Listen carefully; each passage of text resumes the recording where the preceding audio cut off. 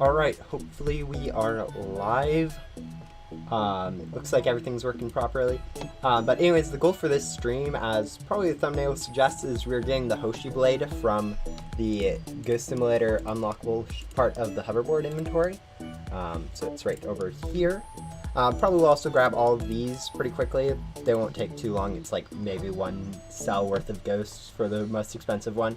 But to do that, we're going to be grinding bosses in the main hub to get all the ecto tokens that we need to convert into gems to get it. I already have a bit of gems that I've got from a while back ago when I was from just casually playing, so we'll see how long it takes to get that amount. The current goal is, I calculate I need around roughly 3.6 e to the 15th, and right now we're at e to the 14th, so we need about 4 to 5 times the amount of stuff we currently have. But all in all, it shouldn't take any longer than like 4 or 5 hours doing. The plan to get the bosses is to be use boss bait in between the dinos that spawn, so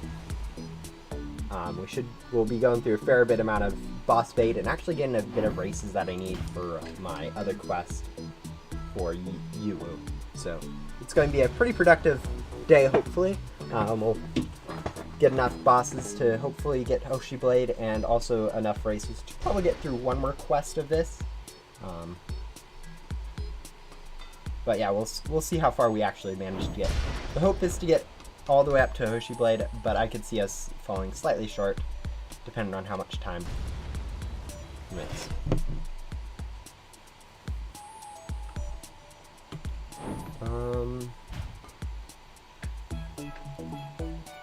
No, I don't know anything other than English, so I don't quite understand it, so can't really do that very easily. I mean, I could go Google Translate it and impress you guys, but not going to worry about it.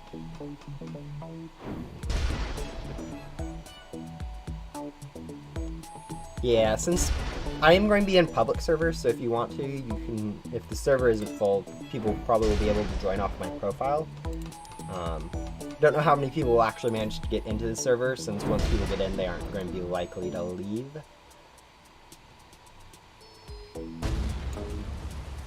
Is Hoshi Blade worth it? I mean, if you like it, it is cool to get. I wouldn't grind for it really early. Like, honestly, I might be going for it a little bit too early. It would be quicker for me to probably have done this later in my rebirth cycle.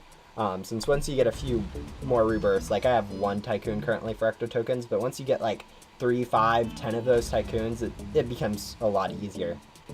So I would definitely say it's probably worthwhile you getting a little bit more progress in Ghost Simulator before going for it yourself, but it's really up to you. It's not like it's going to be worth much trading value. It's more of just a cool collectible to get along the way.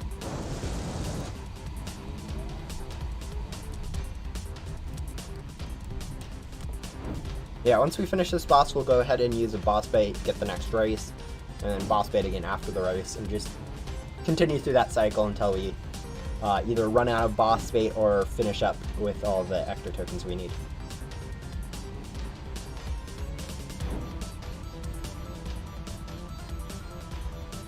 My cat is doing a very good job distracting me, sitting on my desk in front of my second monitor, blocking some of the live chat, so if I miss a message, blame it on the cat.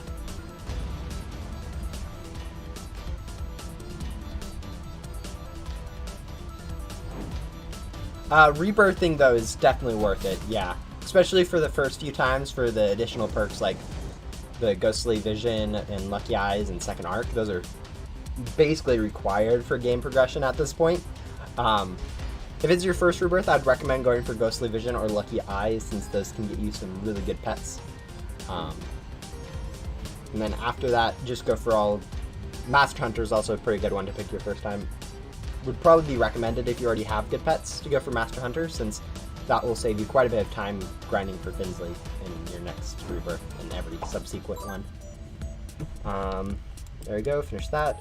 Go over here, sell, and then go find our boss bait. Is it just me, or is my inventory screen a little messed up? It's like there's some text underneath each of these things, which I find really interesting. I think there's a small problem somewhere, but what are we going for? Ah, event bait. So we'll go use an event bait, fast travel, and finish up this race.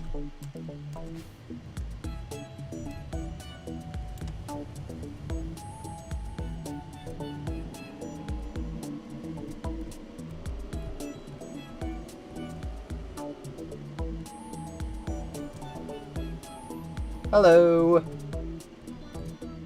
Yeah, I'm going to be spamming quite a bit of boss bait, so if you are lucky enough to be able to join, you might get lots of free currency the same way I am doing it. Or if you're going through Yokrat this time, it'd be a really quick way to do that. Not bad of a race. I've definitely seen better, but usually the better you are in these races usually indicates you're more laggy. So I'm actually usually get better race results when I'm streaming than when I'm actually playing it myself, just because I'm a little bit laggier when I'm doing multiple things at a time. Which I find interesting that lag helps you in this case, but I guess it's just how it is. We're going to use another event bait, get another boss. And then probably one more once we finish this boss while we wait for the Dino King to respawn over there. I'd recommend before you rebirth, go ahead and get some gum. Like, mostly like 10, 20 glitchy loot gum. And probably also yeah, probably just glitchy loot gum will suffice. Hello, to jump. But yeah, Rebirthing's really good, in my opinion. Unless you're choosing something like the accelerated parts, ecto bits, or the crate key hack pack. Since Bit Tycoon, the ecto bit tycoon, is broken at the moment, so it's not going to be very helpful. It'd probably be the best one if it wasn't broken though, since you get a lot more grinding in the backdoor, like gem-wise, than you do anywhere other place. And since you don't have the pay-to-win aspect of a game pass in backdoor, it's helpful for both free-to-play and pay-to-win at the same rate. And it's still much better than like even a pay-to-win in the other areas.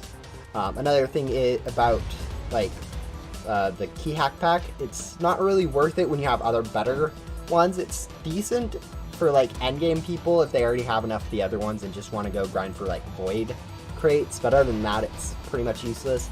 And then the last rebirth perk that I said was useless was accelerated parts, which has a use, but either accelerated parts are worthless or pet evo is worthless.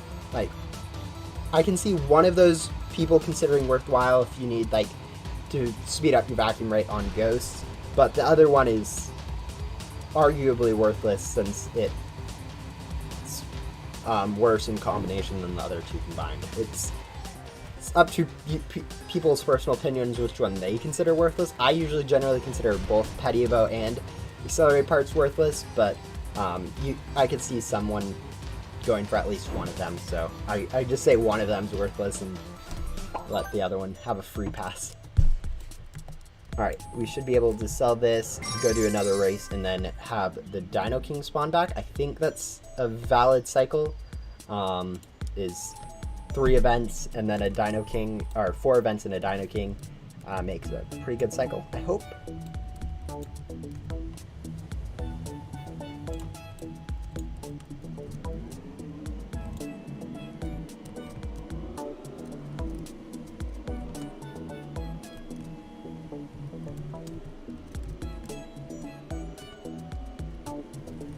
Yeah, I mean, I would technically, I think, be getting slightly more ecto tokens, or wow, okay, slightly more gems if I was in the backdoor grinding than I am right now. But since I don't want to deal with the lag of grinding in the backdoor, and also I do need races too, I thought I'd do stuff here since I do get races plus bosses, and it's a little bit more chill than constantly grinding in the backdoor.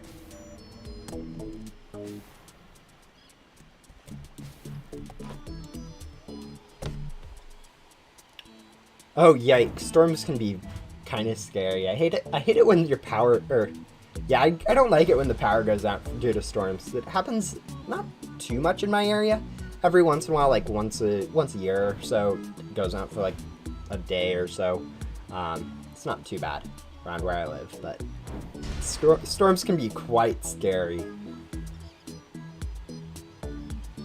It's raining outside for me right now, and taking the dog out for a walk earlier today, so my sweatshirt's a little bit wet.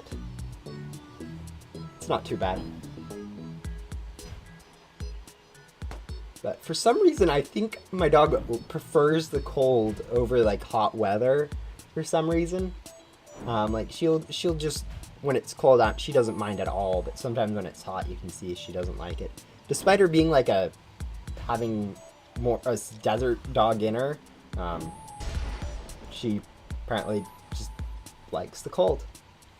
Although she does have a little bit of lab. She's like a mixed breed of Rhodesian Ridgeback, which has a little ridge on their back, which like the hair goes the opposite direction as what it normally would, which is really weird. And then she's also black, which is apparently Rhodesians are usually gray or tan in color, which so there's probably a little bit of lab in her too. So she's a cool little dog.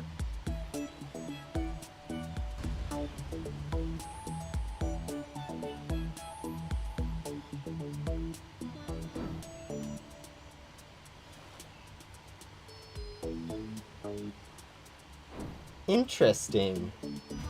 You know, I don't...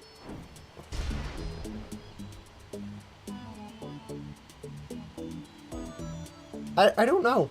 If, like, I'm assuming you're talking about Oculus Overseer, which you'd actually have to rebirth 56 times for, and I don't think anyone would do that, since after the 6th time, it's absolutely worthless, and honestly, you can get better pets pretty easily once you have a few of them, so it's kind of useless to even get, like, 6 of them. So I would... But there's also not much other explanation for having 56 of Oculus Overseer. I mean, it could just be a visual glitch. I know there's a few of those for some stuff, but I don't know if that applied to viewing someone else's inventory.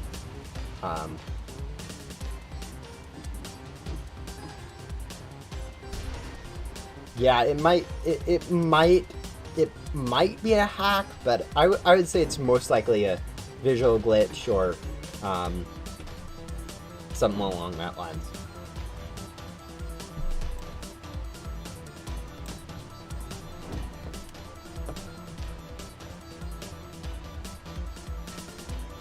Yeah, where I live, it's usually rather cold. It's not too cold most of the time. Like, even in winter, like right now, it's never really super cold. It's like, doesn't get below like 20 degrees Fahrenheit, like ever, which is still pretty cold, but it's not like super cold. And it doesn't actually get too hot either, so it's a nice temperate climate. I like it. I like it quite a bit.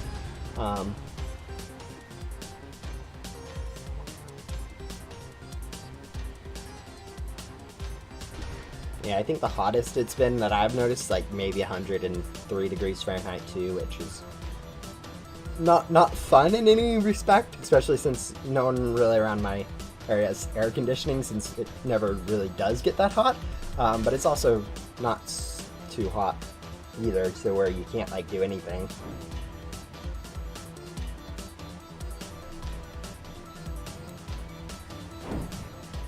Yeah, yesterday I was going through and trying to figure out what the best way to get this amount of gems was going to be.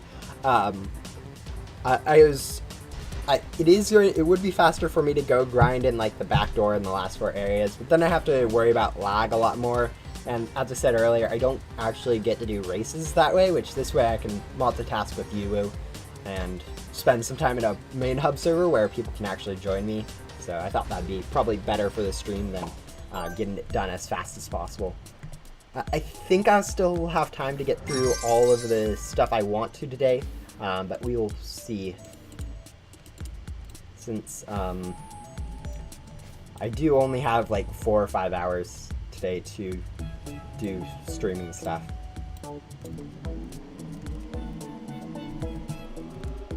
Yeah, I don't know if I'll have time to convert all of my currency, since it does take a while to do that. So like half the stream might end up being just converting all these Ecto tokens I just got, which I don't think would be fun in the slightest. It would send a decent message like, oh, I just spent like 30 minutes converting Ecto tokens for an hour worth of grinding.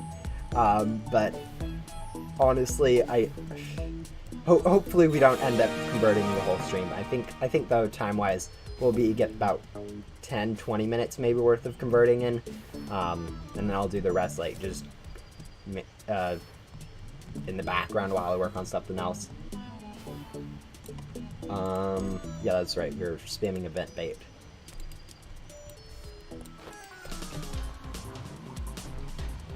Yeah, you got a really good supply of event bait from doing ramps, and once you use that, there's not really an easy way to get more back.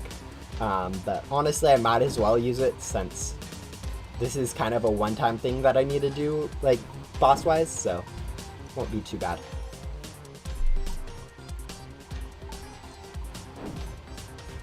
At this moment, I want to use as much of my event bait as possible. I mean, if I do run out, I'd definitely appreciate it if other people could use event bait.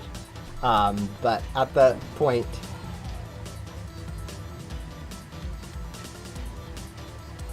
I don't even know if I'll be able to get through mine, but yeah. Yeah, no, this is the 100th update of Ghost Simulator. It's pretty impressive, especially with doing regular updates. And like almost all the updates have been pretty solid updates in my opinion. I mean, there have been some, like there's at least one during their end of like their 1 week update cycle where it was like just a double event weekend, which was very questionable. But other than that one, I think they've all been fairly good, all things considered.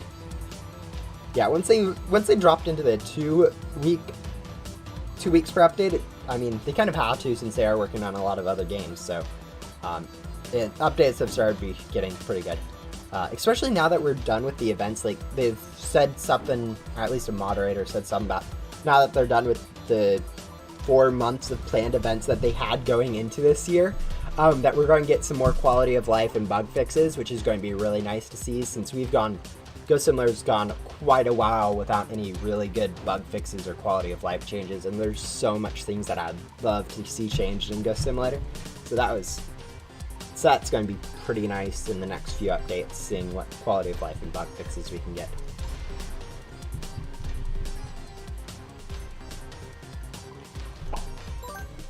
Yeah, there's actually been 4 events. Thanksgiving event kind of was small, so may have gone under the radar a little bit. But yeah, we've had quite a few events in a row in Ghost Simulator. It's kind of... it's not bad, but it's definitely interesting, since that means like no like normal bug fixes and stuff, which are kind of necessary for a game to continue working properly, is to have those bug fixes. It's not really too big of a deal though during events, since most people are playing those events rather than doing anything very big in-game wise. But like once you start getting done with events and like smaller events like the Thanksgiving event or this one, you're going to need those quality of life changes. I actually kind of prefer getting second place in these races, just since the first place loot bag is a little bit more common, since it always one first race loot bag gets given per race, whereas you aren't necessarily, if you're in like a one-person server or you're the only one doing the race, you only get a first place loot bag from the race. So we're going to go ahead and take as many of these loot bags as we can. Not that we'll really get anything good from them. I would love to get like everything from these race loot bags, but I don't think it's possible for us to get like this mythical or this classified or maybe even this mythical. So yeah, I think even looking at my inventory, I'm missing quite a few of this stuff. But there should be now a Dino King spawned, I think, in the desert area. If my cycle's correct, it should be pretty decent. Yeah, it's still pretty high health.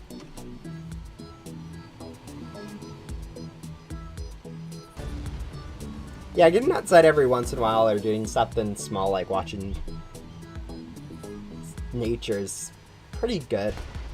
I mean, it's definitely more relaxing than watching some high-intensity YouTube video. But no, I'm fine if you guys want to like not watch the stream. It's definitely going to be more productive for you to do something other than watch YouTube every day, all day. Which I guess I'm not the best example of productivity. I can sometimes spend way too much time watching videos online rather than doing like homework or even just personal gaming stuff.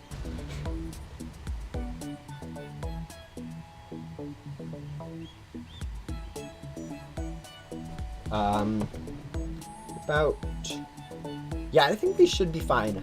We started this with about 8, I think. 8 point something. E to the 14th, and we've already got like 2, I think, E to the 14th. And it's only been, I think, 15 minutes? Let me check that math. Yeah, it's been 15 minutes so far. So, that rate, it'll take us about an hour and a half to get 1 E to the 15th, and we need about 2.5 E to the 15th more. Oh, whoops. Let's undo that. Yeah, I accidentally clicked on my OBS screen instead of my Ghost Simulator screen. Blah. So, you guys gotta see the screen move a little bit.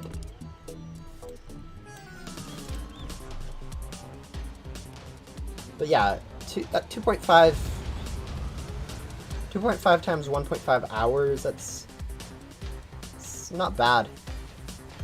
That's like 3 hours and 45 minutes, I think. Which is definitely well under the amount of time I have in this stream, so we'll get to a little bit of converting today then. Am I okay? Actually, yeah. I'm definitely a lot more fortunate than others, like, stress-wise. I know recently I've been a huge stressor for people, and I kind of just haven't had stress, so I'm definitely much better off than most people.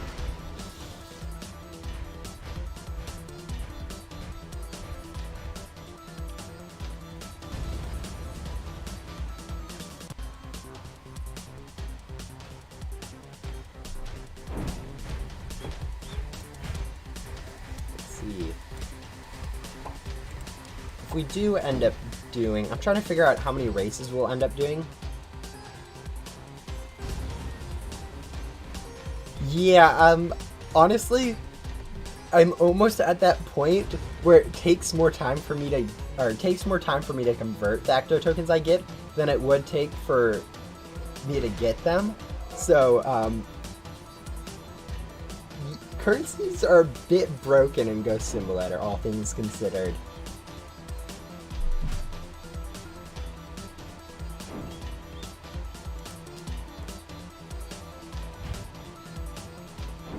I'm trying to think how far we'll get through these races. My guess is pretty far, but it's hard to tell. Yeah, we'll get probably around halfway through this quest before we finish up the Ecto tokens we need. I think.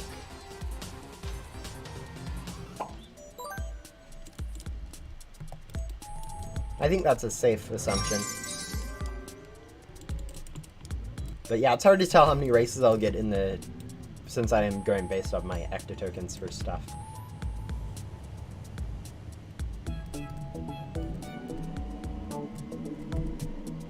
No, getting Hoshi Blade's been like one of, not really a recent goal, but it's definitely something I need to do before I rebirth. And I've been thinking about rebirthing for a while now, especially now that the events are basically over. So getting Hoshi Blade will probably be one of the last things I do before rebirthing again. I was thinking about getting like Cosmic Wing this life before rebirthing, but then I realized I don't quite have the amount of gems or time to do that this rebirth, so we'll go do 10 or so more rebirths in the next 2-3 months. And then try to see if we can go back to getting the Cosmic Wing, which should be pretty easy at that point if we go for like entirely Ecto tokens. Any tips to grind Ghost World? I just got there. Skip straight to Leo and Yoko, which are the ones over at the castle courtyard. Those are going to be easier to do than Shelly and be a nice prelude to getting through Gatekeeper. And since you need to do Leo or Yoko anyways, and Leo's very helpful, it'll be pretty nice to do those. So start with Leo and Yoko and then just do Gatekeeper, and don't really worry about any of the other quest lines in that world. Most of the Ghost World is easily ignorable and not worth the time spent grinding. Especially like Shelly, you aren't going to have good enough pets to really make use out of Shelly, and she takes way too long anyways. Like in the time it takes you to do Shelly, you can easily just do Leo and Yoko, and then you're also better set for going into Gatekeeper. But I mean, you may want to do Shelly. I don't know how, like, pet-wise, how much currencies you get if you get enough souls to buy backs the sets for Yoko and Leo, but I'm fairly sure you do.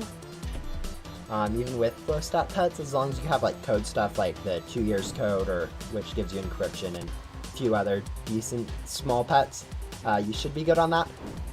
But it's been too long since I actually went through Ghost World without broken OP pets, so can't really say anything on the amount of souls you'll get.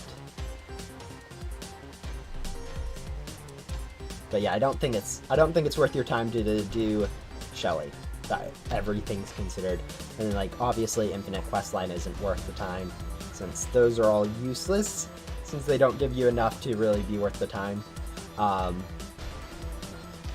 Ace, you can grab Ace, but don't worry about like Jilin or the Bovin, or is that one? Joven. One of those two in the... Don't worry about the unboxing stuff other than like Ace.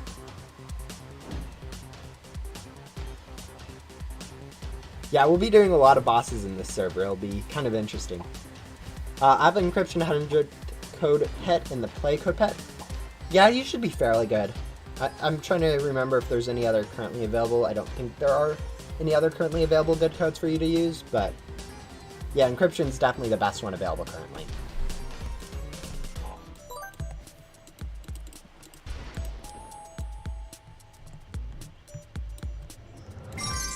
Definitely if you spent some time, like, I know a lot of people have just been playing like off and on and have like a lot of random code pets that are good in stats, especially if you're like playing during like the last year. But like even just getting encryption is going to be a huge step forward for most players, so missing the other code pets aren't going to be too big of a deal.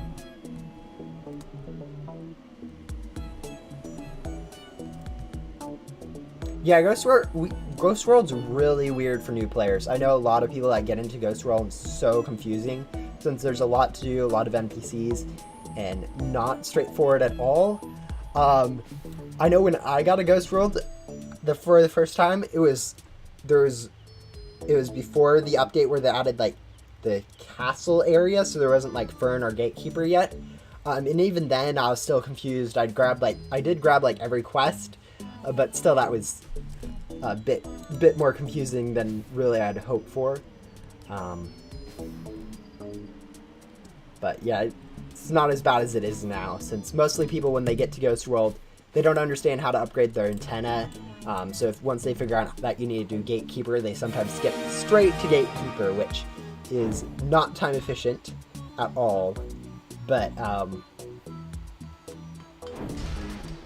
that is kind of what they think, like, oh, just upgrade the antenna, just skip through antenna, which is a good way of thinking, but needing to actually grab Yoko for like completing the game, it's good to grab Yoko and like Leo before going to Gatekeeper, so you can upgrade a little bit before getting there and actually have some nice perks for moving into the rest of the game.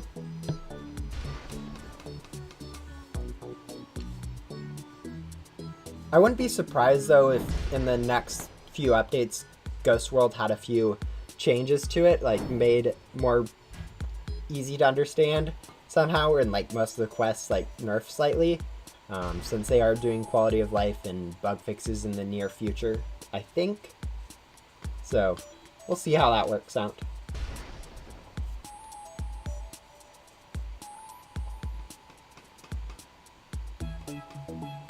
Once we get this boss, we'll have gotten about, which will be about, yeah, I know I'm saying a lot of words right now, not finishing the sentences. Took me about 30 minutes to get 4 to the E14th, and I needed about 8 times that, so, alright, that new estimate's a little bit longer than 3 hours and 15 minutes I said earlier, but still 4 hours isn't too bad time-wise. I think though I'll probably end up running out of boss bait before that, which is going to be slightly annoying. Not too bad.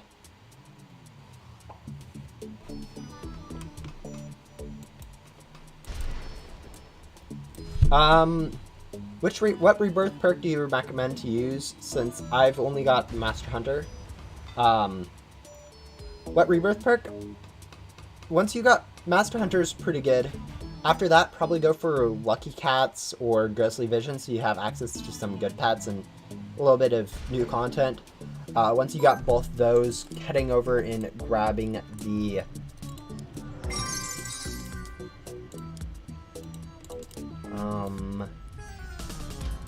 second arc will probably be worthwhile, since there will be content added there.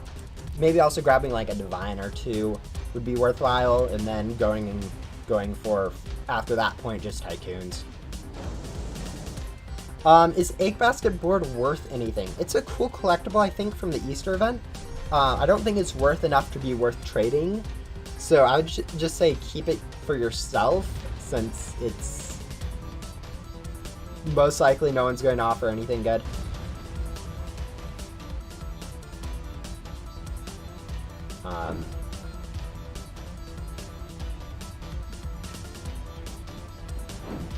Someone might be willing to offer something decent for it, but I would say just keep it, to be honest. Yeah, there's definitely a video I've made. I think like 2 or 3 at this point now for which rebirths you should choose. But yeah, it's pretty simple. You go for all the permanent ones first, and then go for Tycoons after that. It's not too complicated.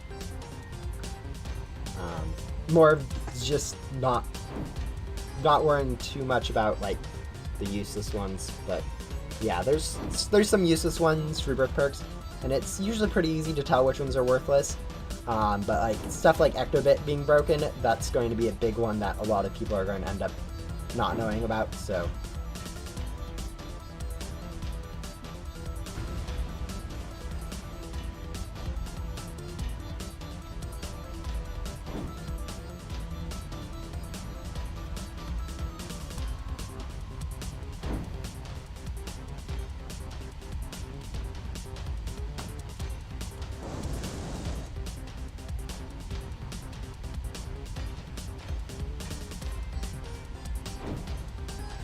Yeah, I was not expecting it to be this quick to get a Hoshi Blade. I was thinking it would take me closer to like 3 or 4 days of like straight grinding to get the Hoshi Blade.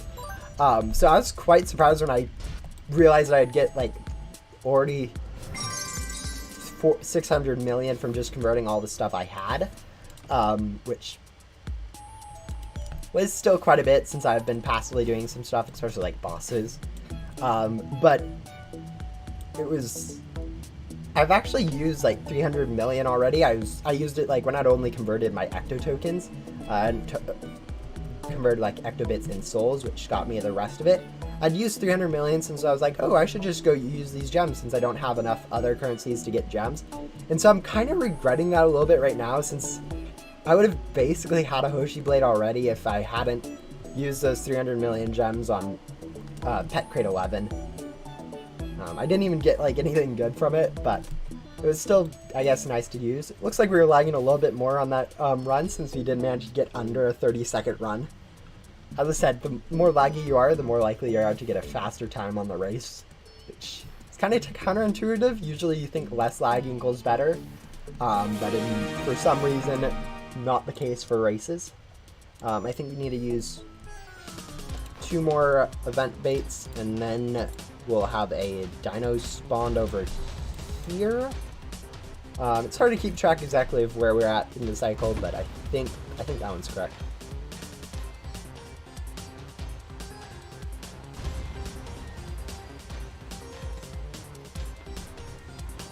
There are no board crates in the Ghost World. When it was only Ghost World in game, it's kind of interesting to have so many pet crates in the Ghost World and then no board crates. But at least, I mean, now that they added the back door, it makes a little bit more sense. But yeah, it's still kind of weird that there aren't any in there. I did make a comment, like, when it was just the Ghost World, like, something along the lines of, I wouldn't mind if there's, like, a 50,000 board crate in the Ghost World. And people are like, they won't skip, like, that much range, because you're going from, if they did add a 50,000 gem board crate in the Ghost World, at that point it would skip from a 500, 1,000, 1,500 cost for board crates all the way up to 50,000, which made no sense really for the game. But then they went ahead and added the backdoor one, so that was pretty interesting to see. And it is kind of a leap from the board crates in the main hub, which are all pretty easy to go through, up to the board crates in the backdoor, which are all quite expensive. At least for new players. For me, it's not too bad. It's not like I can get a classified from any of them really easily. Like the 2 that I have gotten like so far have all been like really lucky pulls. But it's still quite a bit more expensive to go for like a Varus or a Glowjet than it is to grab a Feathershock or Sky Surfer.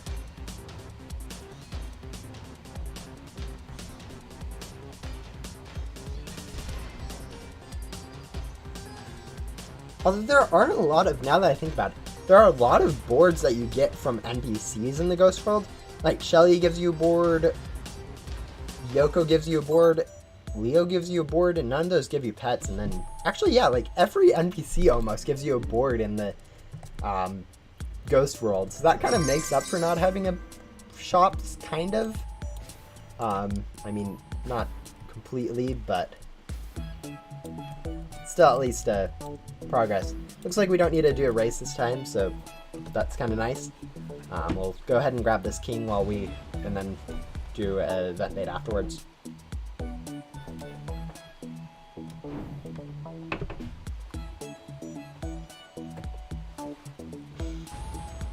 Yeah, I don't think grabbing the mini king actually helps too much, like, time-wise, since we could just go through event baits and basically get the same amount of stuff in the same amount of time.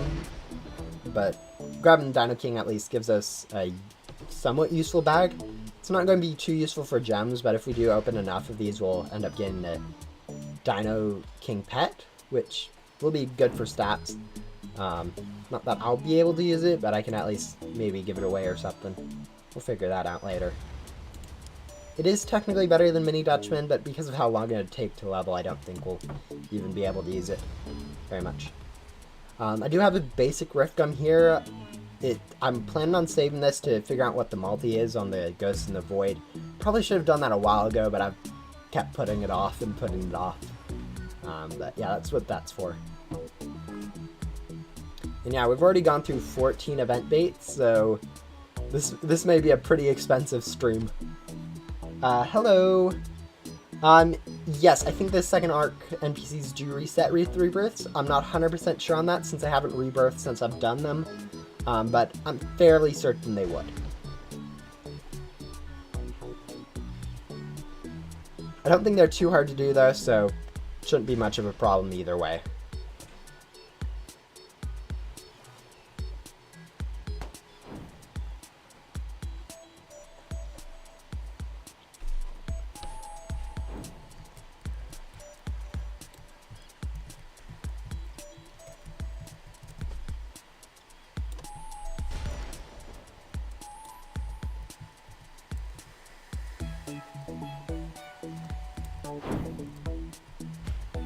Yeah, that's probably another thing I should do before I rebirth, is complete all of those quests, since I haven't really done the last 2 of them yet, and I probably should, but we'll see.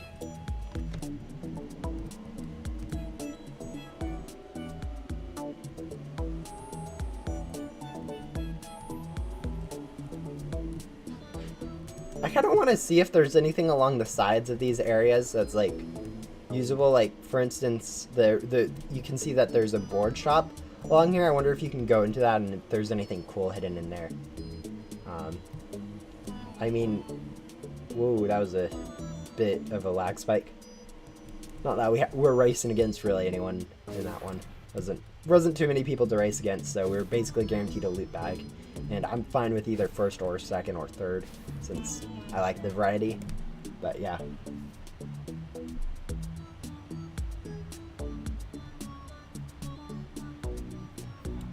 -16. Yikes, that's cold.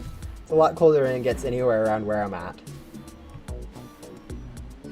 I'm assuming that's degrees Celsius? Or, yeah, that... I mean, it could also be Fahrenheit, but...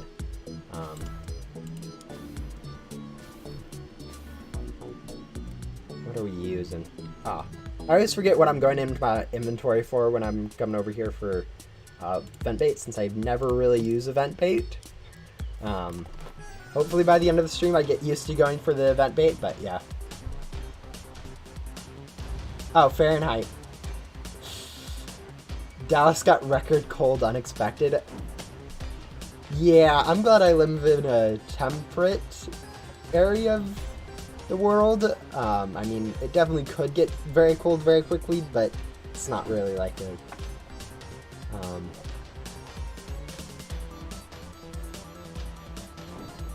I could easily get gate key if someone helped me. Yeah, since all of you really need is a few ghosts, if someone just comes and vacuums them for you, it's easy enough to do. But like, if you're, yeah, it's, I'd recommend doing Leo and Yoko to speed up that process anyways. But there's not really a reason to skip through that area as fast as possible, since, I mean, you don't need those vacuums and stuff later, so it doesn't really make too much sense to spend too much time in there, but at the same time, getting some of the perks like Leo and Yoko will definitely be better for you than skipping them, especially since you do need Yoko before you can finish Agent Blaze for the end of the game. But yeah, Gatekeeper's a weird quest where if you have someone's help, you can skip through it super quickly, or you could take forever trying to do it yourself.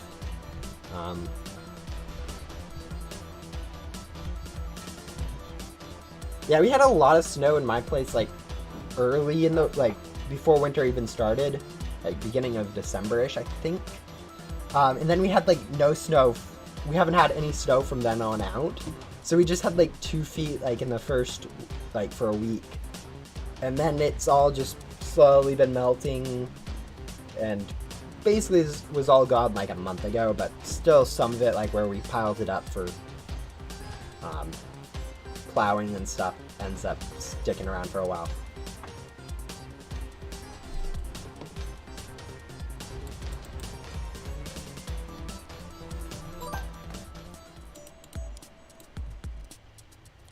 And then we'll go ahead and use another event bait to get a race.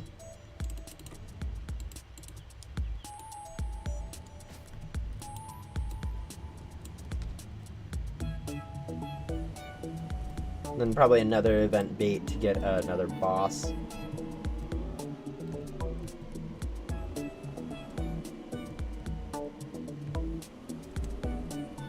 Is that a Grimm's Portal? Grimm's Portal is a really rare item.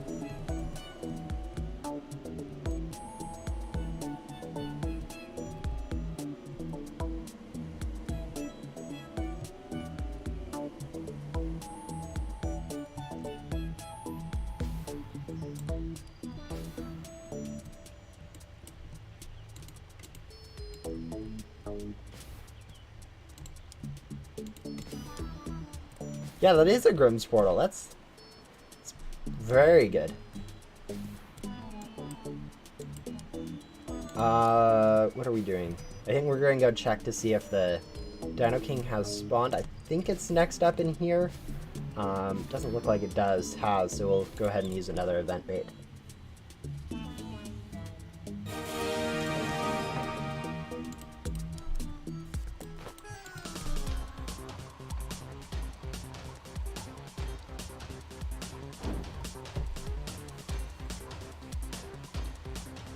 We're about over a third of the way towards our goal, although we did start at 8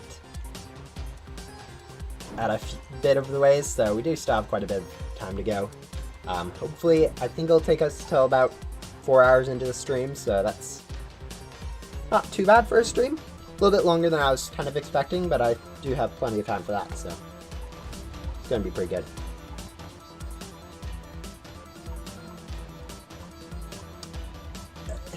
Yeah, I really like browse. When I get bored, I browse through people's inventories. Like, it's kind of a bad habit on stream since I know people like their inventories kind of sharing publicly what people's inventories are. But it's something I like doing. It's kind of from MM2. I played MM2 for a while for like trading, and so I'd just go browse through people's inventories, see cool stuff, that kind of thing. Look for stuff I wanted. So when I get bored, I do the same thing on stuff. Also, I saw the Grimm's Portal, which I think is pretty rare, since no one really goes from Grimm ever. Like, the only reason to go for it is for like bosses in general, for like Yoko or stuff like that. So having Grimm's Portal is going to be probably one of the rarest classifieds currently in the game. I mean, there's obviously it's going to get less and less rare, and it's not too difficult to get like most of the classifieds from those loot bags, but it's still quite a cool item. Are you using the extra Ecto Cell boost every boss? Yeah, I'm using XCOM every single boss to get as much possible as I can. I think I'm using Glitchy XCOM. I'm hoping I'm using Glitchy XCOM. Now, we definitely are using Glitchy XCOM, but it can be definitely... Yeah, we're trying to get through this as fast as possible, so using Glitchy XCOM will help quite a bit with that. One thing I just noticed, I don't have any of like water bottles around me filled up, so probably during this boss I'll go ahead and fill those up pretty quickly. So going to go silent for a while and then be back shortly.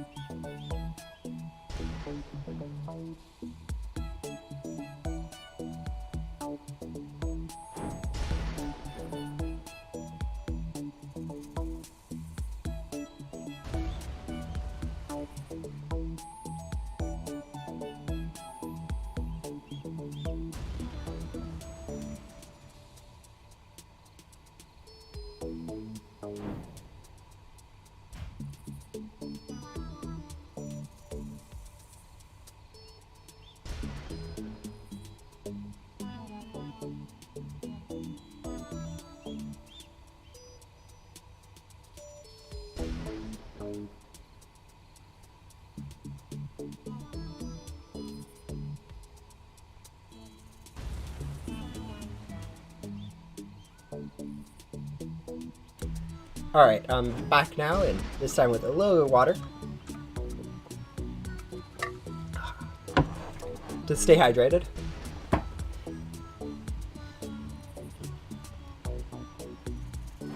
Yeah, I was debating on having a webcam for this video, but then I realized it'd be a little... it's probably chill enough that I should have one, but at the same time I do kind of just want to be really chill on the stream and just worry about bosses. And it takes a little bit of time to set up like webcam stuff, like I have to drop down a blanket to use as a background and a few other things that just makes it a little bit more complicated than it's really worth, in my opinion.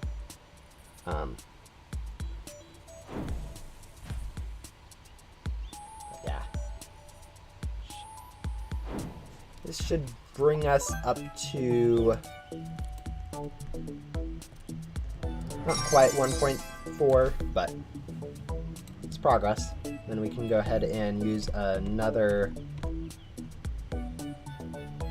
Where do the event? Oh, there are the event baits. I always lose the event baits when I'm looking in my inventory. Go ahead and do a race, and then we'll do 4 more of these things, and then we'll do another.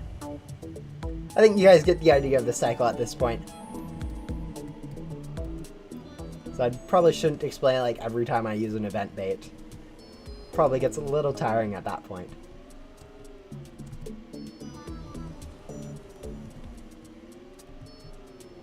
I said I wanted to check out that board shop. I think we'll do that on the next race.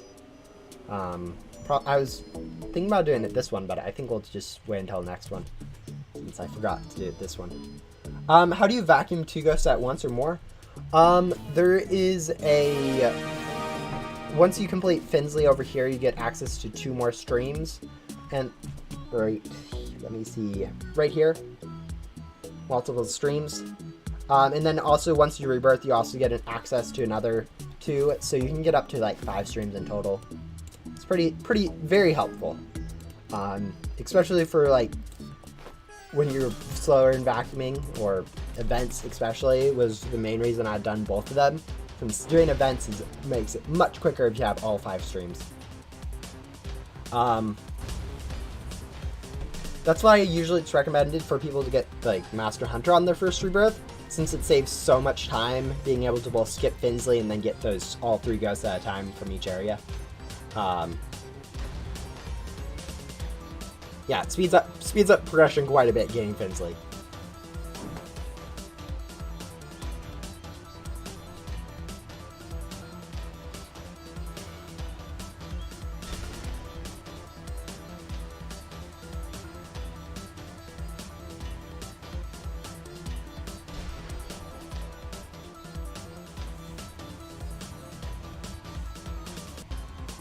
Yeah, when you have questions like that, a wiki is usually a pretty good place to go for.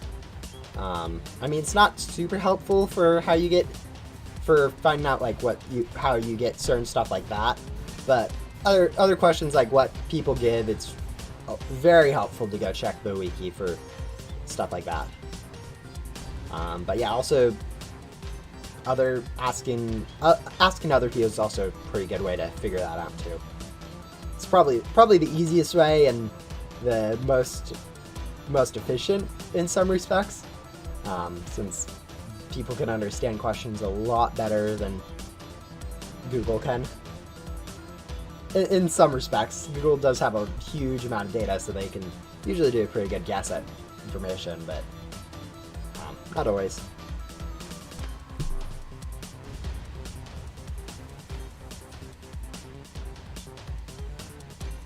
We already fit a 5th of the way through our race quest, which is kind of crazy.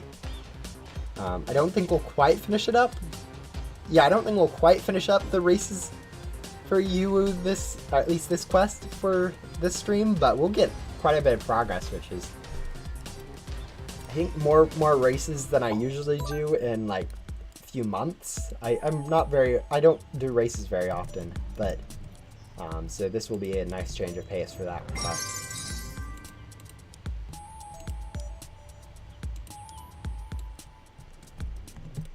Alright, I was going to go check out the hoverboard shop in this time, hopefully. There are a few other people racing, so I may not want to sacrifice like a loot bag for that, but we are going to try that anyways. Alright, here we are. Can you even go into this? Nah, it's blocked off. It's kind of disappointing.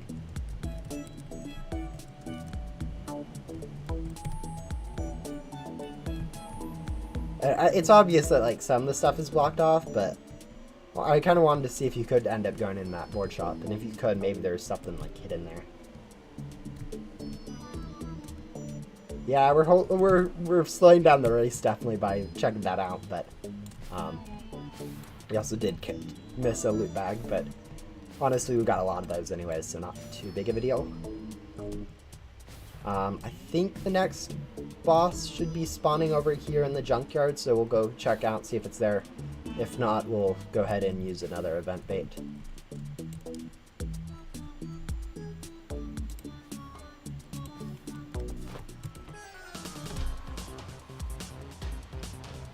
Welcome back, Mr. Banana.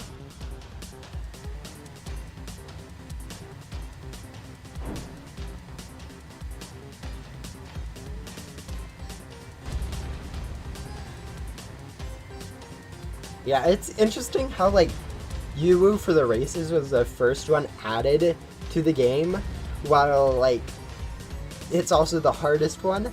Like, Gramps and Gran both got added, which have the same concept as Yuwu, with just spamming on a lot of one single thing, and more of, like, a passive quest that you're supposed to do in, like, the behind the scenes while you work on other stuff. But Yuwu's the longest one out of all of them, despite being like the first one released, which I guess kind of makes sense since they needed some content on races when they added races, and then they realized, ooh, this same concept works for like bosses and also loot for gum, and so they decided to add those too. I'm really glad that I decided to, I did do the old Grand for the gum hotkey. Well, you could still reset your gum time by leaving a server and rejoining, since it made it so much quicker to just server hop and use a gum each server hop rather than having to wait out the full 30 seconds of a dancing gum, or if you don't have dancing gum, a full minute or full 2 minutes.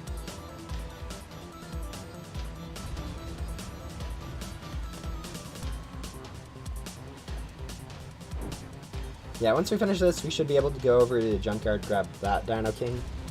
I was been about doing this in like the Ghost World, since Ghost World has bosses back to bosses, but I realized like the time save there wouldn't be too much better than here, and also the amount of currencies I get in this for like souls is actually a little bit less since I don't have the Tycoon, and then the conversion rate's also slightly worse too.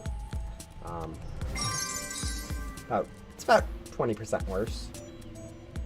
Is still a noticeable amount.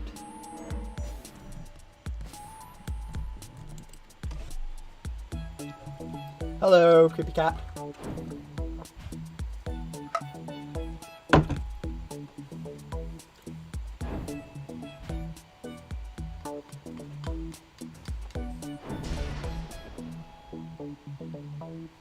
It's strange how fast the actor tokens goes up. Like, I keep expecting this to be, like, a very long, like, 3-day ordeal to get the Hoshi Blade, since that's kind of what I thought it was. But now that I realize, because I have decent pets and gum exists and all the other stuff, it's actually still boggles my mind that it's this short. I mean, 4 hours isn't like short amount of time, and I already have a lot of stuff that most people don't for it, but still, I was expecting it to be a bit longer than what it is.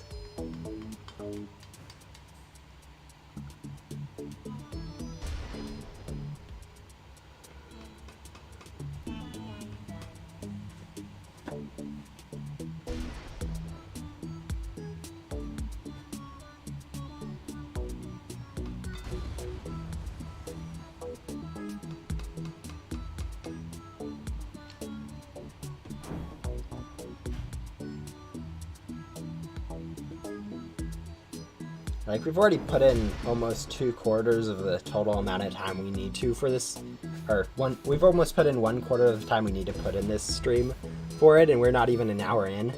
So, it'll be a quick stream in some regards for completing all the unlockables. Like, I remember grinding for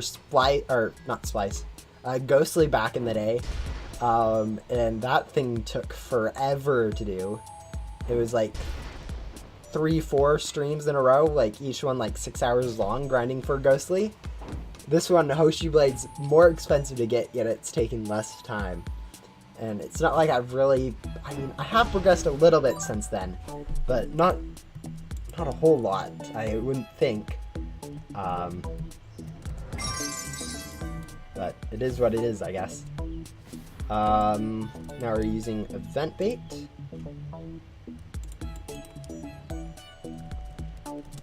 Hopefully this time we can get a loot bag.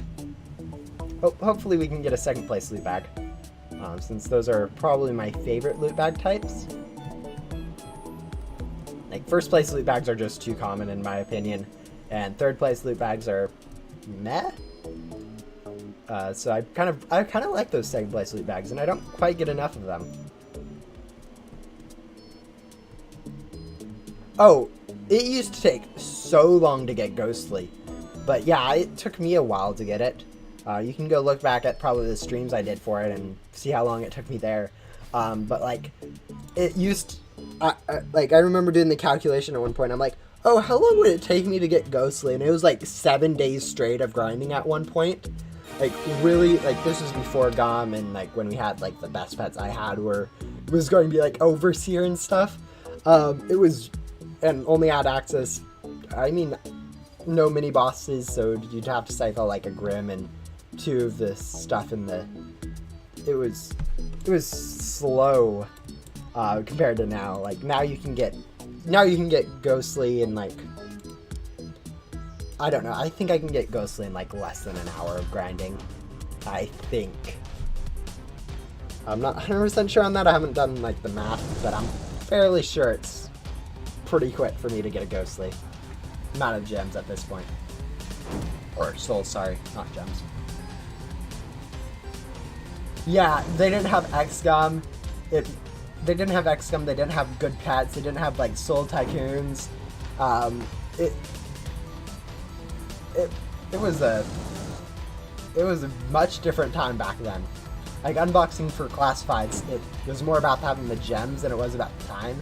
Now, like, if you want to get a classified, it's more about the time you spend unboxing or grinding for lucky gums than it is for getting the gems. Since some people can get like billions of gems in less than an hour easily. Sometimes it's like one cell. I don't know for certain that it's one cell, but I know some people are ridiculously quick at getting those. But yeah, it's more of the converters that are really annoying at this point, since those converters take forever to go through. I've watched all your Rebirth grind streams. Took a while. Yikes. I never really understood rewatching streams much, but I guess it can be cool to see what goes on during them. I'll probably be doing a few more Rebirths in the next few months in Ghost Simulator. We'll see what I have time for, but I'll only probably do like 1, maybe 2 of them on stream. It'll probably most of them be passively done. What should I get for my next Rebirth perk? I have Lucky Eyes and Master Hunter. I would go for the Ghostly Vision at that point, or maybe Second Arc. One of those 2 would probably be the best. Before Rebirthing though, make sure you do have like a good supply of witchy loot gum, and some good pets, especially now that you have the Lucky Eyes perk unlocked. But yeah. If I try to fight the final, I need Luna's Key or Puzzle Key. You'll need Luna's Key to complete Agent Blaze, since you need access to the Luna's room for that. So you don't really need the Puzzle Key for that, just the Luna's Key. And only really to complete Blaze's quest, which is a prerequisite for getting to the final boss, but yeah, it's not too bad.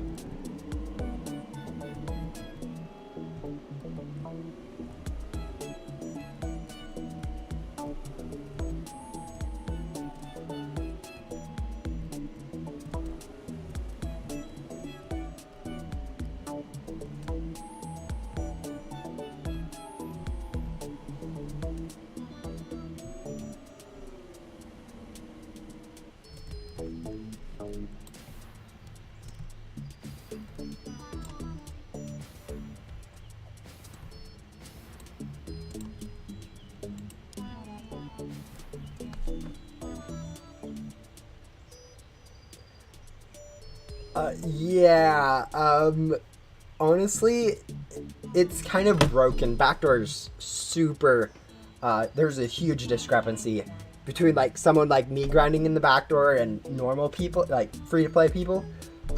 Free-to-play people take so long for them to get through backdoor, whereas, like, people like me, it can take less than an hour.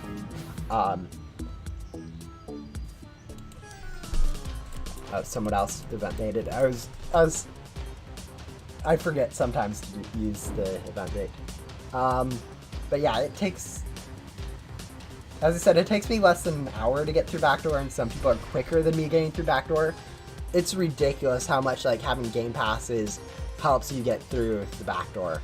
Like, if you have that double item drops, not only do you get, like, double item drops when you're going through the backdoor, it makes it a lot easier to grind for gum, which in turn makes it a lot easier to grind for gum, since the more gum you can get, the more loot gum you can get, which means the more loot gum you can use to get more items, to get more gum. It's a huge reciprocal cycle that is way overpowered for, in my opinion, for people. I had a suggestion a while back about having loot gum and double items only stack additively, and then buffing, like, item drops in the backdoor up to it. So that you have both,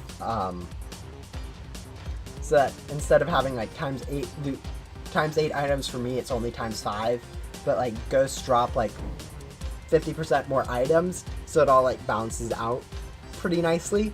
But honestly, who knows if they'll ever balance it. It's kind of broken, in my opinion. I'm in a public server right now, so if you go join off my profile and the server has a spot in it, you'll be able to join the server. Although, a lot of people will be trying to join the server, so you may end up not being able to. I would say don't waste too much time, but you're free to do whatever, I guess. Yeah, Master Hunter is probably the first. If you're going to go for a lot of rebirths, going for Master Hunter is going to be the best. If you're only going to go for, like, 1, 2, or maybe 3 rebirths, going for some of the permanent stuff like Ghostly Vision, Lucky Eyes, and the second arc are going to be the best. But if you want more than that, going for Master Hunter first will save you a lot more time.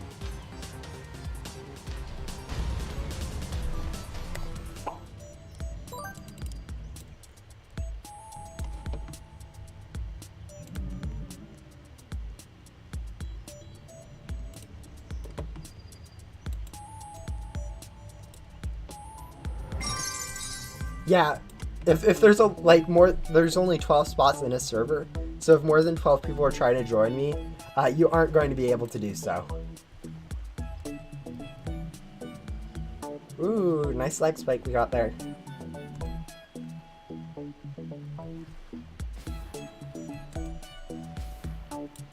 Fortunately, this area isn't like backdoor so you don't need, like, jetpack.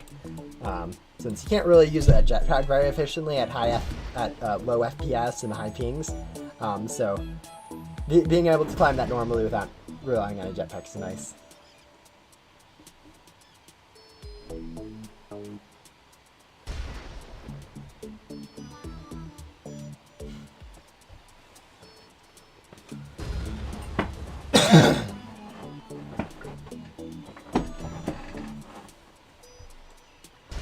Dream goal in Ghost Simulator?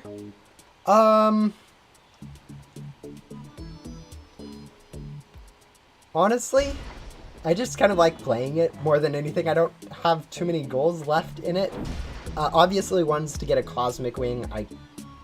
It's not really too hard of a goal at this point for me to do.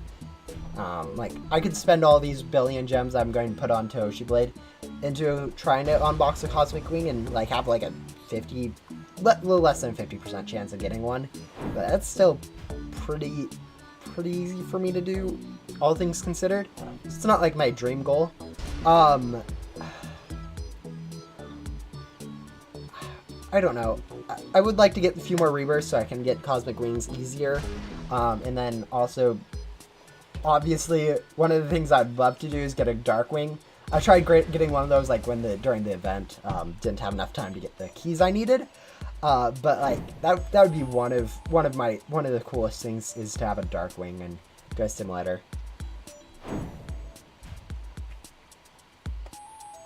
Yeah, I'm kind of a small streamer, so when people ask questions in live chat, I'm more than happy to answer them, since it does give me something to talk about rather than trying to figure out how to talk about like random other stuff, since I'm horrible at bringing up good conversations.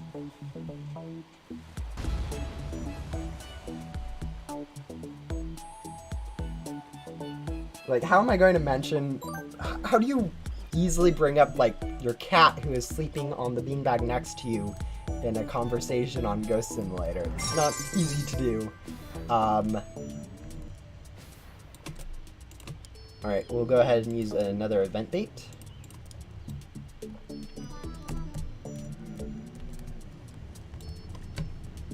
Yeah, she curls up and is very cute.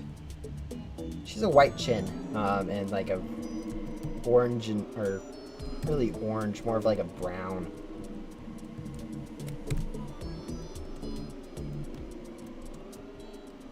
She's cute. And she likes humans, so that's good.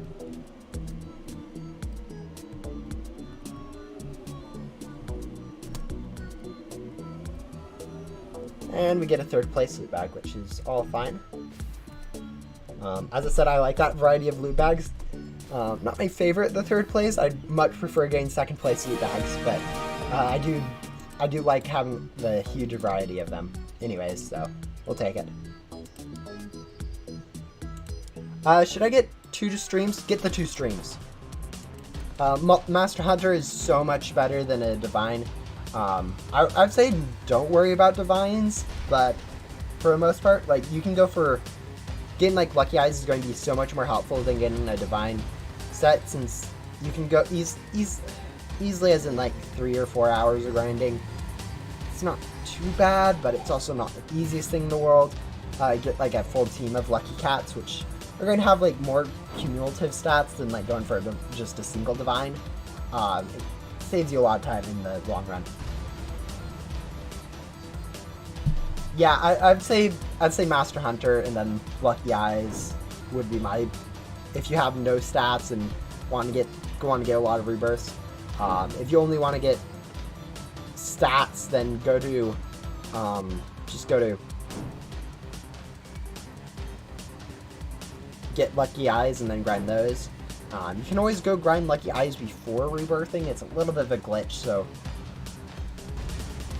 probably best for me not to share exactly how you did, but I do actually have a video on it, so maybe I should. But yeah, is Ghost Simulator pay to win? I would say so. It's some of those pay to win perks are way too broken, but like other stuff, like if we go take a quick look at the store, pay to win, like game passes wise, a lot of these game passes are overpowered. But some of them are useless, like Auto Unbox. It's actually a useless one that people have actually asked how you delete, which you just go into your inventory in Roblox and press delete on an item. It's easy enough to do. But like some others, like 2 times double items is absolutely busted overpowered in Ghost Simulator. So I would say as a whole, yes. Some more than others. Like +2 pets, you can live without +2 pets and do just fine, but you basically need double items to be competitive in the meta.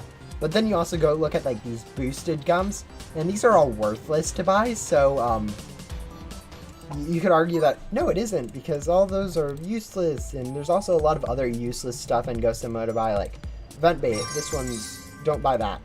A few other things. I think we're doing a race now. Yeah, we're doing a race.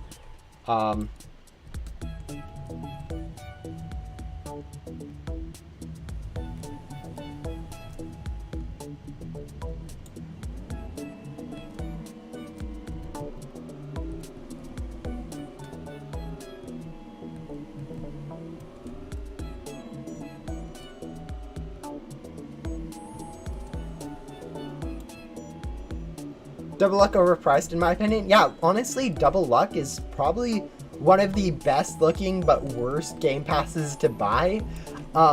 Just because you have no real use for anything from crates until you get so endgame that you can get like Cosmic Wing. Like Cosmic Wing is like the first point where you actually maybe can use double luck.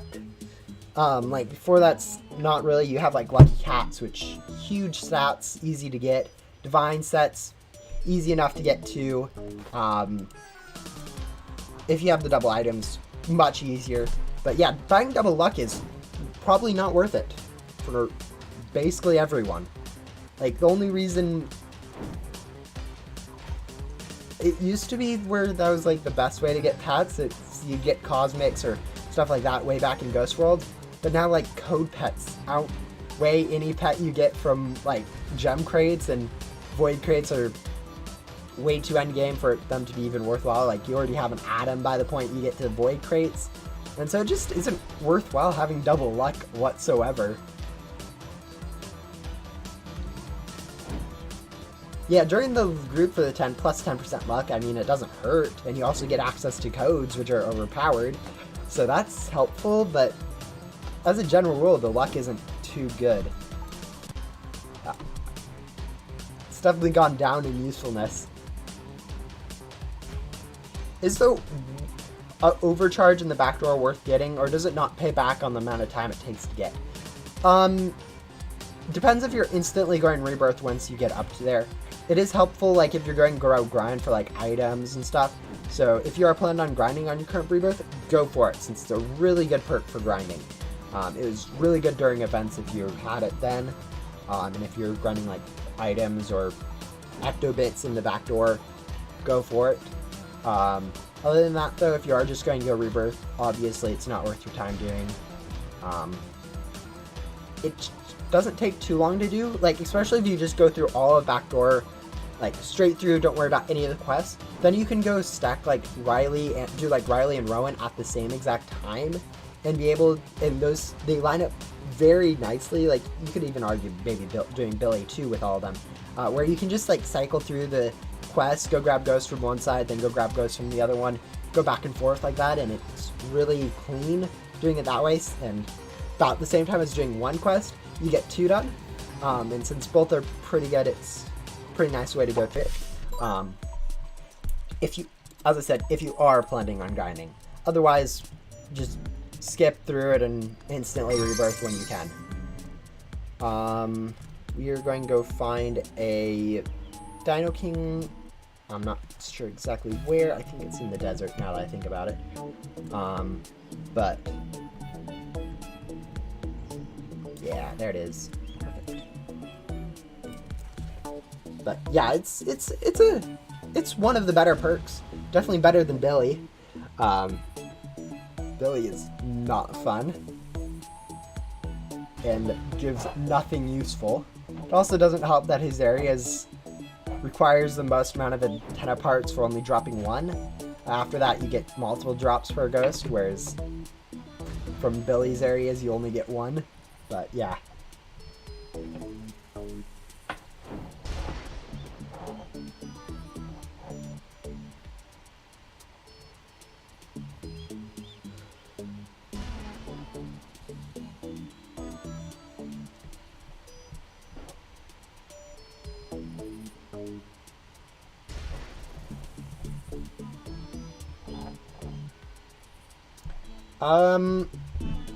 Currently,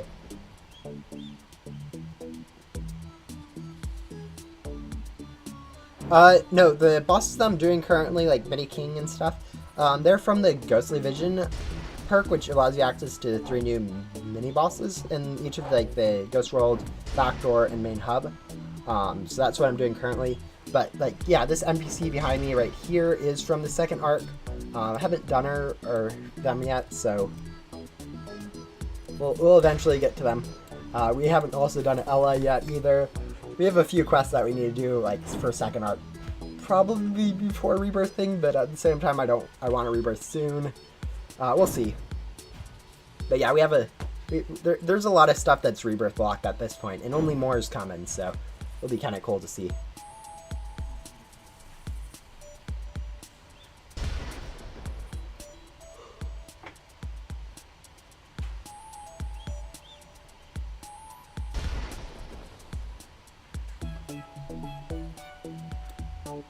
Yeah, this event was pretty short. It took me like 2 hours to do. And honestly, it won't take you much longer if you have everything unlocked, even if you can't go through it super efficiently. So it was a cool event. I really like the idea of it. I wish it was a little longer, but at the same time, it does give me time to do other stuff, like grinding for Hoshi Blade and other, without having to worry about missing out on an event.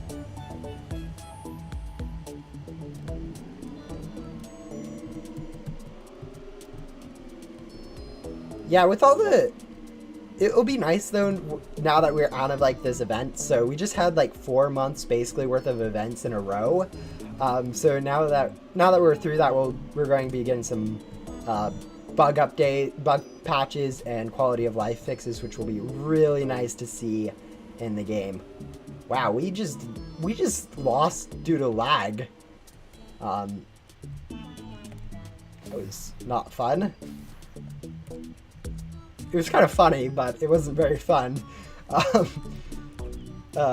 Anyways, once this time runs out, we can go ahead and use another event bait. I know someone used the previous one. Sometimes, I guess people like doing that. But yeah.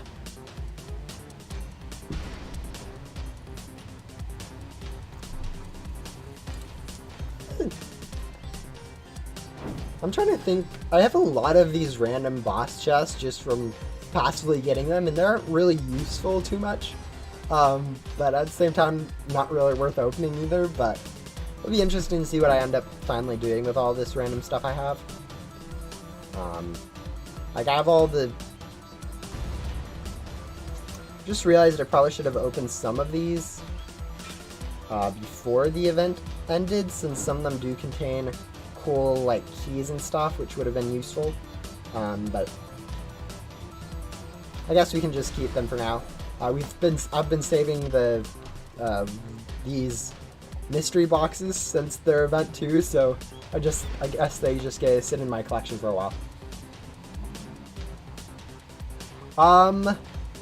Yeah, there's a guide on the wiki, so if you go check out wikis for like remnant orbs locations, you should be able to find a list of all 40 of them. But yeah, go check in the areas that you found the least amount in, since it's most likely there. I know that like I know there's one hidden over here in this area, the tunnel at the end of for the back door in the desert. I know that's one that's pretty well hidden in my opinion, but you probably already have that one. Otherwise, as I said, just check the areas where you found the least amount in. There's 40 different ones, so trying to figure out which one you're missing is not easy in the slightest.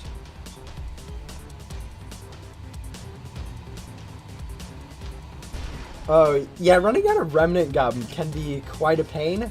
I mean, I'm never going to run out of remnant gum. I have 400, almost 500 remnant gum. But yeah, I know other people aren't that lucky to have that much gum, so they can run out pretty easily. So hopefully, the amount that you do get from Shelly is nice, so that everyone does have a chance to do the quest without having to worry about grinding for remnant gums. But yeah.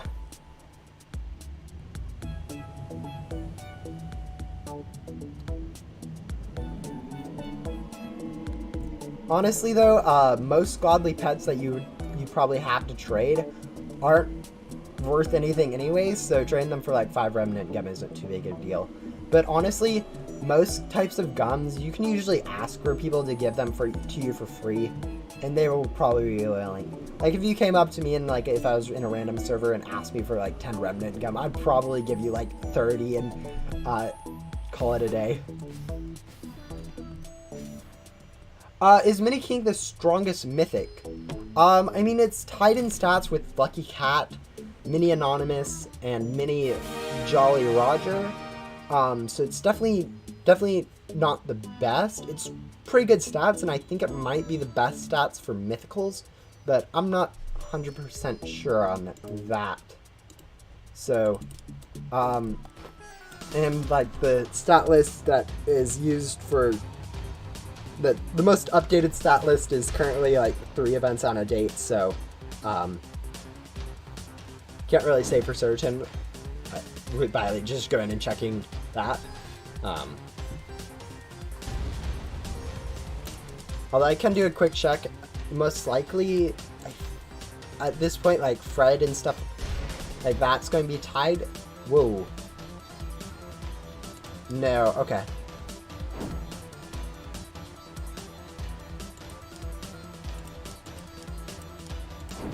Yeah, no, it does look like it is going to be one of the better ones. I just noticed that Christmas Spirit, though, actually has better stats than Mythicals. This is a new godly, like, I haven't seen this distribution on a godly pet before. So that's pretty cool to see. But yeah. Yeah, I would say it's probably the best mythical stat stuff. It's tied with a few, but yeah.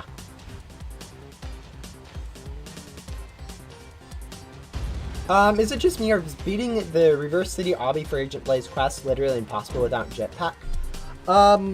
Yes. I mean, you can also use Bunny Gum, which will do it too. So you can use Bunny Gum pretty easily to get through it. But yeah, it's kind of meant to be done with jetpack. Same with like the spaceship area. You're kind of meant to have jetpack when you're going through the spaceship, since you get it from Riley. But at this point, like, not many people do it, so it's kind of interesting how it's designed now. How good is the pet from Divine Reward 2? Both the Divine sets have the same stats, so if you're it doesn't really matter, just go for whichever one you think looks the best. I'd recommend, though, if you haven't got Lucky Eyes, get Lucky Eyes for Lucky Cats first, and then maybe get some Divines, but I would say it's usually probably not worthwhile to get too many Divines. Like, I've definitely grabbed way too many Divines at this point. And I've actually managed to level them all up since I was grinding. I've been grinding quite a bit recently. Oh, that's interesting. Seems like there's a rounding error. I don't think they're actually different stats here. I think that's just a small rounding error.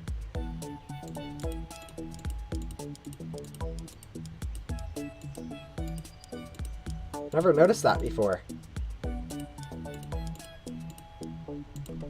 Alright, we are going to go head over to the junkyard and get that Mini King now, but yeah, I did not realize that those had different showing stats at level 15. Obviously, it's like it's really small and probably just a rounding error, but still kind of funny. Yeah, Bunny Gum is like, in general, is really helpful in Ghost Simulator.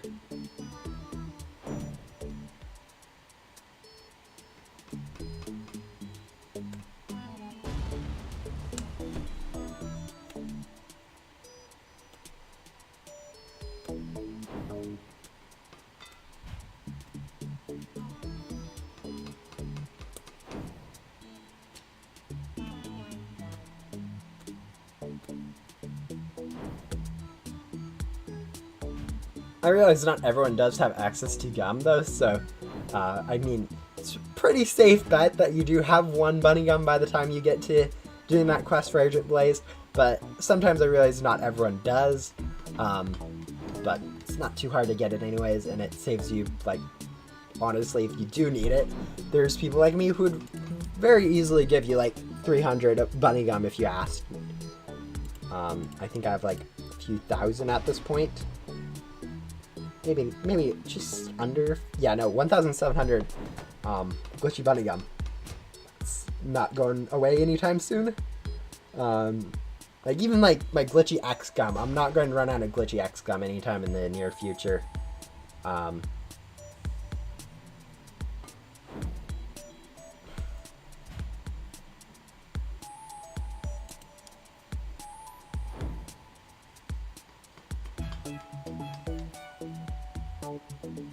Can't use gum properly on Xbox? Yeah, I was hearing that there was a problem with that. Yeah, sometimes it's hard to design stuff that works. I'm doing a bug report with as much information as you can in the Discord is probably the best way to get that resolved. I think they're aware of it now at this point, but when you do see stuff like that occurring, it's probably best to report it, especially when you're niche cases like Xbox. Most people are playing on PC and very rarely mobile, but less people play on Xbox. So if you do find errors, getting as much information and reporting that quickly is going to be super helpful to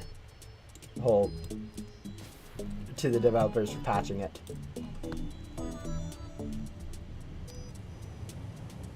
Yeah, don't worry about any quests, but Agent Blaze in the back door. It does save quite a bit of time, especially if you are going to Rebirth.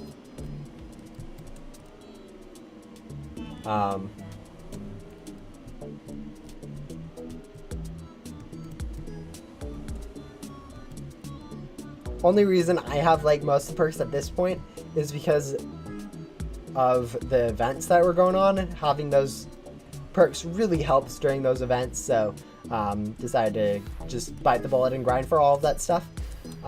It's also paying off quite a bit, especially like Shelly right now, for being able to grind through all of the grinding these ecto bits.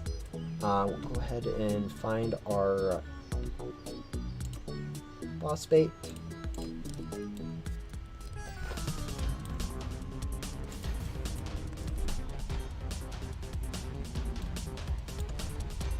Where's the gum machine in the back door? I'm trying to get glitchy gum, but I can't.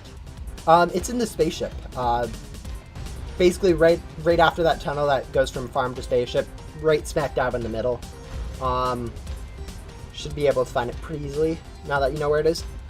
Don't really worry about converting items until you have like unlocked like Void, since then you can get your Void set from defeating Boss Bow, and you'll be able to grind up much better efficiency than any set that you have from the backdoor shop. And it's much easier to honestly get those hero equipment than it is to get any of the stuff from like Soul's shop or the backdoor shop, so going for stuff like that is probably the best. Should I do all the Ghost World quests? Definitely not. I would recommend just doing Leo and Yoko, which are both at the castle courtyard area. Leo's on the bottom, Yoko's on the top. Doing both those like at the same time will probably be pretty quick, and then going straight over to Gatekeeper, and then before Rebirthing also doing Fern will help, but don't worry about her right when you're working through it. Wait until after and you've done all of the like basically everything, since doing her last will be a little bit quicker than doing her in the middle. And since she does give you 33 crate keys, she is worth the time to do.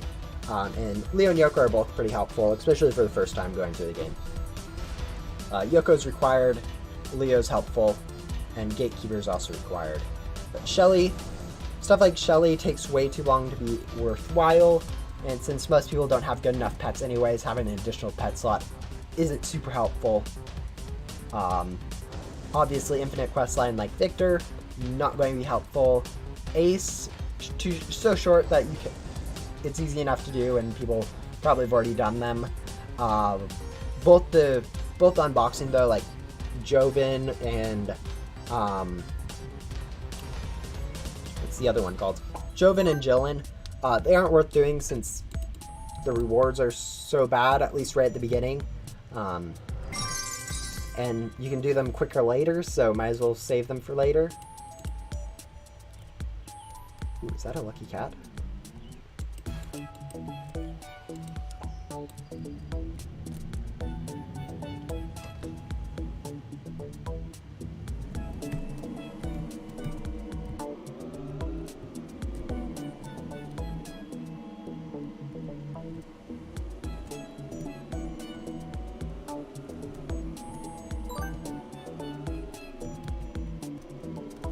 I think what I heard is you can only use like one gum per server or something like that, where it like breaks after you use gum for the first time, which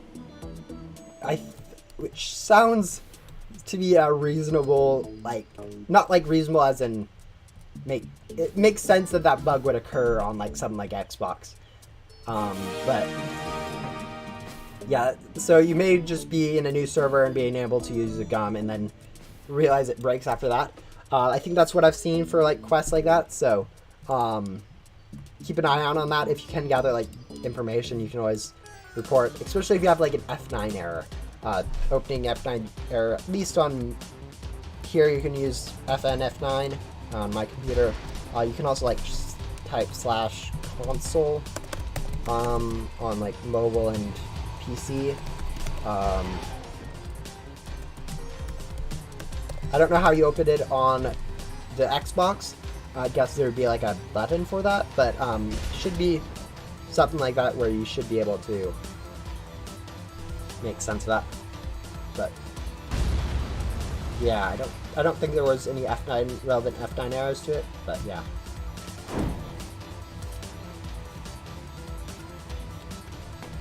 It was annoying for Remnant. Yeah, I can imagine that. I don't know how this bug's been in the game for so long, but how long do you think the stream will be? Since because you're more than halfway to 1 billion. Yeah, all the gems I have right now were from long ago grinding, so they aren't really like relevant. The amounts right now aren't really relevant to what I'm doing now. As you can see though, my goal is 3.6 e to the 15 Ecto tokens, and right now I'm at 1.8, so I'm about halfway there. I started at like 0.8, so I've only got like 1 so far. So about 2 times the amount of time that's already taken will be the time that we have left, and we've already been streaming for about 1 hour and 30 minutes. So about 3 hours left in the stream-ish, a little under.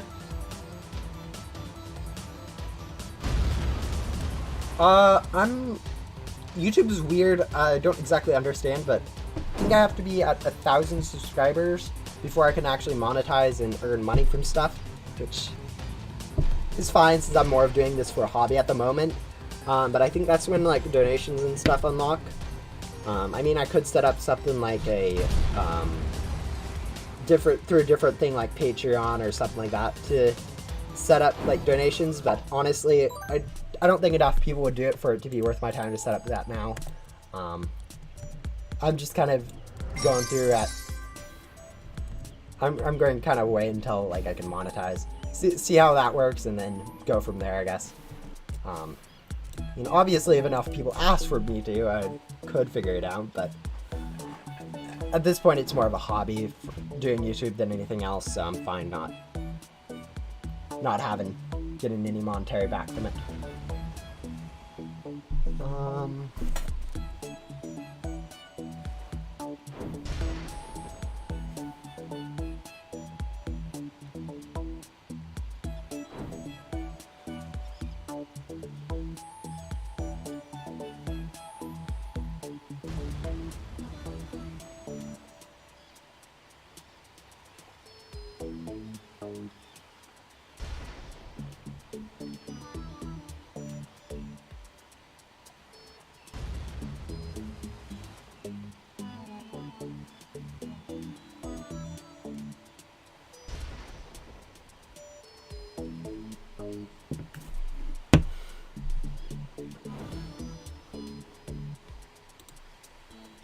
Yeah, if we start converting this now, I think this is about 200-ish.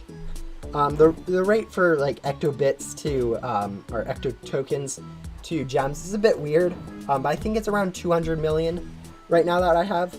So we're about halfway there, all things considered, which is why my goal is 3.6. I think the numbers might be slightly higher or slightly lower depending on how much that having 31 million extra throws it off, but we'll see. I think we should be able though to get all the ecto tokens we need from this stream. Another thing though, I realized I probably should go ahead and buy these stuff really quickly, especially like Ghost Mower, since this will put a small dent into the amount of gems I have. So we'll go ahead and buy all of these really quickly and get some badges, I guess. We'll probably end up maybe closer to the end of the stream going through and grabbing the ecto bits we need for Tubby. It shouldn't take too long. I think that'll be like 1 cycle, maybe not even that in the back door. So not going to be too big of a deal to do it, but we'll see.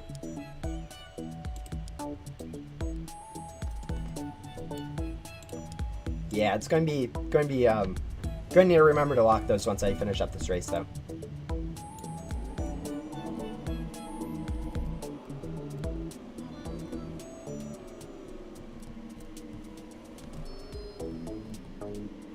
What was my opinion on the old version of the tower in the Halloween 2020 Halloween event? Back when they weren't really towers, they were more, it was like a dungeon, I think was what it was called. I like that setup, but I also like the new tower setup too. Since this tower setup allows you to grind a lot more of a little bit quicker. I mean, I don't like the wait time between floors since it's a little bit long in my opinion. But like other than that, it's pretty. I think I prefer the tower system to the dungeon system, although both are pretty good in my opinion. I mean, obviously towers are a bit easier since you get more keys per run and don't have to deal with as many ghosts per key, and it's a bit better, but like currency wise, but also like at the same time having it easier doesn't necessarily make it better either. So yeah. Is it easier to get Bitbox or Hoshi Blade since they cost different currency? I think it's easier to get Bitbox. I'm not sure exactly on how much you need like for Bitbox, but I can't imagine it's more than like 100 billion, which rate-wise is better than the 450 rate that you need from Ectobits to gems. And also on top of that, like Ectobits are the easiest currency for everyone to grind, without considering rebirth perks. Like with rebirth perks though, it does get a bit broken for the other stuff, and you can go through like 20, 30 rebirths, and then you have like a ridiculous multiplier to the amount of Ectobit or Ecto tokens or souls you get, whereas that Tycoon is currently broken for Ectobits. But yeah, it's interesting. Ectobits though are definitely easier to get still than for getting like the Bitbox than Hoshi Blade is. Bitbox used to be even easier to get. They actually like buffed or changed the amount of, they like multiplied the amount of currency you need by 10 or something to it, maybe 100. It used to be really easy to get. Now it's a little bit harder. I don't think it's yet quite hard yet, but it's at least harder for new players to get, which isn't necessarily a bad thing. It will make a little bit of people annoyed, I guess, since it's now harder to get, but at the same time it was a little easy to get before, so it kind of makes sense. Yeah, Hoshi Blade's definitely harder to get though still.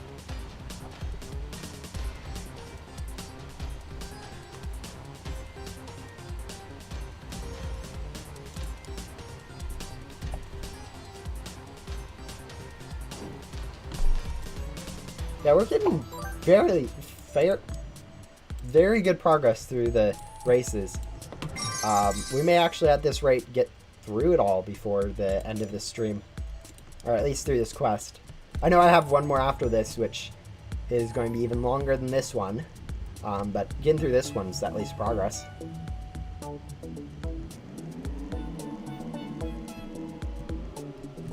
Oops.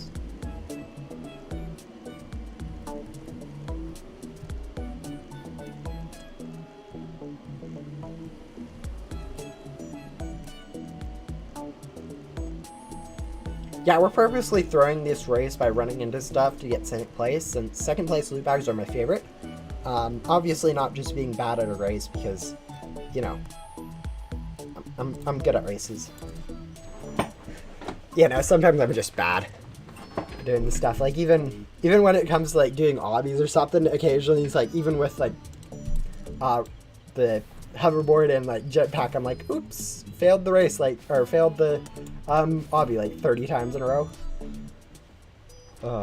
Sometimes I just need to pay a little bit more attention.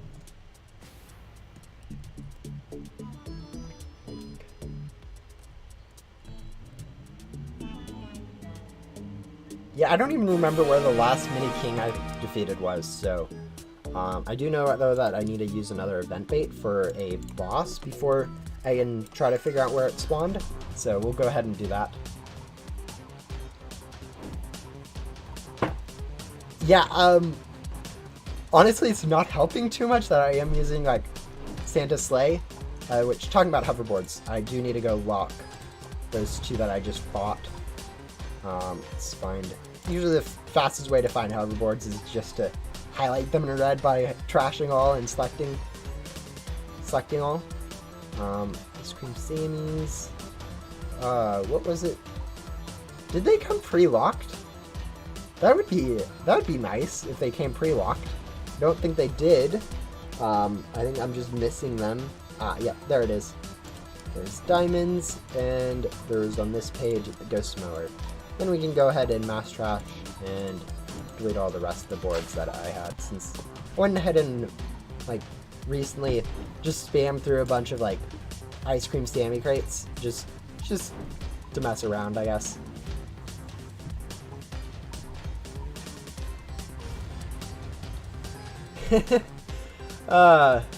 Yeah, hitting stuff is one of my specialties in races. Usually I can do pretty good. I'm not, like, super slow, but I sometimes wonder if it's faster to not worry about hitting every boost and just go in, like, a straight line, hitting as many as, like, or within a reasonable distance. I don't think it'd be too bad, like, time-wise. Ooh, we need to be vacuuming this, don't we? Did I click off of it at one point, or was I just, like, sitting there and not vacuuming the whole time? I'm assuming it's the former, where I just kind of unclicked on it recently, but I definitely can see myself just sitting here not vacuuming for the whole time a boss is here.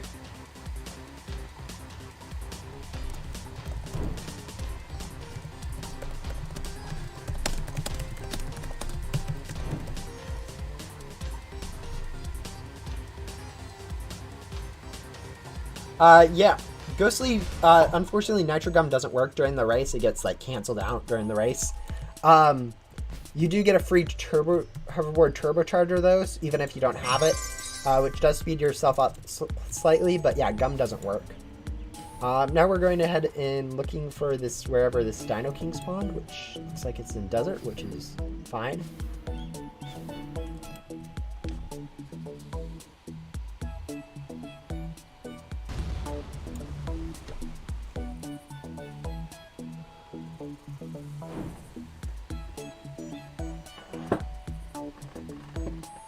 But yeah, using Gum during Mega Bosses does kind of help a bit. I never really used much myself since I've been used to, like, doing them without for a while, and honestly, it's not worth the time to figure out my inventory to use a single Gum during a Mega Boss fight. So I just kind of ignore it. I know it does make it easier, maybe not quicker. In some cases it may, but usually it doesn't.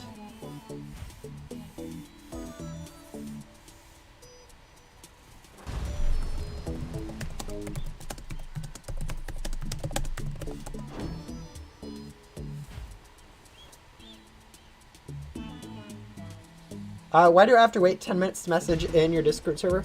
I have it that way so I don't have, like, new people, like, in case anyone does decide to do something stupid, they have to wait 10 minutes to do that, which gives me a little bit of cooldown, especially if someone decided to, like create 20 ults to spam in my Discord. I have 10, there's like a 10-minute cooldown for them.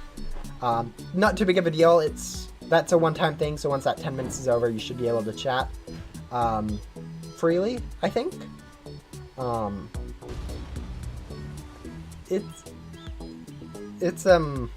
hope it's not too bad for people. I realize some things that you do to, like, moderate a Discord can affect people badly, but yeah, we'll see. I thought it'd be good, easy enough for people to just wait 10 minutes to talk. It's a one-time thing, so I didn't think it'd be too bad. But yeah, I can understand why you wouldn't like that.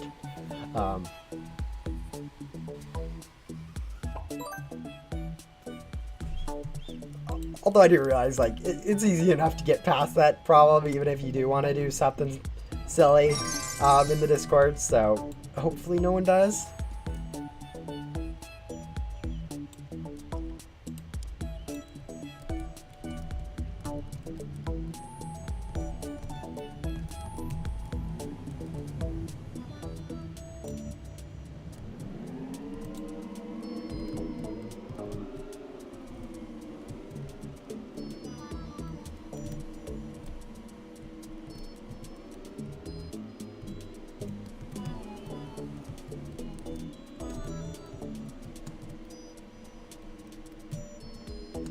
I'm trying to see if this doing a straight line is at all like quicker. I don't think it didn't feel too much quicker. Yeah, that was definitely not quicker. Although we did manage to get a palindrome. That's kind of cool. I mean, obviously a lot of numbers are going to palindromes, but I think that was still slightly slower. It was easier to do though, since I didn't have to worry about the running into as much stuff by curving around stuff super easily, but yeah. Yeah, I'm not quite sure how Xbox works, and like joining and stuff. I know like if you're on mobile or PC, you can easily just join me off my profile, which isn't too hard to do. Just search for highest and you should be able to find me pretty easily, but yeah.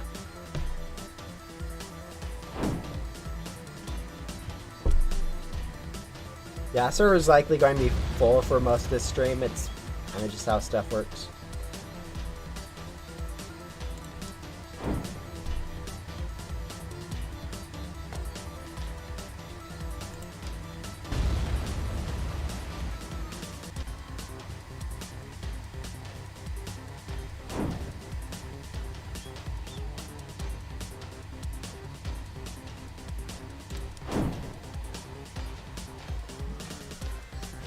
Yeah, that's usually generally what it is. You have to friend someone to join them. There's actually settings, like you can make it so that like anyone can join you, or only followers, or only people you follow. There's like different settings in like the Roblox settings, so I'm not sure how that applies to Xbox though. I've never played on Xbox, nor do I know really anyone that does, so can't really say for certain how that works.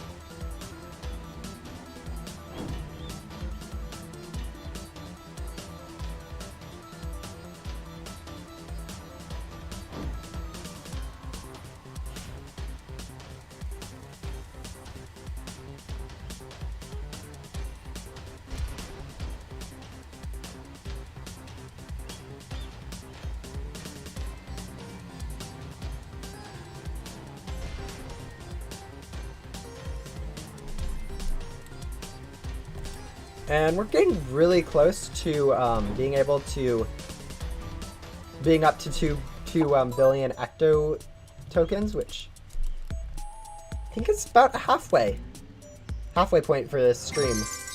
100% set on that, but yeah, that'd be got about 1.2. We need about 1.6 left, so not quite halfway. Closer to halfway would be if. Halfway point will be at like 2.2, I think.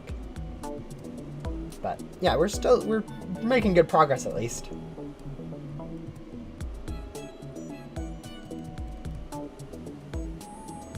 And we hit a rock.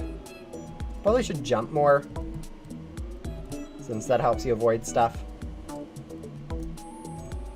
Hopefully we get second place, otherwise... Yeah, second place. I like that second place loot bag. It's a cool color. And it's a little bit rare in my opinion, the first place loot bag. So probably my preferred loot bag from races.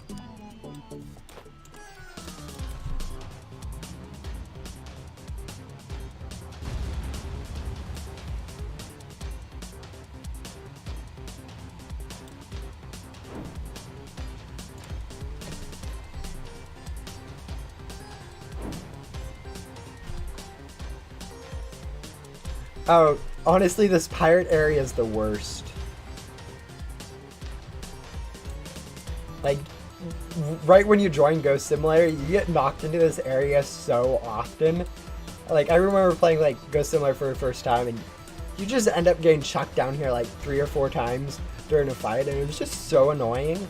I mean, obviously, you can easily avoid that by just standing over on the other side, but, like, still, it's kind of annoying every once in a while to fall into this hole during this fight. Those were... That was so long ago, though, when getting knocked into that hole.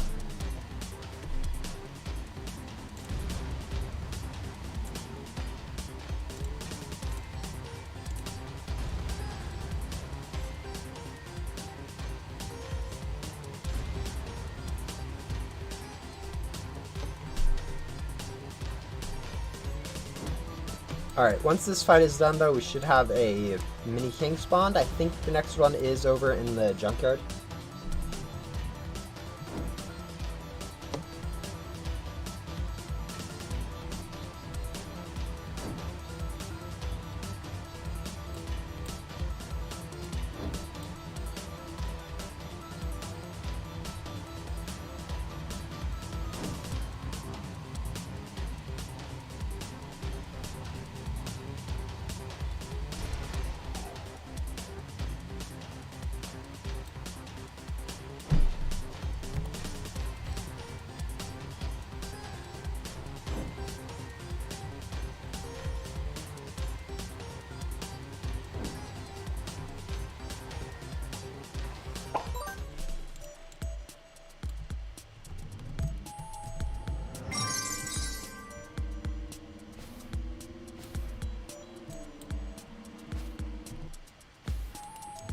I guess we'll do the race. Won't hurt us too much. And we need to do it anyways.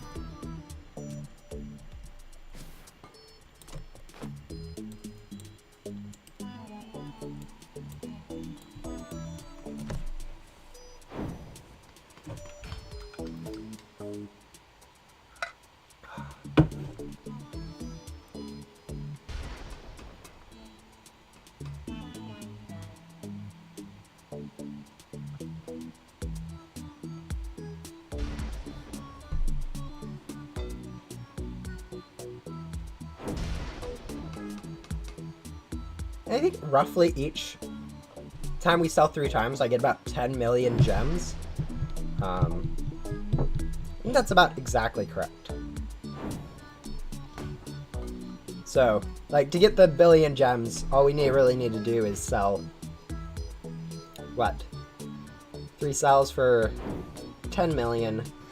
Multiply that by 100. Only need to do, like, 300 cells, which, already done majority of it since it is already at 6 million, but yeah, it's not too bad. All things considered, at least.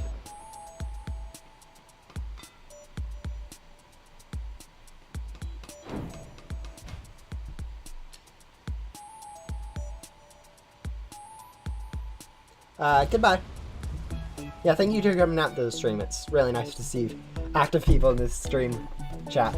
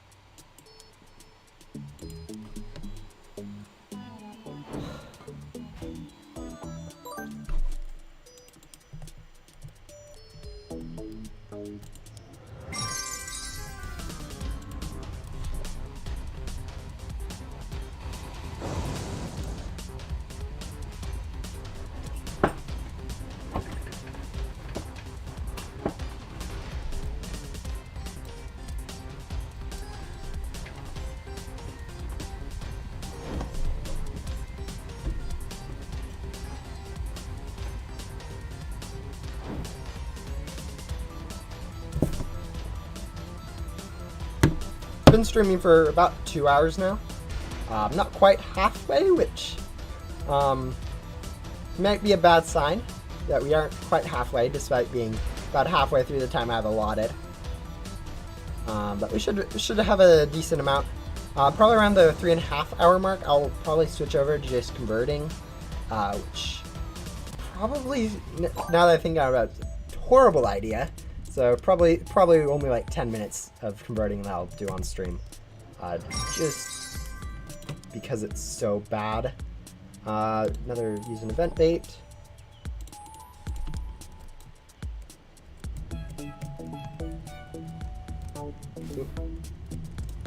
All right, there we go.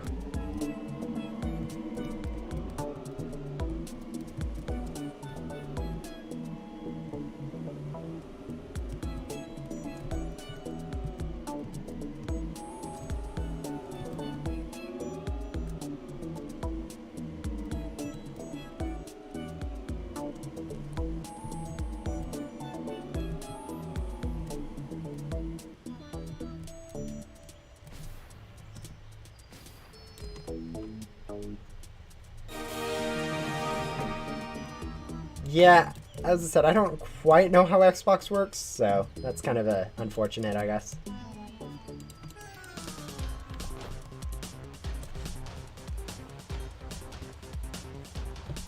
And I try not to friend people from streams, since if I friend like one person from streams, it turns into this problem of like, why don't you friend me? And then I run out of friend request spots, and then I'll probably end up having to unfriend random people, which turns into another big problem about people complaining about me unfriending them. So I just try to blanket ignore friend requests from the stream for that reason.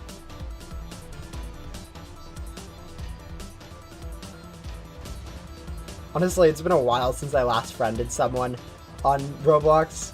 Most of my friends are from like back in my trading days in MM2, where you like friend random people. It was interesting. I don't know. Not really a fan of trading anymore too much. Like, I traded for a while in Ghost Simulator, and then I just kind of got bored of it and got out of it, which is probably not the best considering I have some random stuff in my inventory that people want. But that's what I have right now is probably what I'm going to end up sticking with for the rest of the game.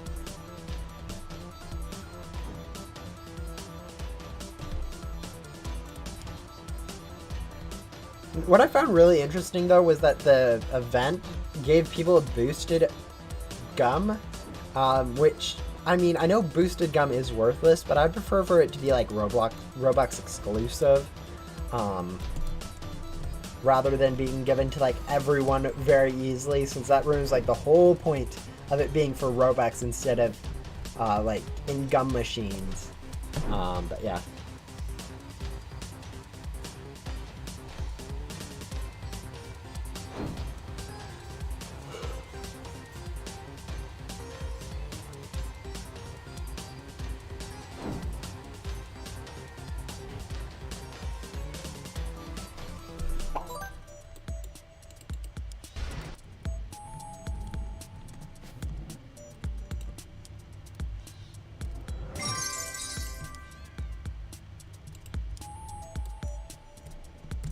We're getting all the lag now.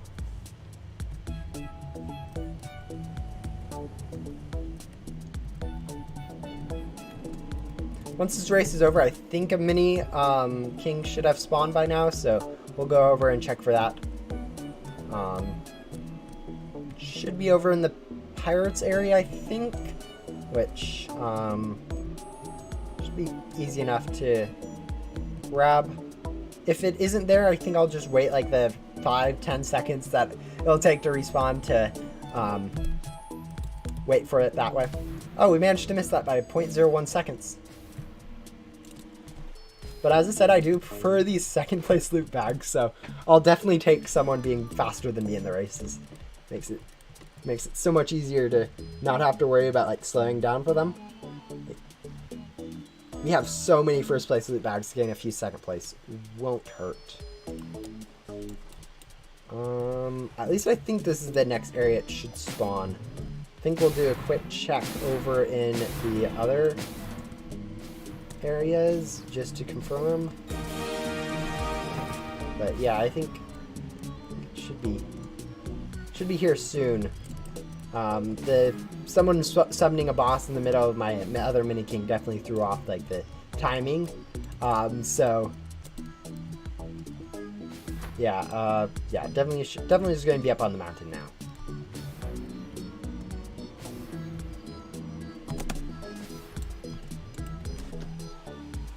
I have a basic Rift Gum. I traded for it since I do want to test out its multiplayer for the wiki, since I don't have solid numbers on exactly how much basic and ghostly gum multiply gems by on the wiki.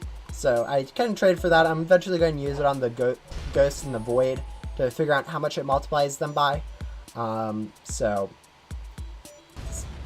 I mean, basic and ghostly Rift Gum are super easy to trade for and not too useful in anything other than like what I'm doing. So, it's kind of for the best, and also wasn't too hard to trade for too. I think I traded like maybe a developer head for it, which does sound like a lot, but at the same time, developer heads are really easy for me to get.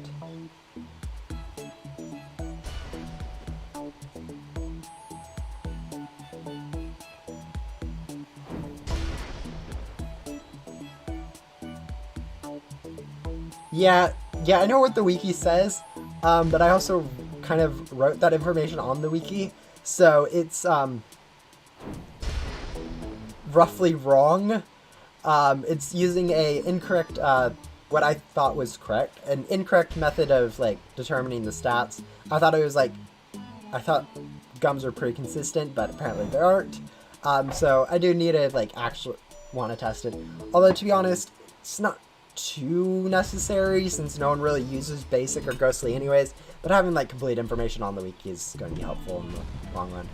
So, but yeah, I'd imagine it's going to be around 50 times, but it may be better than I'm thinking, or maybe even worse. We'll see eventually, whenever I get around to using it. I've had it for like 2-3 months now, and just not had any, or not wanted to use it more than anything, since it takes a little bit of time to set up. I have to like record and then go through the numbers of each gem drop for both a test run and also a run with the gum, and probably also a normal gem gum too, to figure out if the multi is consistent and all that fun stuff that I don't want to figure out at the moment. So I'll eventually get to it.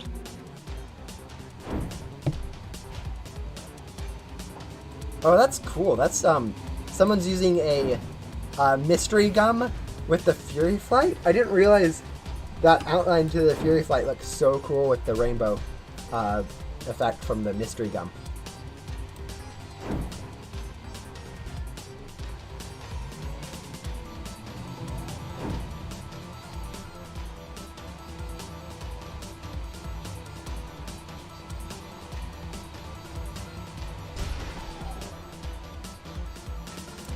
Is there some sort of method of getting a set amount of gems from something?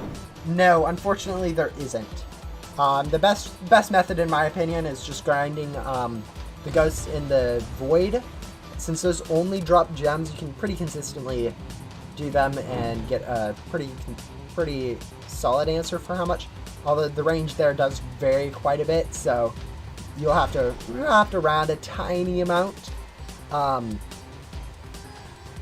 But yeah, I think that like there's like even if you're thinking about it, stuff like the gem crates, those don't give you any those don't multiply with gem gum or rift gum or anything like that.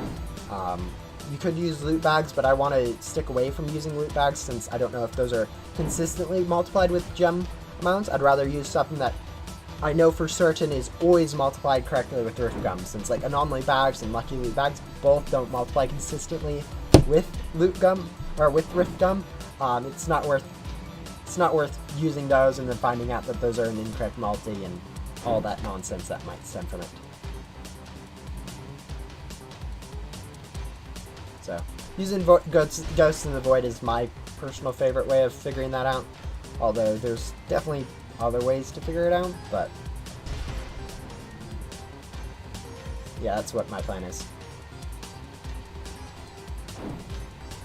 Yeah, we're already up to 800 million gems.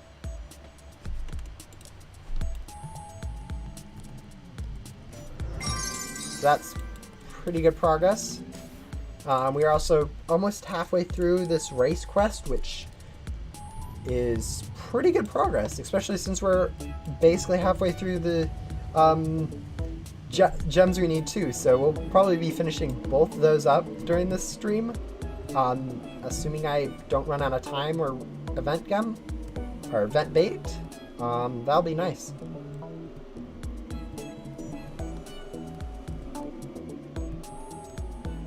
This lag is slowing us down, so we'll probably end up getting 3rd place.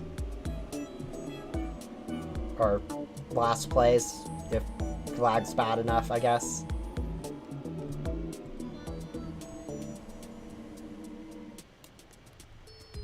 Yeah, that was a horrible race, lag-wise.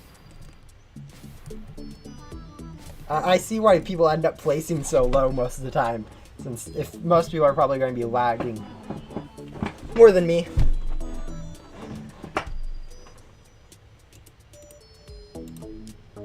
Alright, we'll use another event bait. Hello! We're grinding gum and lagging a lot in Ghost Simulator, so that's... Yeah, the agenda is currently pretty chill. Only get, like, what, 3.6 E to the 15 extra tokens? That's, like, no big deal. It's a lot of currency, that's for sure.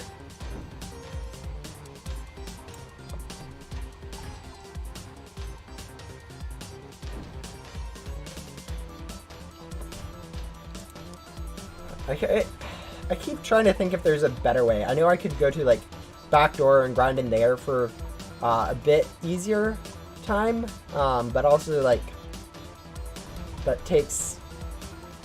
Lag affects me a lot more doing that than it does this, and I don't really get to use, like, get the races done, which is really helpful for this quest.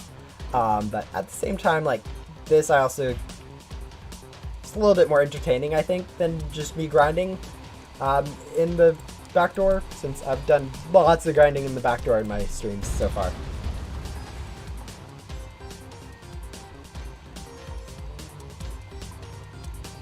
Yeah, those once you lose, you don't realize how good those are until you lose them, that's for sure. That's pretty consistent with, like, anything good. You don't quite understand that how good anything is until you go without it for a while. Magnetism is one of the big things where it's like, you don't have it, not too big of a deal, you just go pick up the items. You have it, not too big of a deal, you don't need to worry about it. But, like, there's a big difference, like, going from without it to with it to without it to with it. And so every Rebirth I've done so far, I've done it with the magnetism. That I think every Rebirth I'm going to do, I'm going to end up doing it with the magnetism, just because can't remember to pick up items without that.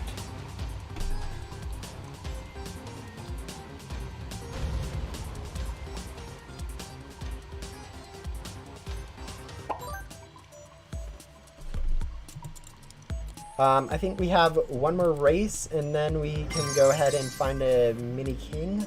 I'm going to go check to make sure. Oh, no, it's already spawned, so we'll go ahead and grab it here and do this. Yeah, fortunately, like, magnetism, like, hoverboard and magnetism are, like, the bigger Rebirth perks. And unfortunately, they're, like, right at the beginning of the game, so you don't miss them for really long. Like, other stuff, like the jetpack, for instance, end of the game, also kind of useful, so it's annoying when you lose it, since you don't get it back really quickly, but...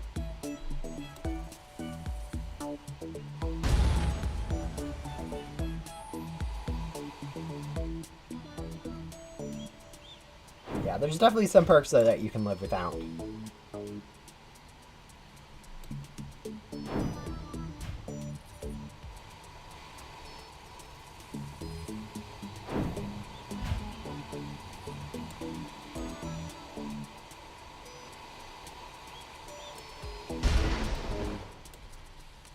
Yeah, there's a lot of holes in the map.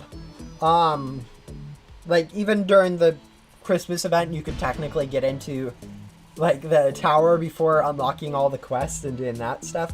Devs don't particularly care about holes in the map. It doesn't break anything. Like, every single map so far you can get out of pretty easily. I mean, Blade HQ is a little bit of a trick, but like all the other areas, all you really need to do is find a hole somewhere. Like Backdoor has a giant hole top of the map. Main Hub has lots of holes quite all over the place since they didn't really prepare for like having a jetpack in it.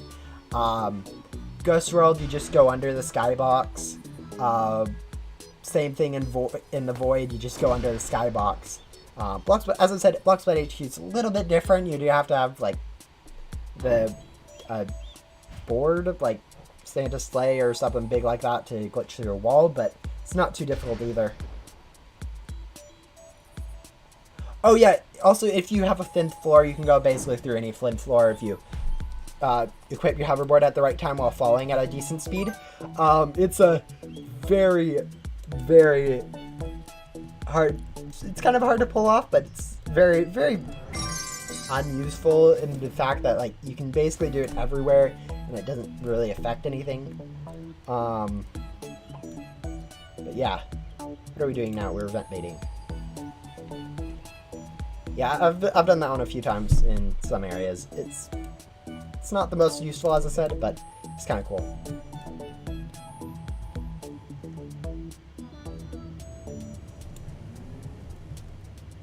Oh yeah, yeah, they've changed up Area 51 a lot with adding like new quests and the gun machine.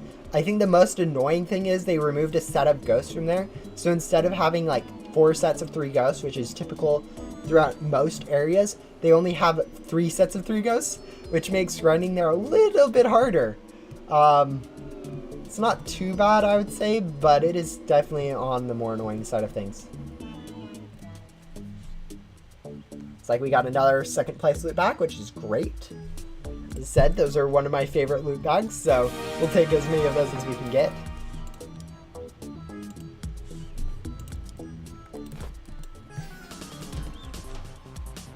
Yeah, 1 billion gems. I'm already about halfway through the stream for it, so shouldn't take too long. But yeah. Yeah, XCOM, it multiplies the amount of currencies you get, so Ectobits, Ecto Tokens, and Souls. For Ecto Tokens and Souls, it only applies on like your cell, but for like Ectobits from the, for Backdoor, it will multiply the amount of drops you get directly from the ghost. So it's very useful for getting like huge amount of those currencies, which in turn are useful for converting to the gems. Like currently I have about 230 million gems worth of Ecto Tokens, so pretty nice, solid amount there. Yeah, it's one of the more useful gums. There's definitely useless gums in the game, though. Like, basically everything other than X gum and loot gum is pretty much worthless until you get up to Lucky Gum and Boss Gum. And Rift Gum's only useful if it's glitchy, and you have a few thousand loot bags, so most people going to consider, like, Rift Gum useless, since most of the time it is. But yeah. What bitrate do you use on your streams? Great question. I don't know. Let's see. I can go look at my settings really quick. I don't quite understand all like the streaming stuff. All I know is I click go and it starts. Let's see. Streaming video bitrate 2500 kbps. And an audio bitrate of 160. I have no idea what those numbers mean, but they allow me to stream, so we call that good.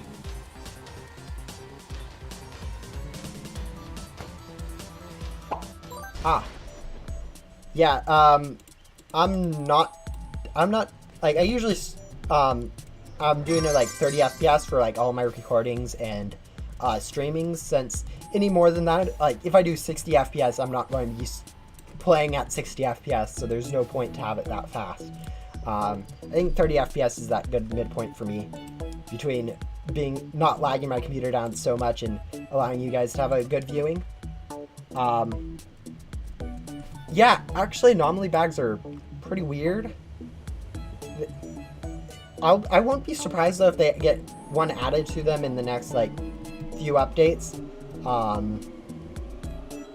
Since all other bags have been slowly getting classifieds in them, I wouldn't be surprised if they got one in the near future.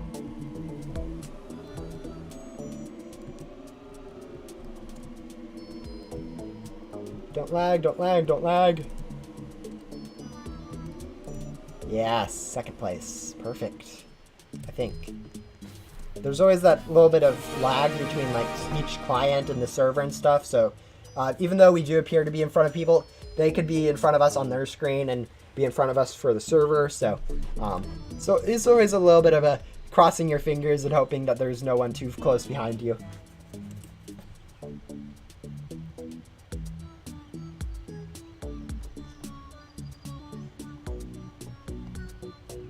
Yeah, I'm kind of just, I don't really know what the settings are, so I just kind of left them at their defaults and hope that works.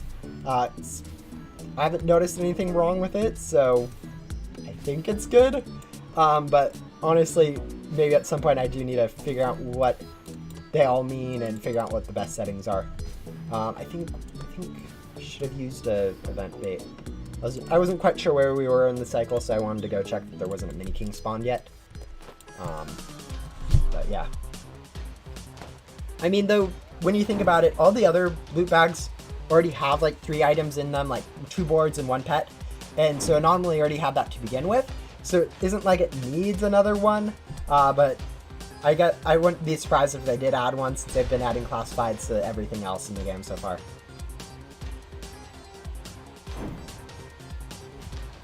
Yeah, Big Ten 4, he's been a big, like, he plays quite a bit. He's decent at trading. He likes the game, I think, and plays quite a bit, so it's... You see him quite often in the public servers. Or at least I do, since I'm friends with him, or for some reason. I don't know why. But, yeah. Yeah, some of those gem rewards are from those beginning quests are very, like, useless. So it's, when you get them, like, oh yay, I get 10 gems. I can buy a, nothing with that. But yeah. Still interesting to see them.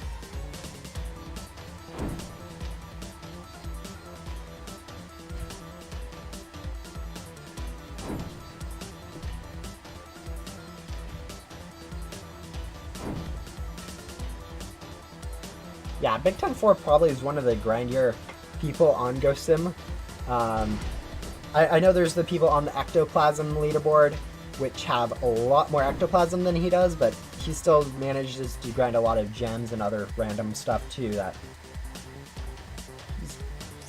he's spent quite a bit of time playing, is what I'm trying to say. A lot more than I have, that's for sure.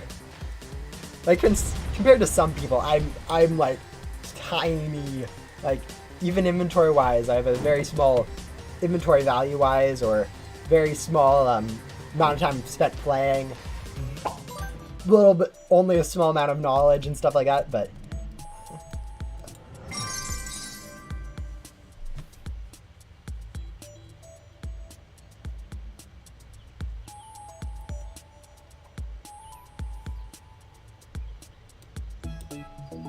Yeah, Pop's been playing around. I've been playing around in Publix for quite a bit.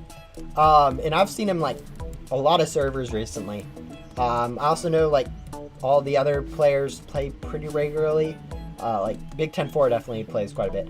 But, yeah, honestly, those players that play quite a bit, it's actually not too hard to find one of them in a random server. Especially since, like, very little people actually play Ghost Simulator, all things considered. Like, even right now, we're on a high amount of players right now. Like, there's a lot of people playing Ghost Simulator compared to usual. We're only at like 500 maybe players right now. Let me go check the actual number. Probably is less than 500. It was 500 yesterday when I checked. Right now we have 579, so that's on the lower end of the spectrum.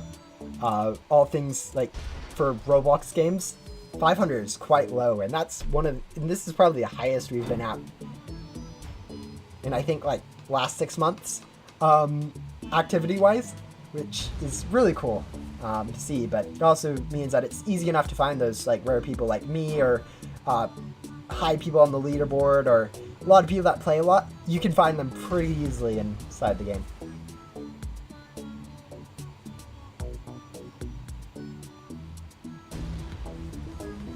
Oh yeah, for some reason, RNG is really weird when it comes to those, when it comes to stuff like that, like Cloudwave. Almost all of Cloudwave's, the stuff from the developer crate classifieds, chroma floats, those are unboxed almost primarily by people getting really lucky with a really small amount, rather than like if you spend all that much. It's so annoying to see how rare they are to get, like for one person grinding all that much, when it like so many random people have just got one for free by randomly. I'm 5th on the daily active leaderboard.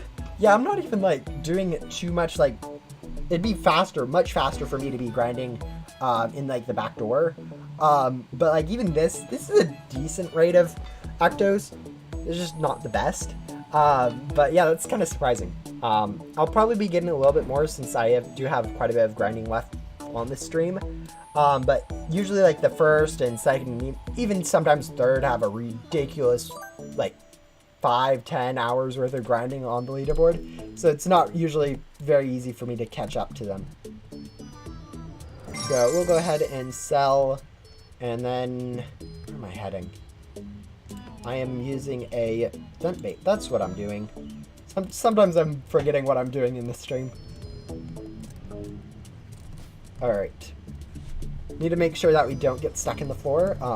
Don't want to spend a whole minute trying to figure out how to get unstuck from the floor because it decided to quit me into the floor. Because Santa Slay does that every once in a while.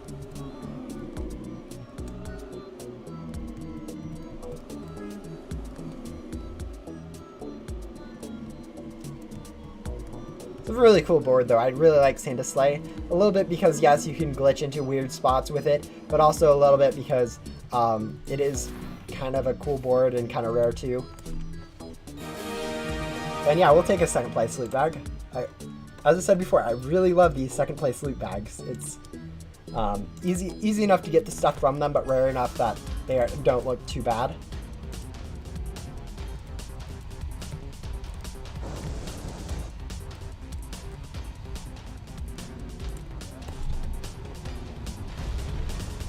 What kind of quality of life updates would you like to see in Ghost Simulator? First one, converters need to be massively increased. Converters currently are so hard to convert stuff with. That's like the first big one. A second one would be like a rebalancing to like how loot item drops work. Since currently double items and loot gun is so broken that it's not even fun for people that don't have double items drops going through backdoor. I've gone over this in detail before. There's a suggestion on the main Discord. Pretty hard to find. General consensus is just general thing is just make it additive and then buff the base drops so that high-end people aren't affected while low-end people get a small buff. And then people using gum get a huge buff. Next would be quality of life, lag reduction. Like currently I'm streaming, so it makes sense for me to be low on FPS, but 7 to 8 FPS constantly, that's not really making too much sense. So changes to that would be great. Quality of life fixes. There's bug patches to like broken rebirth perk.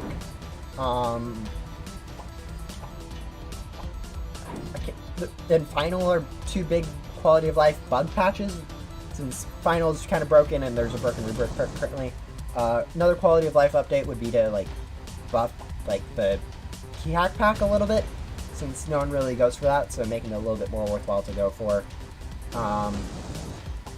And then lastly, quality of life update, maybe improve.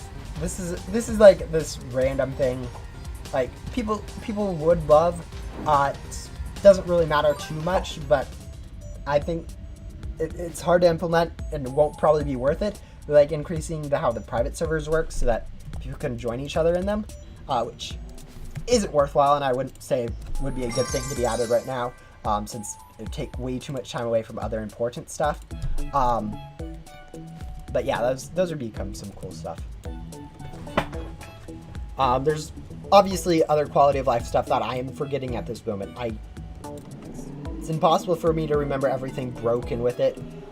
There's also obviously a lot of stuff in Go Similar right now that are really good, and I love how it works. Like the gum hotkey, that is so perfect, and I loved when that got added. Most rebirths are great. Gum is great, but like another quality of life update now that I've mentioned gum is going to be like improving. Ooh, you hit that tree wrong. Would be improving how like boosted gum works, since currently it's worthless for people to buy it. So buff it so that's actually worthwhile for people to buy boosted gum, and stop giving it away for free in like quests and stuff. Because if like it's meant to be a Robux income for the developers, so making it so that people can just get it for free completely nullifies the point of having it for Robux. Just like no one buys event bait. No one's going to buy these boosted gums if they can get it for free.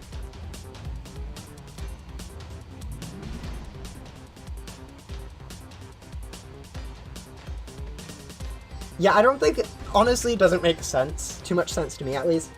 For Ectoplasm to, like, either way, for Ectoplasm to stay or to be deleted when you transfer servers. So I think it's fine how they have it right now. It's one less thing for them to have to save and constantly update the save for, which is great, since doing that many saves would be really annoying. And it's not really worth the calls, the usage for saving Ectoplasm, especially when most of the time you literally makes just as much sense to sell where you're at than go into a different area to sell. So I'm fine with how that works. But yeah. Yeah, there's definitely other quality of life stuff I'm forgetting at the moment, so. And honestly, some of you guys probably have good quality of life updates too.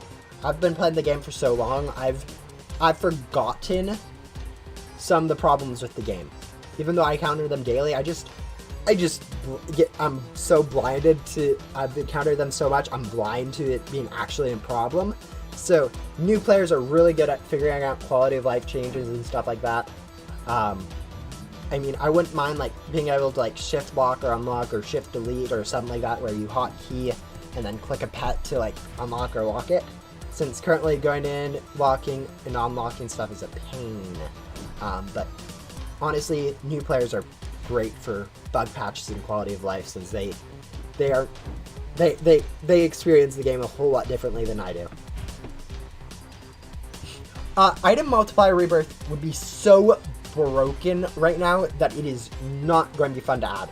It would help people that are new to the game a little bit. They'd be able to progress through backdoor a little bit quicker. But it would be so broken for someone like me that it would completely ruin how Ghost Simulator is structured. Like, I'm not even joking. It'd be so easy to grind items that gum would just become worthless. And I'm not really exaggerating there. It would not be a good not a good rebirth perk in my opinion.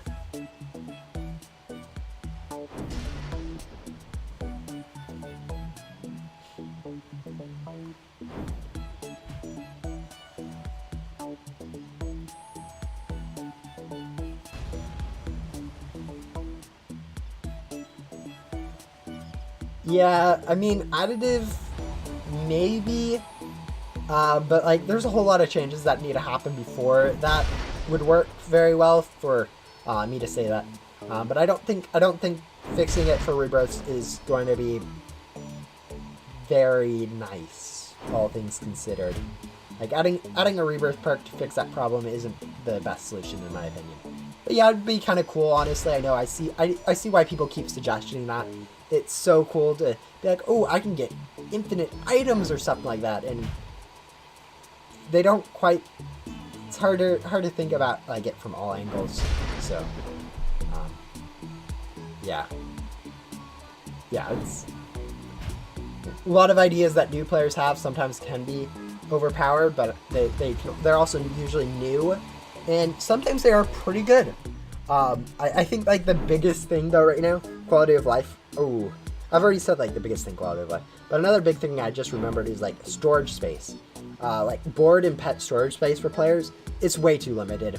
Like even if you've bought all the game passes twice, like I've bought plus 500 pets at this point twice. Once on my main, once on my alt, plus a few more on my main, plus all of the storage perks on my main, and I still don't have enough storage for everything I want.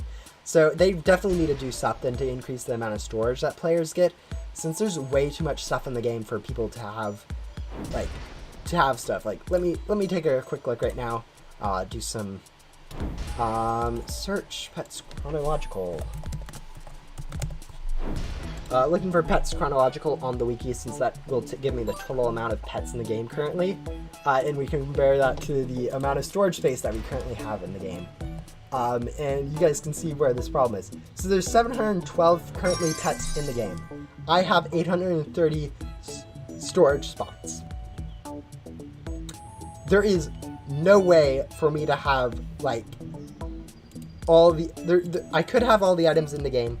I just remembered I have a lot of random stuff to trash, so we'll go ahead and do that to figure out. But there's no way for me to like have 2 of every pet, or something like that, or even have like 2 of most pets or stuff like that. So definitely increasing storage space for everyone would be really helpful.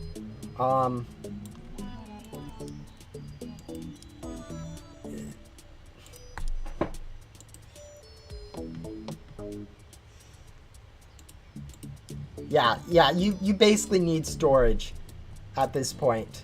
I mean, big thing is adding like storage to like the board, like adding board NPCs, like we have pet NPCs for board storage.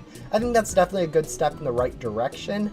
But I think just giving a free blanket more storage space for everyone is also probably like 100 more of each would be really nice and helpful to everyone. And then also having that as board stuff, and maybe also adding another way to buy more like storage for like in game. Like maybe with gems, someone had that idea of buying storage with gems, which I don't think is actually a horrible idea. Which usually I think a lot of suggestions are horrible ideas. I'm a little bit cynical like that, but it's not actually too bad of an idea when I've thought about it. Did I just use 2 boss gum? I think I accidentally used 2 boss gum, or event date, which not too big of a problem, but oh well. What does Old Gran give you, and also what is the best gum for her? She gives you a gum hotkey, so right here you can see I can easily use a gum by just clicking this or pressing T. It's really helpful for grinding, and lots of other stuff, quite frankly. The best gum to use for her will be using dancing gum if you have enough of that. It used to be you could just use any gum and then server hop, but since server hopping now saves your gum state, it's no longer works easily that way. But yeah, just go ahead and use dancing gum since it only lasts 30 seconds. It's going to be the quickest gum to use. There's also another gum that only lasts 60 seconds, but I'm not sure which one that is. But yeah, using dancing gum is going to be the best. Yeah, I don't think anyone cares about the pets. No one really uses them, but yeah, it does also give you a pancake pet.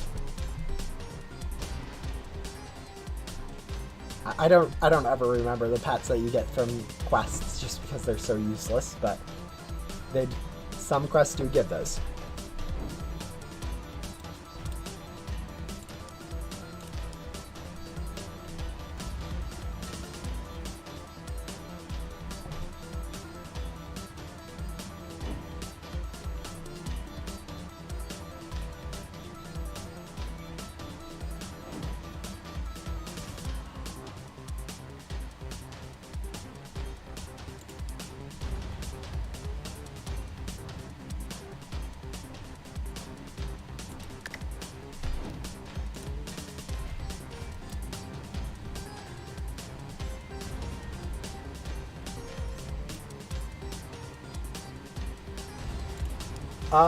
One of the funny things is, I could go crash my FPS really quickly.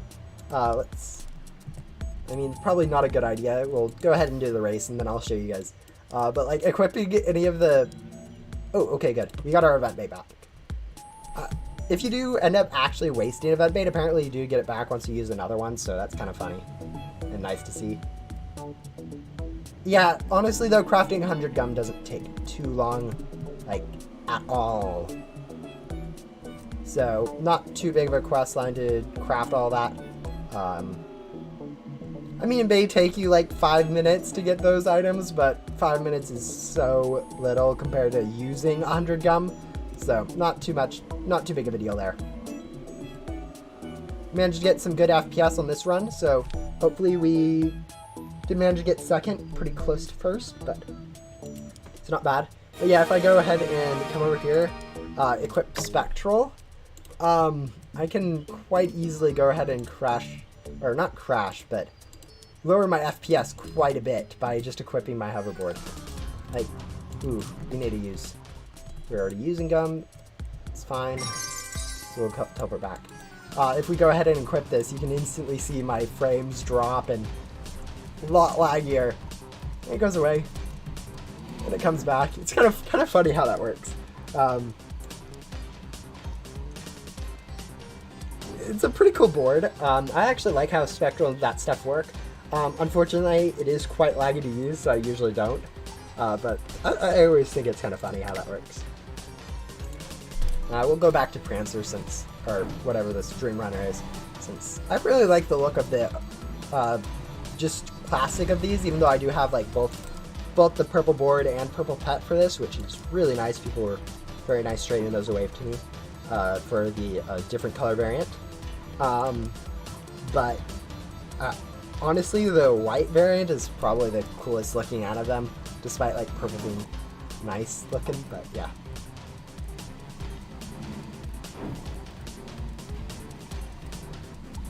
Yeah, I know, like, if you don't check, like, quests ahead of time, sometimes you do get stuck into that point where it's like, oh, and now I need to do both of... Now I need to redo what I just did because I did things in the wrong order, which... I mean, it happens, and, like, I've done that before in other games. I think the worst time, I think I not quite soft-locked myself on a random game that I played for, like, for 3 minutes. I didn't quite soft lock, but one quest was like buy the next thing in the shop, but I'd already bought like the first thing in the shop, so then I had to, if I wanted to play the game more, I would have had to save up for the second thing in the shop, which was much more expensive than the first thing. So it was bad. It was a bad experience. I only played that game for like 5 minutes, I think. But it was kind of funny to see how the game was structured and realizing, oh, Ghost Simulator's quests actually work quite nicely compared to other games. I think we should have a Mini King spawned. I think. I'm not sure where, but I think it's spawned. So we'll go ahead and grab this. Oh, yeah, there's a lot of things you lose when you rebirth. Definitely that shield from Leo is definitely a big one that is noticeable. Hoverboard's another annoying one, but at least you get the hoverboard back quickly. But yeah, definitely the heavy armor is a big one, really is.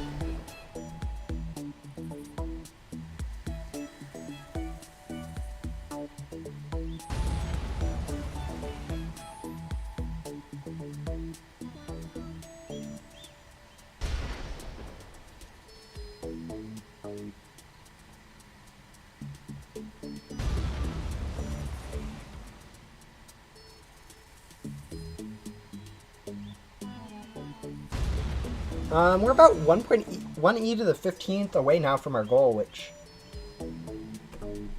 is pretty good progress. I'm not really keeping track of the time, but I think we have about an hour and 20 minutes left, which should be plenty to get all the Ecto. We might be slightly short, but yeah, we've got the majority of this done. The only thing left once we do finish up all these Ecto tokens is converting it all, which should only take, what, like 3-4 hours of AFK and clicking a button to get done. I mean, nothing too bad. Converters are currently, like, the worst thing in the game.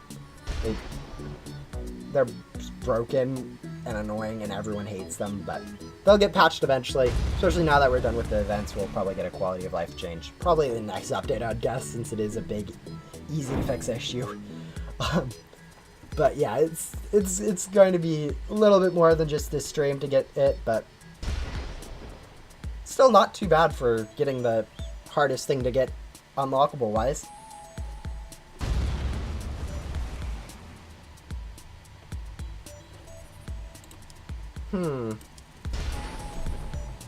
Alright, we'll go ahead, use our X-Gum, fast travel back, and open our inventory and use another event bait.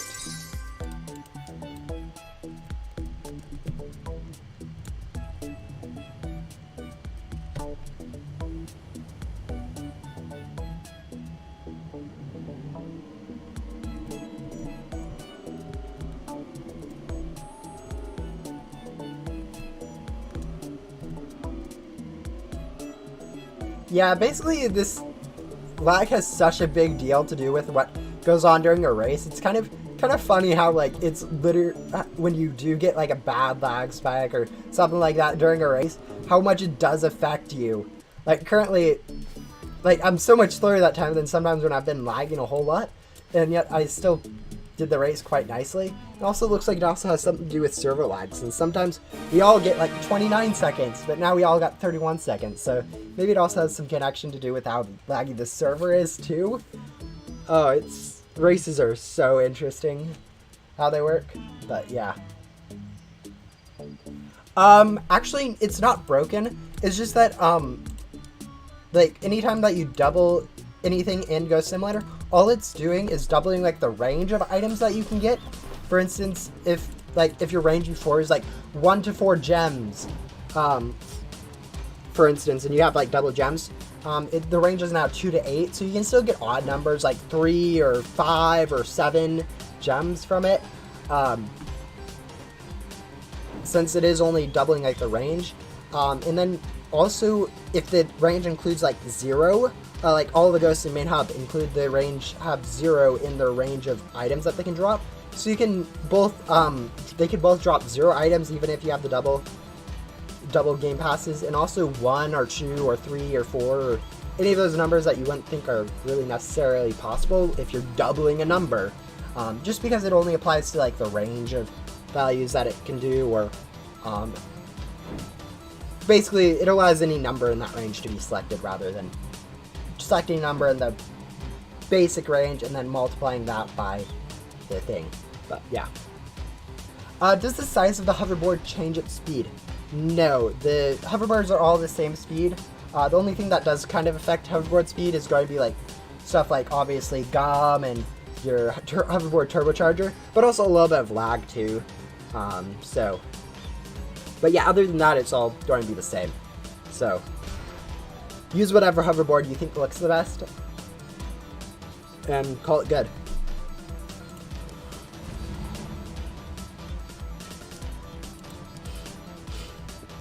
And we're getting a lot of Dino King loot bags from this. I kind of wish these were actually like useful.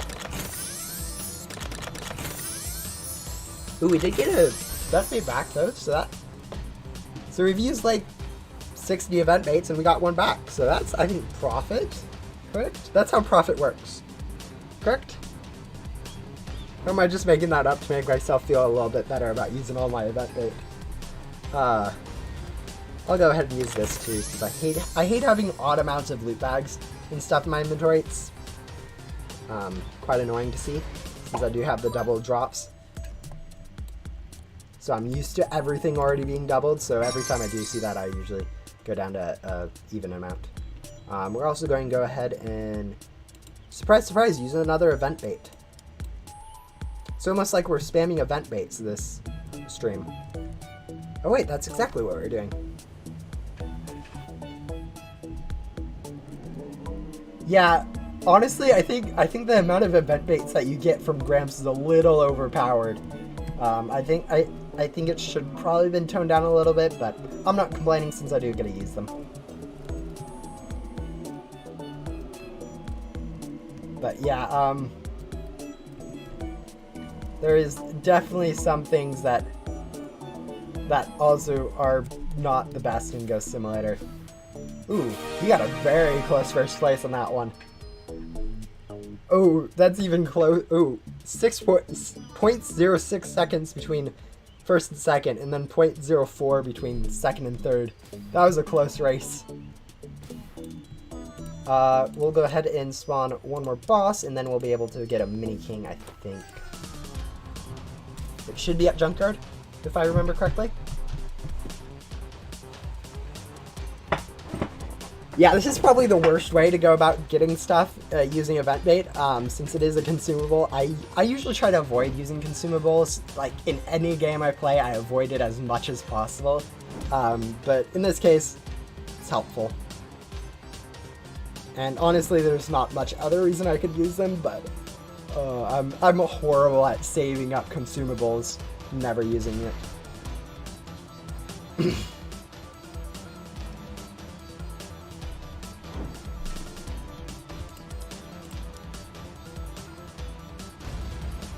I think my math here is correct about the 3.6 that I need. It's very rough math since I didn't want to do like the full complicated math and then end up with, I guess, huge numbers, so I kind of just eyeballed it. I think stuff cancel out enough for it to be worthwhile, but we may need a lot less or a lot more. We'll see.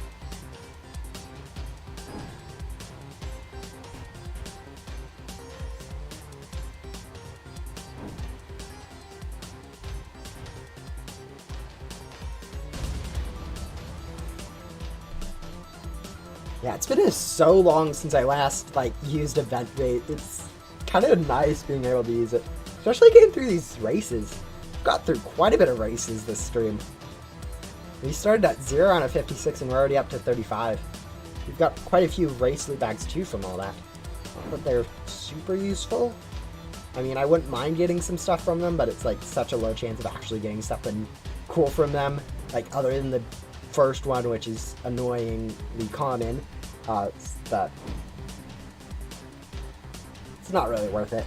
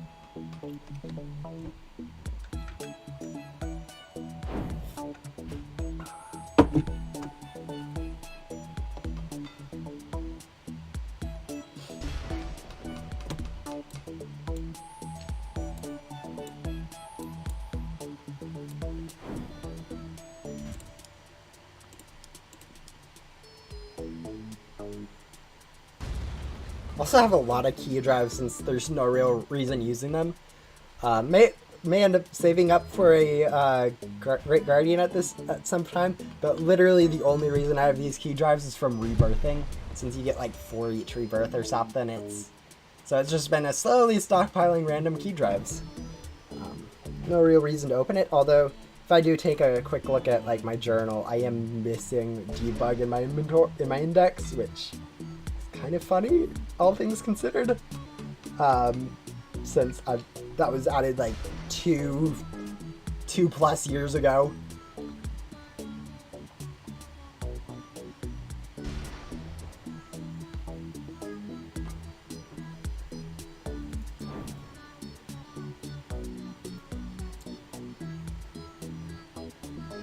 Yeah, all of the other indexes, though, are pretty good filled up. I didn't realize I was missing these two. I've managed to get, like, quite a bit of the other ones, but I think we might as well go open a few sea boss chests at that point.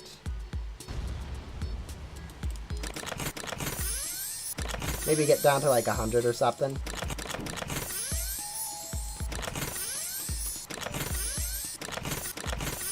I mean, we're not really worried about getting anything, but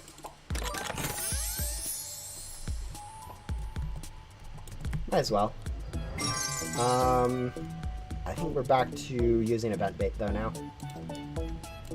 Yeah, okay. I was slightly worried starting this stream that I was going to run out of event bait, but it looks like that was not really a possibility whatsoever, seeing how we are more than halfway through the stream and still have a decent chunk left.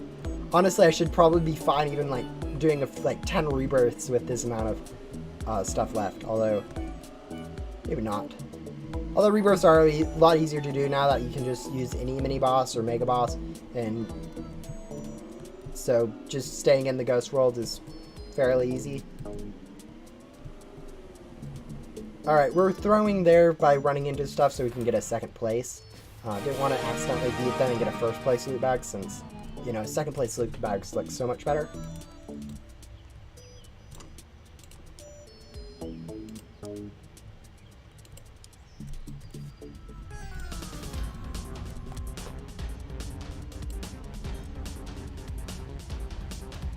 Whoa, that was weird. Weird things happen when you get laggy in Ghost Simulator. Yeah, it's the approximate amount of ecto tokens I need. Maybe off by a little bit.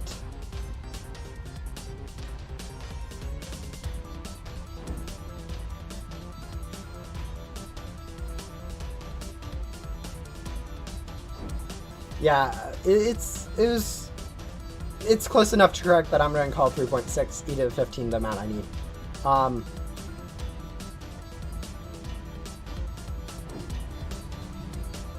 I could always be wrong. 3.648? Okay, so we're close enough.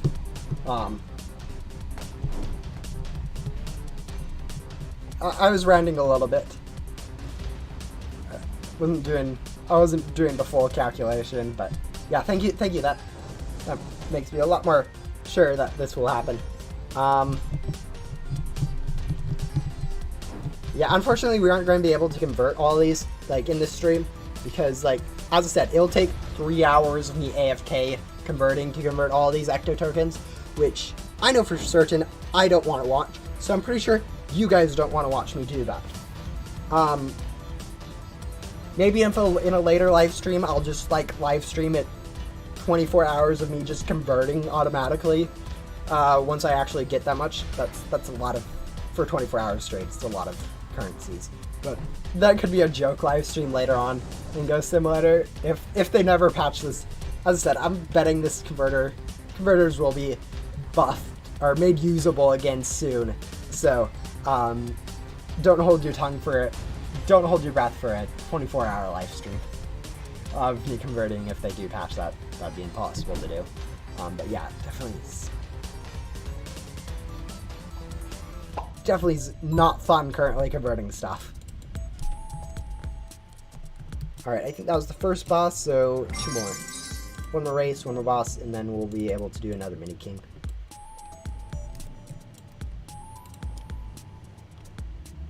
We're getting loads of good stuff from all this event bait.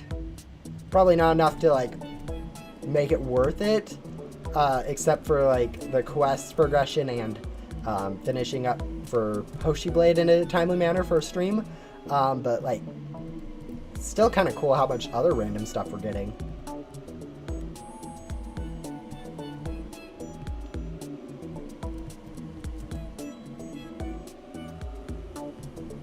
Yeah, it's an easy calculation to do. I just didn't want to go through trying to figure out all the digits and stuff. So I just kind of did the rough 9 times 4, assuming the additional on top of that 9 and the additional gems I have canceled out enough for it to be close enough. Yeah, as you can see there, we had like server lag, so we managed to get 28 seconds, whereas usually with that same speed we'd be getting 31. So I definitely think there's something to do with server lag in that time calculation.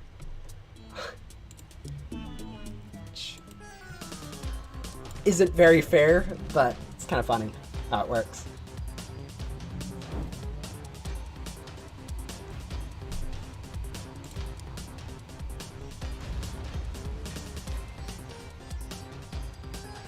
Wonder if we'll end up getting like a gem ship from opening all of these boss chests.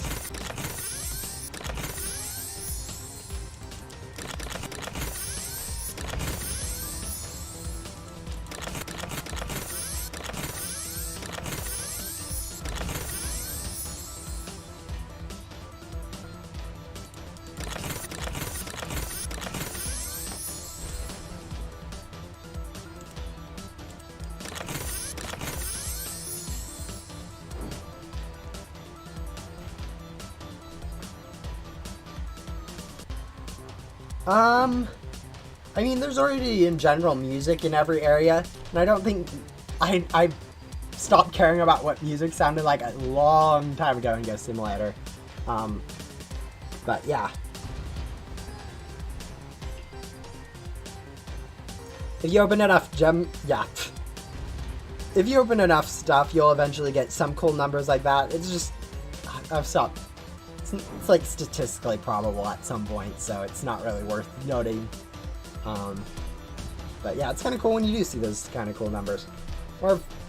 More of opening those is for the crate keys, since that amount of gems ain't touching this number, so it's not really worthwhile. But getting these crate keys can be pretty helpful for once I start opening in like the void, if I want to, or when I want to more accurately. Crown keys. Not very many crown keys. But yeah, there's a lot of random classified keys that we have now. Like, it started with just like Luna's key, and then we got Bo's Void Cane key from there. Then we got the puzzle key, now we have the party key. Although this party key will probably go away soon at the end of this event, would be my guess. So there's also other like classified items like the toy parts from the Christmas events and a few other ones, I think. But yeah, it's kind of cool to see how many classified items are being added into the game. Oop.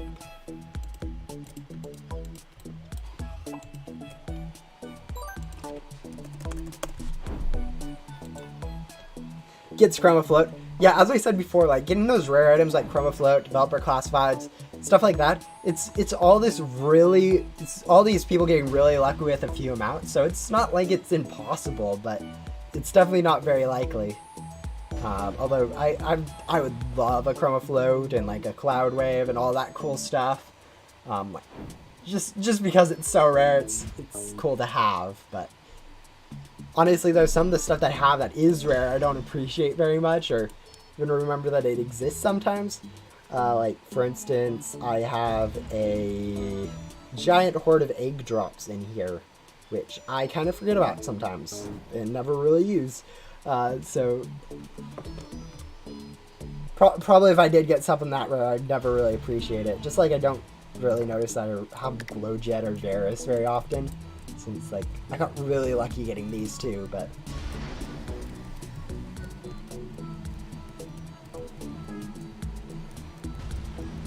yeah, Glowjet doesn't look the best. I don't quite understand what the point is of the whole thing, but you know, it is rare, so it has that going for it. Classifieds, like in general, they're like these. You look at like Feathershock. Feathershock looks horrible in its picture view, but like equipped, it actually doesn't look too bad. Like, all things considered, it's pretty cool looking. Same applies. Glowjet looks horrible in its picture. It's not too good looking in the game, but like the same thing with like Varus. Varus doesn't look too awesome in its picture view, and when you equip it, it actually looks pretty good.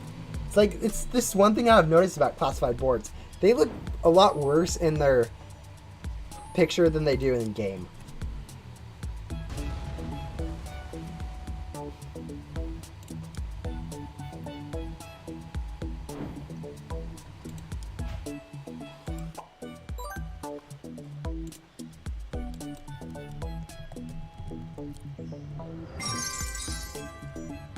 Alright, we're done with that, so we'll go ahead and event bait.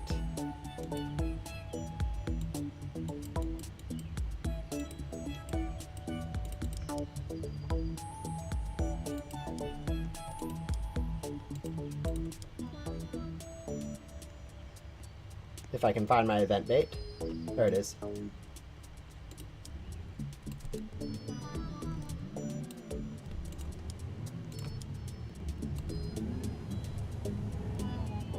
Yeah, I'm definitely lagging this one, so I'm probably going to get, like, 4th place at best.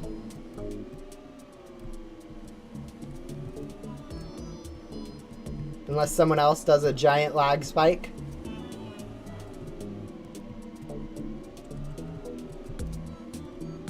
Or messes up by hitting something. But yeah. Yeah, getting those first few quests and Go Similar take a while to do. But they're really helpful. They don't actually, or sorry, they don't take a while to do. They're really helpful and they don't take long to do. There's the words I was looking for. So it's kind of nice to be able, once you get through them, it's pretty good to do. Yeah, we were lagging quite badly during that race. Fortunately, we did still manage to place, so we do get a cool loot bag at least from it. Not too much of a problem if we don't, since we are still working through the quests. But yeah. We'll go back to equipping that and wait for this time remaining to run out so we can use another event bait for a boss.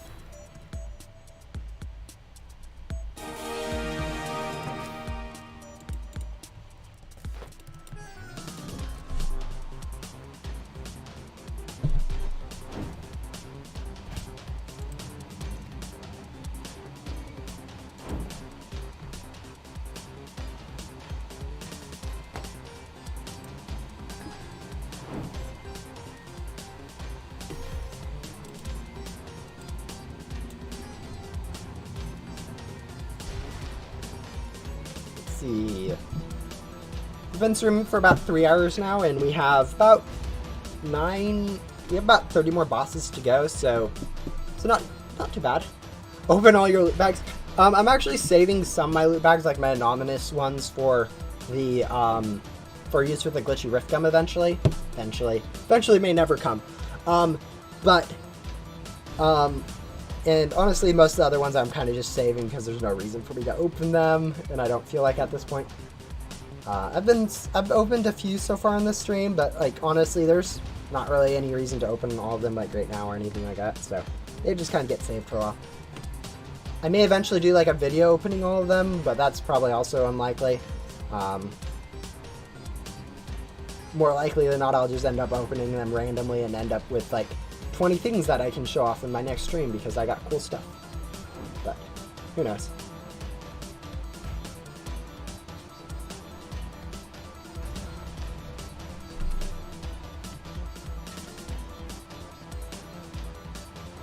I do kind of want to open my first place. Yeah, now that I am talking about opening loot bags, I want to. Unfortunately, I don't have any Grim loot bags to open, but oh well. Yeah, for some reason they're all disappeared. Like Saving was on in the Void and testing servers. Like they had that in the public patch notes too. It was kind of funny. And so I'd opened all of mine there, and they were gone. So that was that. Not that like the 500 Grim loot bags I had would have amounted to anything, anyways. But I think we have two more boss baits to use. Yeah. How do you say your channel name? I usually just say it like the highest, just like the word that's. I just misspelled highest when I was typing when I made my username, and you know, it works, so I kept it. So that's usually how I say it.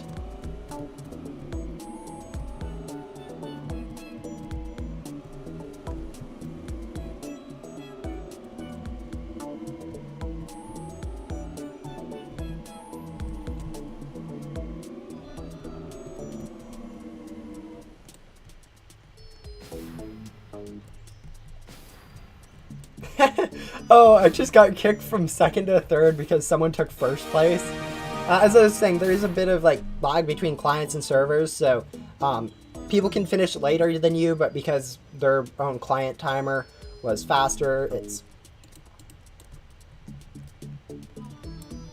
also, like, as I said, lag in server also can cause like race times to be weird. So races in general are just not very easy to like understand exactly what was going on.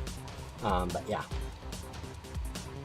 Now, like, I made this channel when I was like 10, or not my channel, I made the username when I was 10 when I was first playing Roblox, because, and as a 10-year-old, I didn't know how to spell, so I tried this one and it worked, and I don't know why I picked it, but it stuck with that ever since. It was I got very lucky that I didn't decide to do number spam or forget my username like that, because I know so many people that have like forgotten their usernames because they did spam stuff. So many people, as in like 2 or 3 people, have mentioned that they've forgotten it. And that I also managed to not get myself like hacked or anything stupid like that in my early days when I was younger. Still potential for me too, but at least now I know that you can go to like Roblox support to get like accounts recovered if you do end up losing them. But yeah. Got quite lucky when I was younger, not falling into any of those holes of usernames or accounts and stuff like that, which is really nice.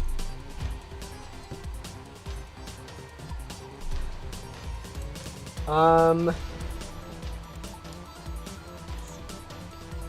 do want to open loot bags. That's the thing.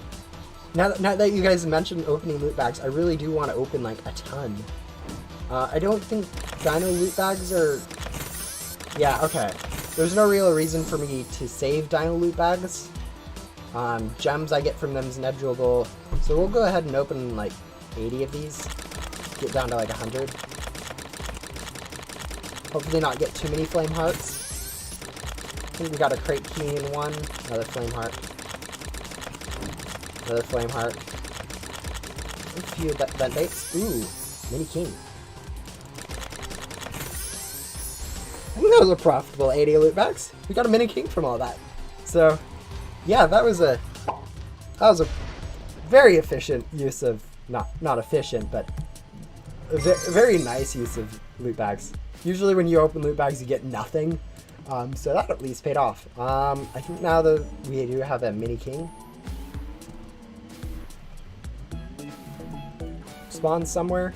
As I said, I'm not really keeping track anymore of where all these are, so I'm kind of just running around like a hamster. Now we have a race to do.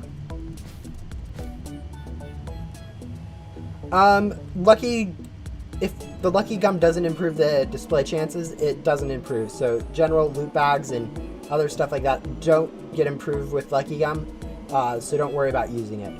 But you do want to use like gem or rift. Yeah, there's honestly like gem gum is usable on loot bags. Other than that, though, it's not much that does really apply to loot bags. So yeah, lucky gum doesn't work.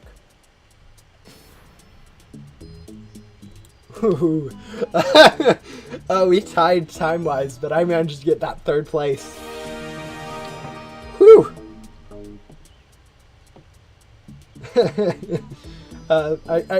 When that happens, it's, I can see why that could be upsetting. Alright, someone else is going through event baits, which is nice, I guess. I mean, we also needed to grab this mini king, though, so it's not super useful.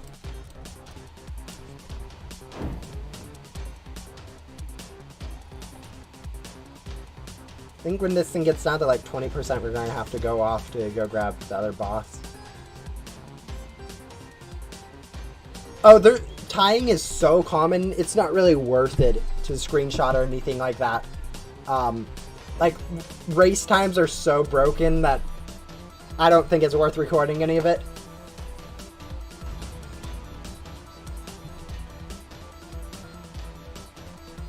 I have not got Hoshi Blade yet. I'm still working on getting up to my Echo tokens. Yeah, it was more of grinding for the Ecto tokens to get the Hoshi Blade than actually getting Hoshi Blade. in this stream. I wish I had time, but it took a little bit longer than I was expecting, so I won't be able to convert. And also converting was going to take a pain of a lot of time anyways, but...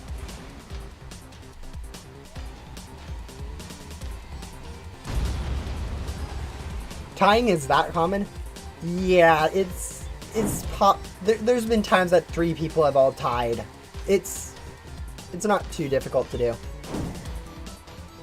All things considered.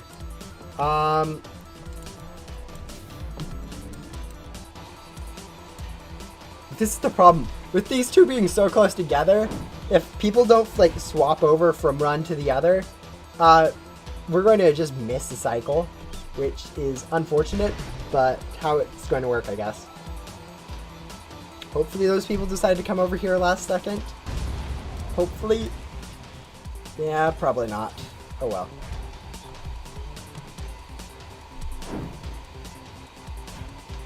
Oh well.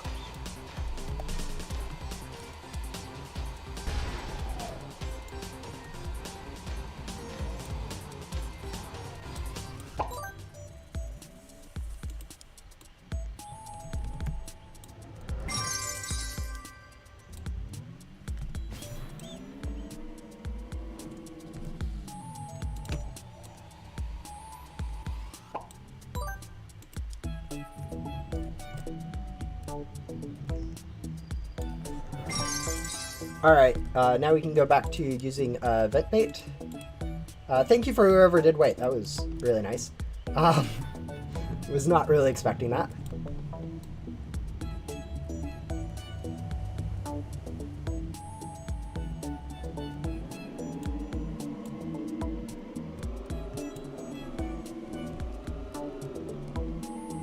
My favorite color other than purple. Honestly, I haven't really considered my second favorite color or anything like that. I just know purple looks amazing, so that's what I stick with.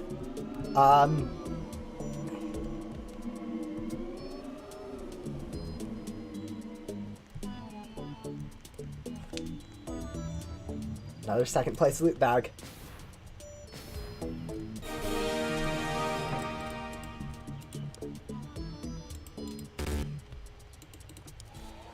Oh, someone already beat me to the vent bait. When you get so many people trying to use a vent bait, it can get kind of interesting for who uses it.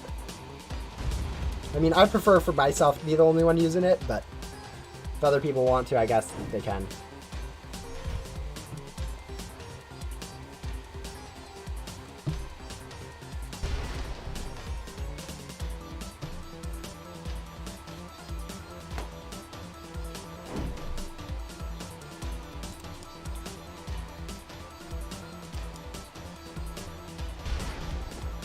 Don't know why that is selected right now.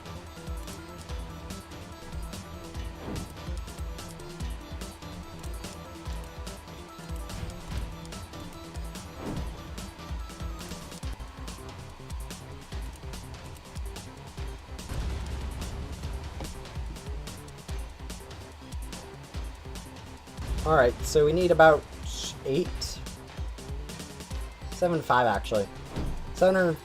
7.5 to eat out of 14 that is left, which is approximately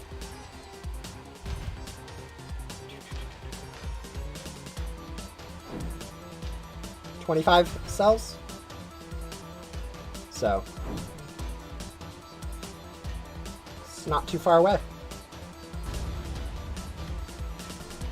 It's definitely not slow getting it, but it's taken a little bit of time. I'm glad that I had quite a bit of progress already with having the 6 million or 600 million gems. Kind of wish I didn't spend like 300 million on random crates, since that would have made it even quicker.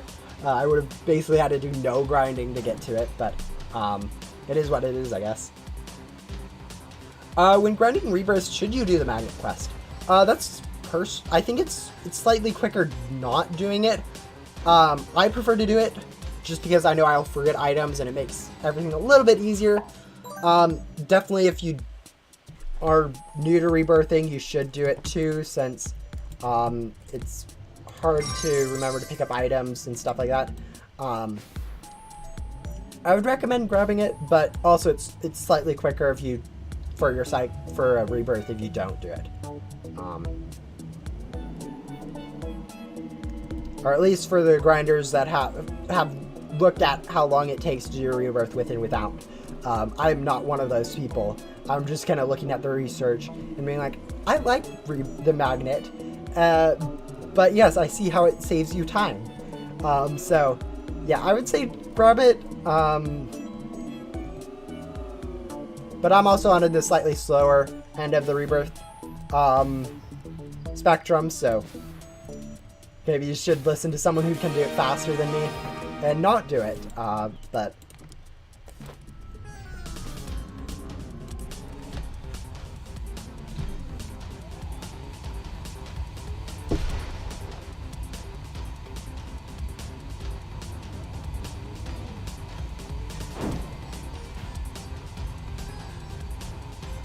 one of the things though about rebirths that I would absolutely recommend doing is doing Fern every rebirth, like right at the end before you rebirth. Like you don't need to do it while you're going through the ghost roll, but do it once you get to like the void. Go back and do Fern, since she gives you 33 crate keys from completing her quest. She's going to be worth like the hour or so you spend doing her quest for those 33 crate keys.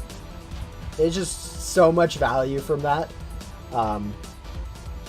And if you do that like every rebirth, those crate keys start adding up pretty quickly. Ish, depending on how quickly you can do it rebirth, of course, but it's pretty nice.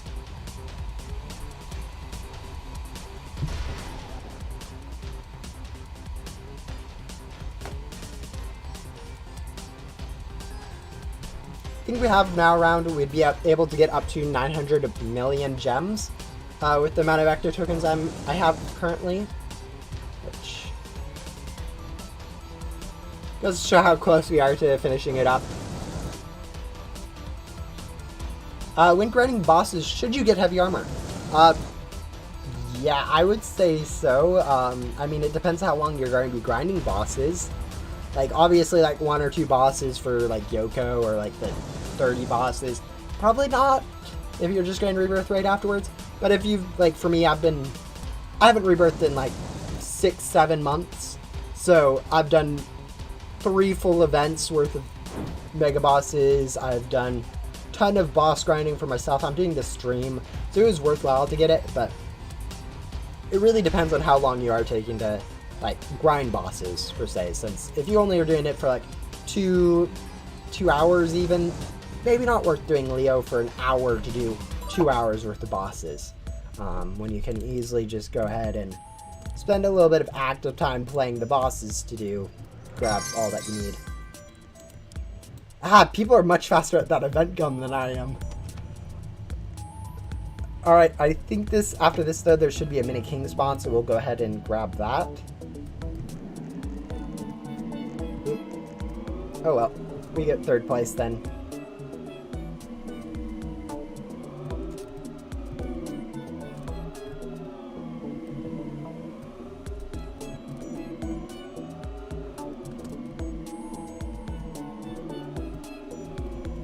Yeah, we're getting 3rd place this race. I know it looks like we're in front of people, but on their screen they're in front of us, so... oh, we didn't even get 3rd place. We got 4th. That's a really close 1st through 4th place. Yikes.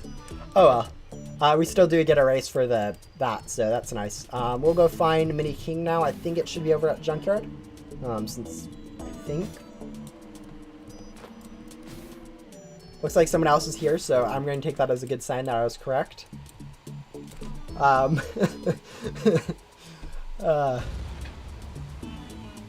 Yeah, sometimes I remember the cycle, sometimes not very much.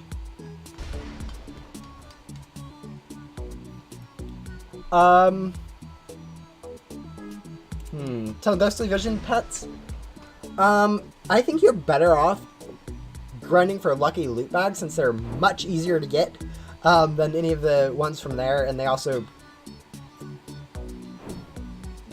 don't require a rebirth or a Robux perk to actually use efficiently. Going for lucky loot bags even if you don't have the perk, you can still do it in the back door. There's a video I made on that one. It's a little bit cheesy, so if you don't like bugs, don't do that. But it's not. It's probably would recommend using lucky loot bags to get your mythical stat packs instead of using the ghostly vision stuff.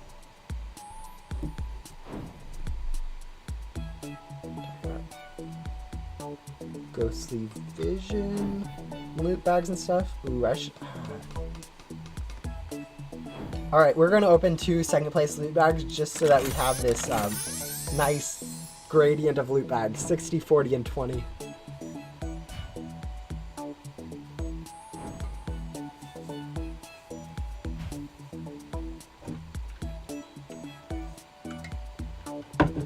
A lucky loot bag is dropped from the Lucky Cat Ghost, which you can see with the Lucky Eyes Rebirth perk. It is not very lucky, though. I mean, like, if I open this, I'll get, like, what, like 1,000 gems? Or 40,000 gems? That works, too. It has a wide range of gem availability, and honestly, it has, like, it probably has the same chances of getting this stuff as the Ghostly Vision stuff, but it's kind of a cool concept. I like it. It's really good for new players. It doesn't scale too well, unlike the Ghostly Vision stuff, which all scales nicely with like glitchy rift gum and stuff like that, whereas lucky loot bags and anomalies don't. But yeah, it's an interesting one.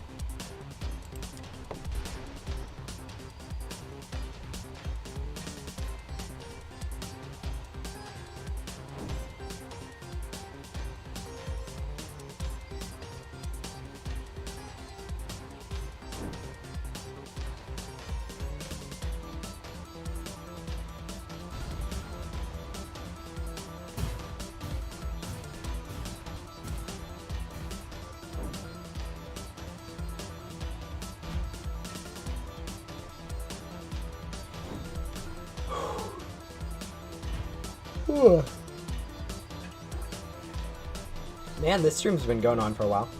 We are almost two more bosses, and we will be up to 3 trillion ecto, or not 3 trillion. I think it's 3 quadrillion. Yeah, I think 3 quadrillion. We'll be up to 3 quadrillion ecto tokens, which is most of our goal. Hard to see the goal on this green grass, but yeah, we'll be fairly close to that number. I think we'll only be streaming for another 30 minutes, so however far we can, maybe if we get close enough in those 30 minutes to the 3.6, we'll just do like a few more to finish up that. But I think we'll be ending the stream relatively soon compared to like the start time, which was like 2.5 hours ago, 3.5 hours ago now. Wow, we've been streaming. This has been a long stream. Definitely has not felt this long.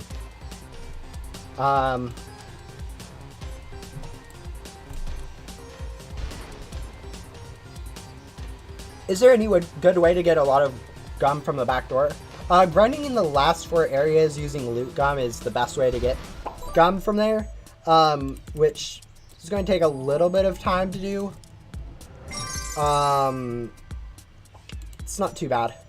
So basically what I like to do is cycle the last 4 areas. Like, usually I've done it before in other streams, but like just cycle as many of the last 4 areas as you can in the minute that takes for ghosts to respawn while using loot gum. And if you're using like the void set, like that stuff, you will be able to get like 2 cycles in with using a gum in that minute, which should allow you to really easily cycle between using gum, do 2 minutes worth, 2 cycles worth of that area, sell or recharge, then do that cycle over and over and over again. But yeah, honestly, it's literally just grinding ghosts and turning them in. It's not too much else to it. I mean, knowing where to grind is a little bit of an issue, but most people can intuitively tell that to use last areas. And then using loot gum to get as much items as possible, since even if you are using like glitchy loot gum, you should still make enough loot gum back so that you aren't at a deficit. You may not be getting much back, but you should be able to get a lot of other gums, at least.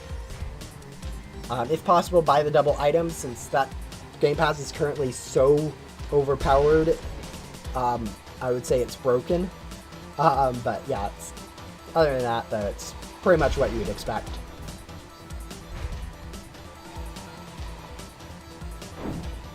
Alright, once we sell this boss, we should be at the 3 E to the 15th, which is definitely a lot of progress.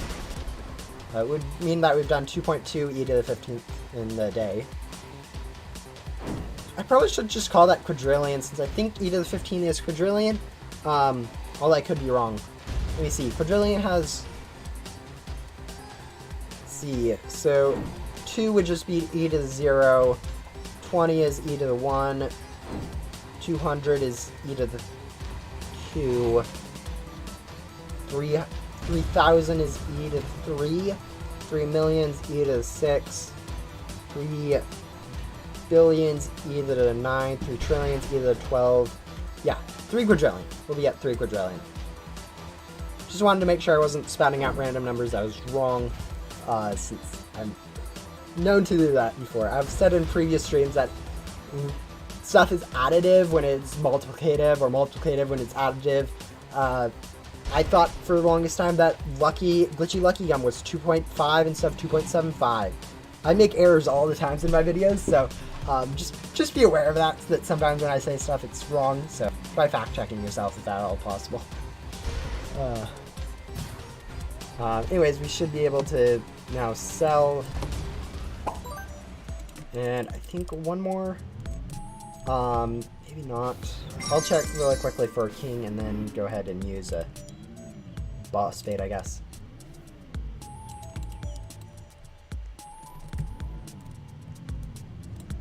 I think the next place to spawn is that beach area, top over there, but it's hard. I don't remember the cycle at this point. It's been 3.5 hours of stream. I'm definitely forgetting what exactly I'm doing at this point.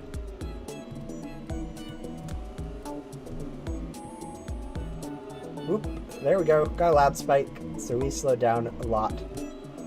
Hopefully we can still get third even with that lag spike, but probably, yeah, probably third's a safe bet. Barely got third. I feel bad for the people that constantly are getting like 4th, 5th, and 6th in these races. It's usually just because they're lagging a little bit. It's kind of unfortunate for them.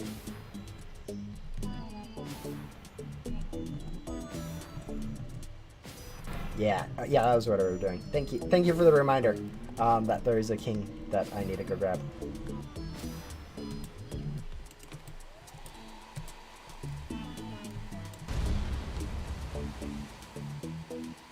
Yeah, I really appreciate people coming out to the streams and talking. I mean, I can definitely stream without anyone talking, but it's not as entertaining, I think, as if people have like questions or talking or saying just stuff. I'm not very good at keeping a conversation, especially like a one-way conversation. I think, is that the best one? I think that's the best one from the 3rd place loot bag. Yeah, that's the godly. That's pretty good. I know there's like the classified over here that gets all the attention, but like the rarest ones from each of like the 2nd and 3rd place loot bags are still pretty rare, despite them being like lower rarities. Alright, we're opening some... Ooh!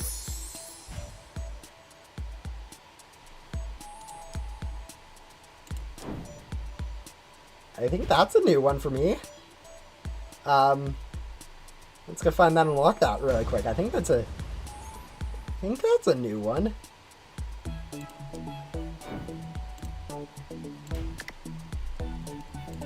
Yeah, I haven't got this one before. I haven't really got anything from the race loot bags, like, all things considered.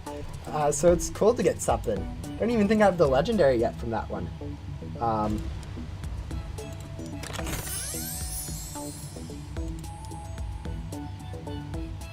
Yeah, only if you actually get stuff. It's so common to just not get anything from the race loot bags that it's not really worth it in my opinion. But yeah. Let's see, I was going to go check, see if I got anything. I don't remember really what the rares or legendaries are from the, like, the second and third loot bags, so I'm just kind of looking to see if I do have anything that looks like what they would be. I think I'd have the rare at least, but maybe not.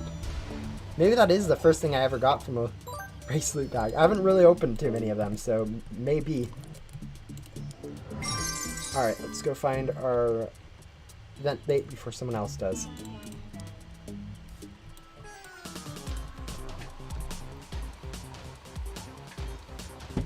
Oh, yeah, sometimes stuff, the discrepancy is disgusting between, like, people with stuff and people without stuff through, like, worlds.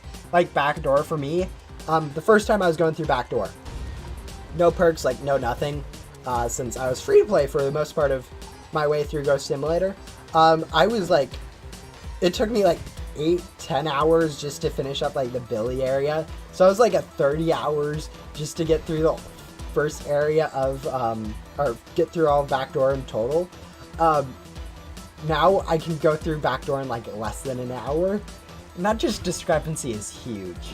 Although, to be fair, back then I did have pets worse than, like, current code pets, so pet stats have slightly improved, but I still think, like, the item drops is that big difference, which is massive in my opinion. What's my least favorite event? Yeah, I think the most recent Thanksgiving event is definitely up there on my list of least favorite events. I mean, there's definitely events that I haven't played, like Atlanta's event. I didn't really play Atlanta's event, so I couldn't say if that was bad or good. I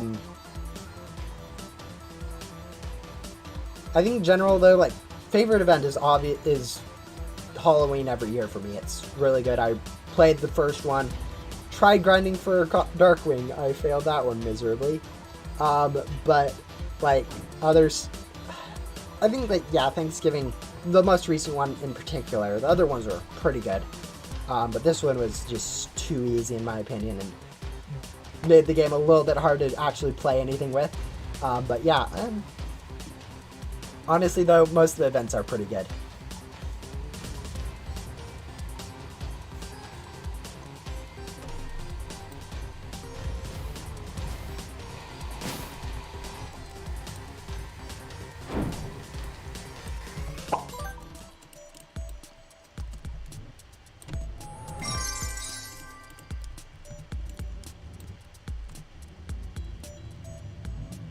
Yeah, this quadcopter is pretty cool.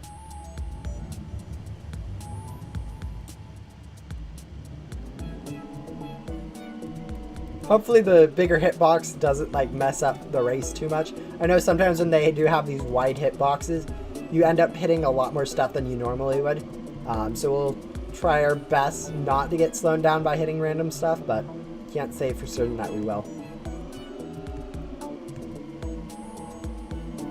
It looks like we are getting third place again. As I said, tying is common enough. Oh, it happens so often, ties. Like, you get, like, if you are doing races, like, this is the second time this stream that we've had a tie. But, like, even on, like, if you look on the Discord, people talk about tying in the races so often. It's not even really that rare in my opinion. What does Mystery Gum do? Mystery Gum, it randomly speeds up or slows you down, potentially, along with potentially causing your avatar to turn a different ghostly color, so like red, green, orange, or it could make your rainbow ghostly colored. It has a lot of random different effects, like slowing down or speeding up your hoverboard or making you jump height, more or less. It's an interesting gum. It's not useful. It's kind of fun to use though, so it gets a free pass, I guess, on my usability. I usually don't like worthless gums, but it wasn't really meant to be worthwhile, so it's fine. even though I do have, like, let's see, way too many of them. Actually, it's not that bad. It's better than the amount of glitchy zoom gum I have. Even ghostly zoom gum, I think. It's not the best, but it's not a bad amount of items.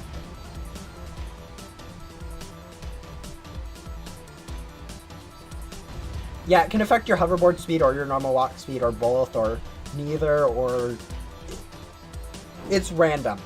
Very random. That's all I really know. I haven't paid too much attention to like all the limits of it, but it's definitely an interesting gum for new players.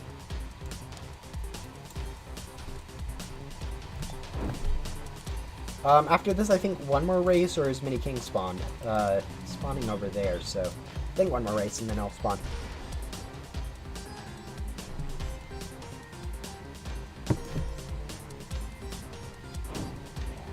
We only need 500 trillion more Ecto tokens after this cell, so that's pretty good progress.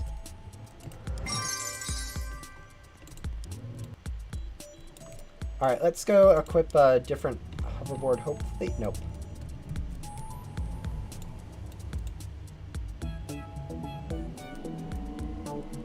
I'm guessing we're going to get like 4th place on this race. Actually, there was only like 3 people that joined the race, so I don't think that's possible for us to get 4th place. So maybe we'll get 1st place. Maybe we'll get lucky and get that. But honestly, probably 2nd or 3rd would be my guess. Little too laggy to do races consistently, so. Ooh. As I was saying, ties are common once you get down into it. Like, that's the 3rd time this stream that I've had a tie with someone.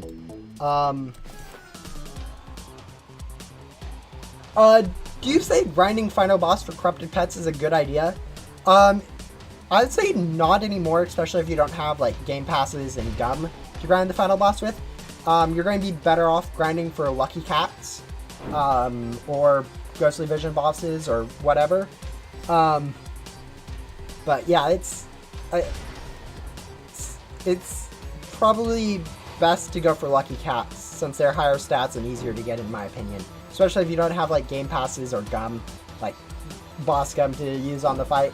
You're going to be much better off going for lucky cats. The main reason though to go for like final stuff is that you do have that small chance of a developer classified, which although small, it's a huge item that is really good, so maybe go for that, but it's so small that's really not worth it for people that don't have good pet stats already to try to go for, since you're going to be wasting a lot of time trying for something that you aren't going to get.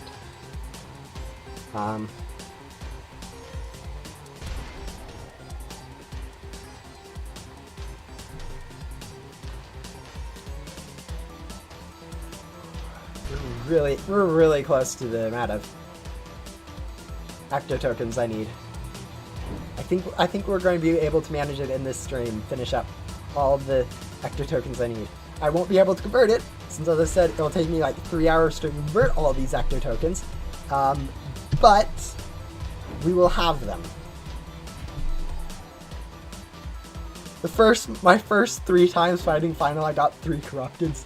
That's ridiculous. Like sometimes there's RNG of like around that rarity where it's like 20 to like 1% rarities are like super ridiculous sometimes, since it's common enough for you to get ridiculous stuff like that people end up doing it, but it's also easy enough to not get in like 40 or 50 crates that people end up doing that too, and so there's a huge discrepancy when you have that kind of rarities.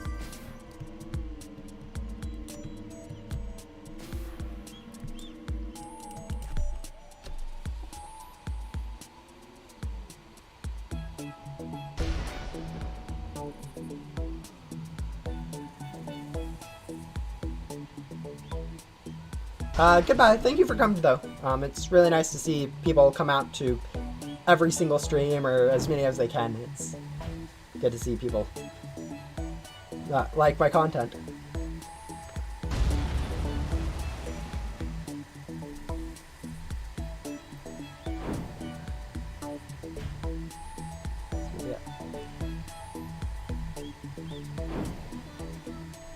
after this we'll have like exactly 3.2, which is just kind of because that's how much we get from each cell, and so we have done exactly like 100 bosses, which is kind of cool. That since I did like convert all my currencies before grinding up this amount of active tokens, I'm going to have like exactly like 100 times my cell amount, which,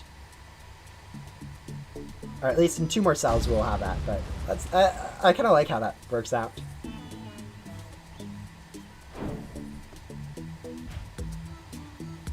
Do you think Ghost Sim will ever die? Of course it will. Every game will die. Like, even Minecraft will eventually die. No one will play it anymore, or it'll get shut down for some reason. That's just how things work. Honestly, I would have guessed. I was guessing, like, back when Backdoor was first finished, like, 2 years ago, that it wouldn't last, like, another 2 months. And here we are, 2 years later, with all this stuff, so I'm horrible at predicting when it'll die. I mean, currently I would say that it won't have any events next year, like Christmas or things by Halloween or Christmas time. We aren't going to be having like those events. That's my kind of my prediction, since I think by then that time we'll have more Ghost Sim, or not Ghost Sim, Bloxbite games released, so Ghost Sim won't be played as much. But who knows? Maybe.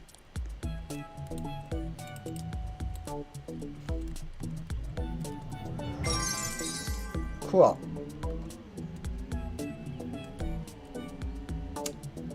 I see.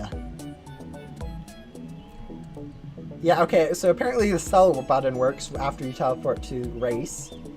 I wonder if this will count for a quest. Probably not. Let's see, do we have any F9 errors from this? That's usually something that developers, like the testers, do look for, is F9 errors. No F9 errors. Wasn't really expecting one. It's just kind of a classic problem where a sell button works when it shouldn't. Alright, hopefully people don't mind waiting a little bit longer in that race, since I can't win the race.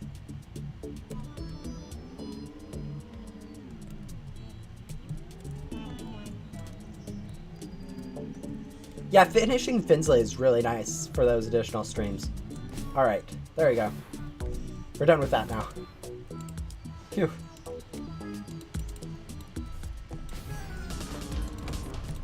As I said, once we do sell this ghost, we should have, or this boss, we should have a, like, exactly 100 times the amount that I sell for, which is kind of a cool goal. I think so, at least. Maybe you guys don't, but... yeah, Finsley is hard, but he's definitely worth it. It probably doubles the amount of... doubles your speed on vacuuming when grinding, and probably triples, and about triples when you're actually working on hard ghosts, so 100% worth it. I joined the game after the first 2 events, but before the first Halloween event, right when like Ghost World was still being incrementally released, so I joined pretty early in the game cycle, like all time considered, seeing how there's been like 2+ years now since that time. But yeah, I know a lot of people end up joining like joined during that first little bit of Ghost Simulator, and then and then left for a while, and then joined back during some of the events in Ghost Simulator. But like, it's not really, it doesn't really matter when you joined. More matters how much you end up playing. Yeah, Easter events were, Easter and Thanksgiving, or Easter and Metaverse event were big ones for new people and old people coming back to the game, since those are full Roblox events, so a lot of people end up being like, oh, I remember this game, or being like, oh, this is a cool game. But yeah. Yeah, once you get the Master Hunter perk, you don't need to worry about doing Finsley, unless you're doing it for like events like I did. I completed the Finsley for the event, since I was planning on grinding out some events, which really helps, but yeah. I played at release and had 50k players, which was a record at the time. Yeah, when this game was first released, it was super popular. Mostly because JD had been working on it, which are pretty popular YouTubers, more popular than me for sure, who specialized in MM2, which is another big game that a lot of people play. I don't understand why, since the game is so broken and breaks Roblox terms of service and a lot of other nonsense. I'm kind of joking on most of that. It does break Roblox terms of service, but so does like a lot of other stuff, so it's not really too big of a deal. But still, like the economy is so broken, but it's I can understand why it's a cool mini game, a type game that new people love to play. And we're lagging so much that we are going to get last place on this race. So we'll just kind of take our time, I guess.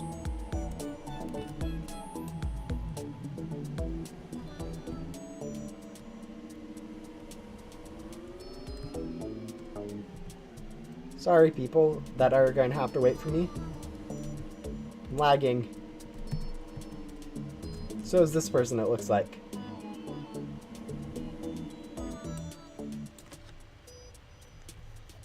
Look at that, absolute dead last place.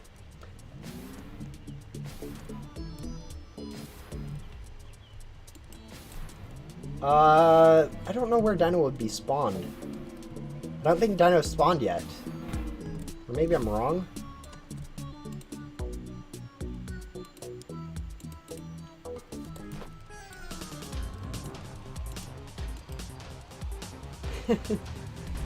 The amount of actor tokens I have right now is beautiful. 3.19999. Basically 3.2. Hello. Yeah, currently just grinding a lot of bosses, I guess, for ecto tokens so I can convert to gems for 4 hours so I can get Hoshi Blade. Nothing too interesting. Still getting very close to those races. Yeah, I think we'll be able to get up to the 3.6 I need to do and get it. I really wish I could actually go and buy it during this stream. That'd be cool. And I don't think it's worth making a video for just grabbing a Hoshi Blade. Ugh, I don't know what I should do about getting the Hoshi Blade itself. Like, should I make a small video where after I convert, like a time-lapse converting or something, and then make it all dramatic about me buying, or do you guys not think that'd be good at all? Because I don't think that would be good, but maybe you guys have a different opinion on that.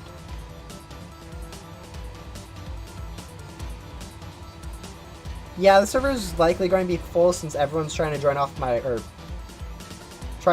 profile. If you go to my profile, you should be able to at least get into the server if it isn't full. But since I am streaming, there's going to be people from live chat that are going to be trying to get in just to see me. And then there's also going to be people in the server, since I am spamming a lot of event bait, that are going to be staying here for the event bait.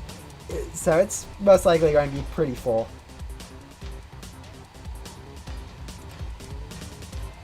Do it as a YouTube Shorts? Yeah, that thought actually did occur to me, but I don't know if.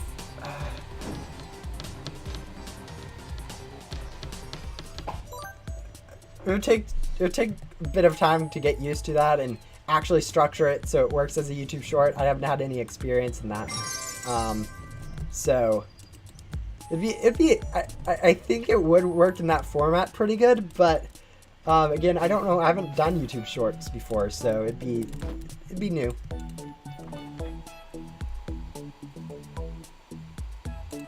Yeah, you see me opening this request trades thing. I'm going to go check out people's inventories and then stop myself because I'm streaming. It's one of the things I love to do when I'm bored, is go and check people's inventories in games.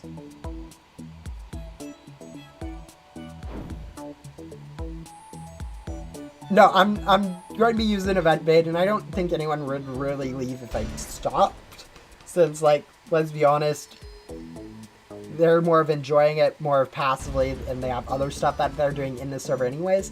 And also, most of the people here are going to be from YouTube, so if I stop using it, someone else will use it, and I want to be the one using my own event bait for my own grinding, so it doesn't look like I'm relying too much on other people, since I don't like relying on other people very much.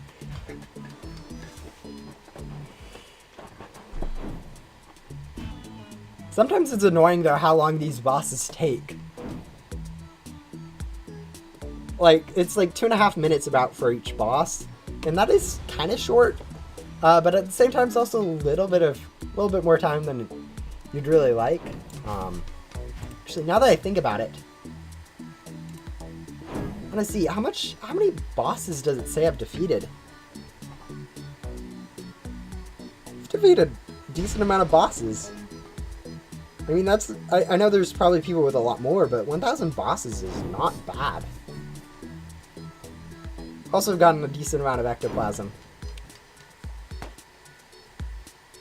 Yes, I think imminent questlines are all useless, and if you don't think that, then you obviously haven't done them, because the gems they give, the ones that give gems, are worthless. The one that used to give event bait, or the one that does give event bait and crate keys, used to be worthwhile until they added more ways to get event bait and crate keys, at which point it's now worthless. So don't worry about doing them ever.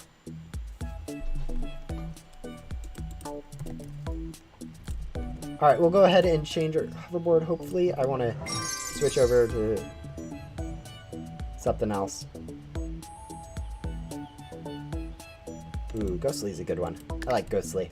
It's rare enough that it looks cool still. Like, if something gets too common, I'm not sure if you guys have the same thing, but if something gets too common, it starts to look bad, even if you thought it looked good beforehand. And if something's like super rare, it looks good, even if it looks like bad.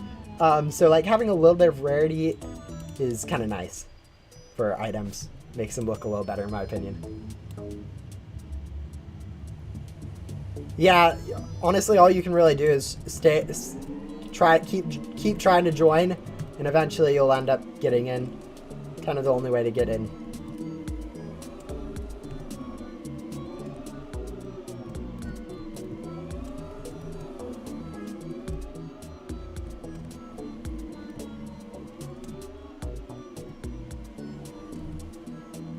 Looks like we get a 3rd place, which isn't too bad.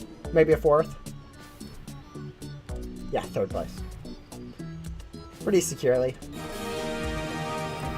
It's nice to have other loot bags other than 1st. I'm usually used to getting like 1st on like every race, which is kind of cool since the 1st place loot bags are nice. But also I do like having the variety of having a few different loot bags, so it's nice to see other people being able to take 1st and 2nd so I can get some other ones.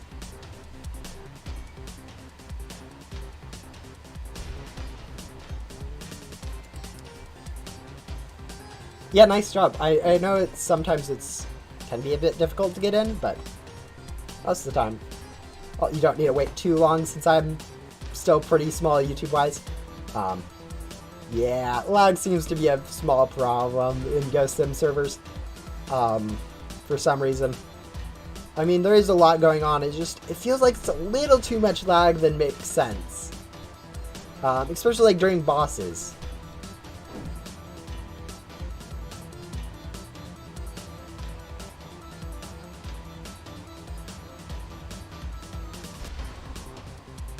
Like, not like these bosses, but like mega bosses and stuff, like especially final boss, they can get really laggy, and I think that has something to do with how their attacks are all going to be like client side, the stuff that you see, so that you only get like attacked with the stuff that you can see attacks you.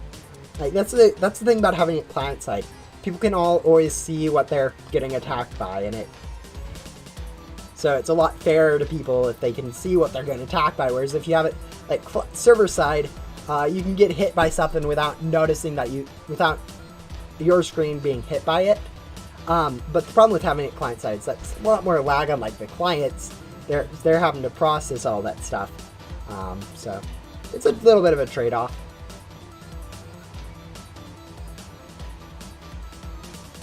And it's a bit of like that internet versus computer speed trade-off too, which isn't really a trade-off, but more of like if you have good Wi-Fi or if you have a good computer, one of those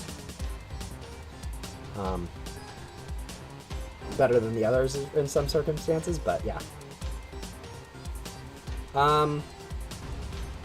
Ooh, 3.26.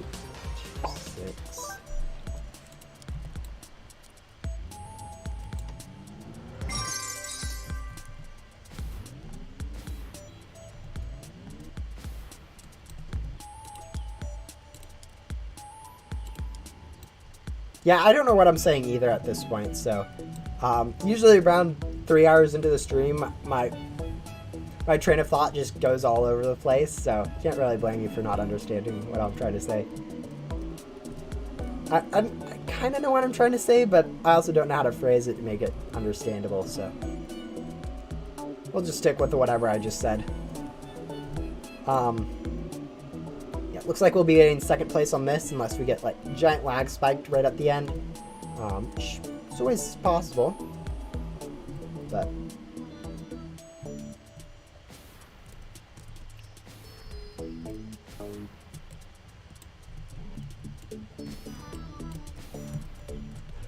Gramps gives you a lot of event bait and also a pet and a board.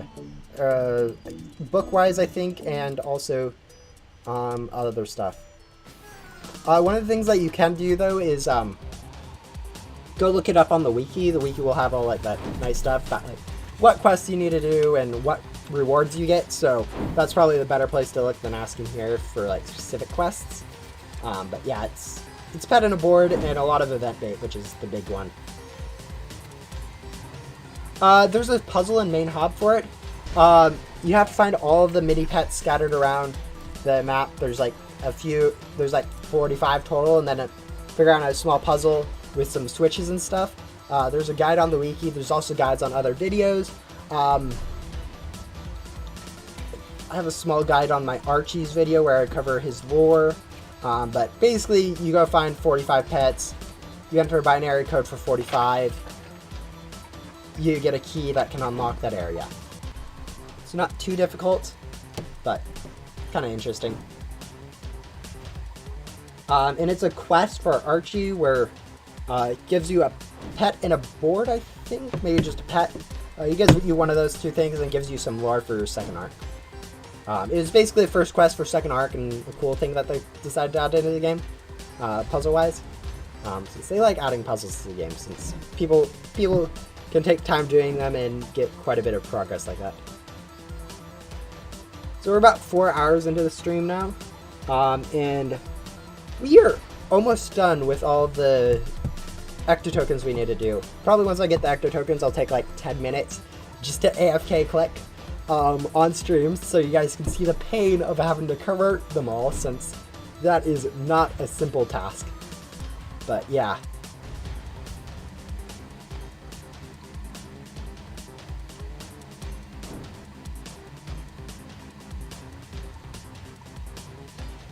You guys are going to see the pain of converting in this stream. The rest of it is I'm just going to do AFK while I'm watching like YouTube videos or playing on my phone or something. But yeah, it's converting is probably the worst thing in Ghost Simulator right now. Like, out of all the problems in Ghost Simulator. Am I using event bait? No, I think a Mini King had spawned, so that was a waste of an event bait, but oh well. I'm wasting event bait anyways, this whole stream, so it's one additional event bait isn't that big of a deal.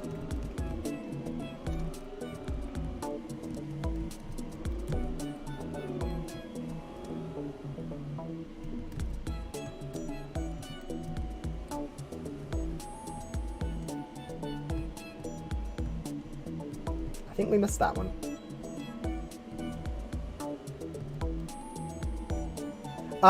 I think you should just be able to select a button and it'll do all of your currencies. Like, I think my favorite thing would be to have just a converter in like the void area that converts all your currencies in all three areas instantly to gems. Like one click. I think that would be the best way to solve the problem of converters currently.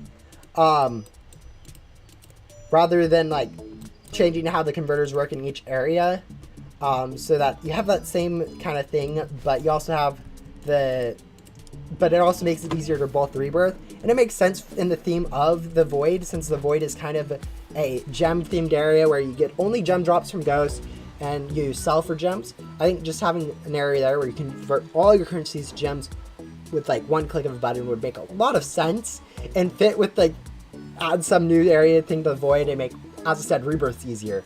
So that'd be my idea with converters. But I can see them just doing a blanket, like increasing the total number that you can put into a converter at one time up from like 99 or 100,000 gems up to like 1 million or 10 million or 100 million or infinite at a time. But yeah, that would be my suggestion for it. And I've already suggested that in the Discord, although I don't think that that's probably the way they'll do it.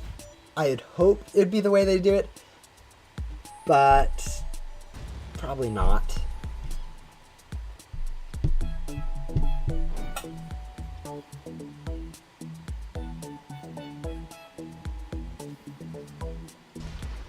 It streams at a nice consistent 30 FPS, but the in-game FPS is much lower than that. So hopefully it's not too bad going from a 30 FPS, or for going from like 10 FPS to 30 FPS.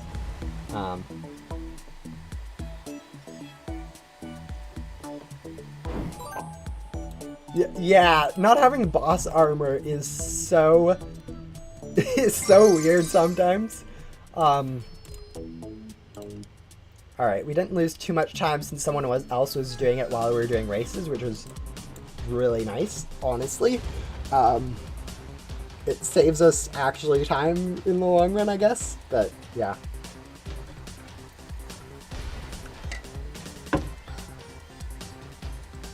What do you think is the best hidden feature?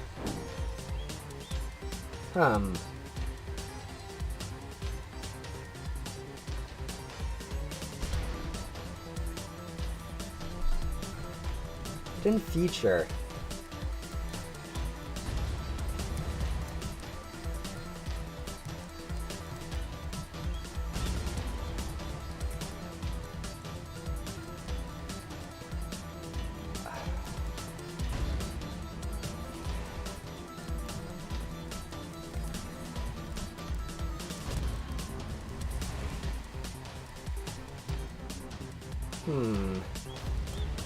I really love how with like the jetpack and the hoverboard, you can infinitely fly around any map. I think that's a really cool thing, and not many people actually do that, like, or realize it. It's like even like backdoor main hub with their normal gravity, you can go fly around endlessly with just the backpack or the jetpack and the hoverboard. I think that's a really cool feature. I also like the feature of like how the jetpack works. You can go jump and instantly activate your jetpack and get a really big height. Not when you're lagging like this, but if I had like 30 FPS, I would easily be able to jump like 3 times higher than what if you just like hold down your spacebar. You don't jump very high even with like jetpack and stuff.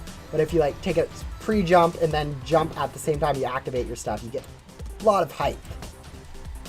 It's also a cool one. So yeah, jetpack's kind of cool, and all those things considered.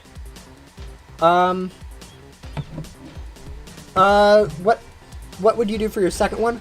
I'd say go for Master Hunter. It'll save you time because you can now vacuum 3 ghosts instead of 1. And you can also skip Finsley without needing to worry about missing that efficiency. So probably go for Master Hunter on your next one.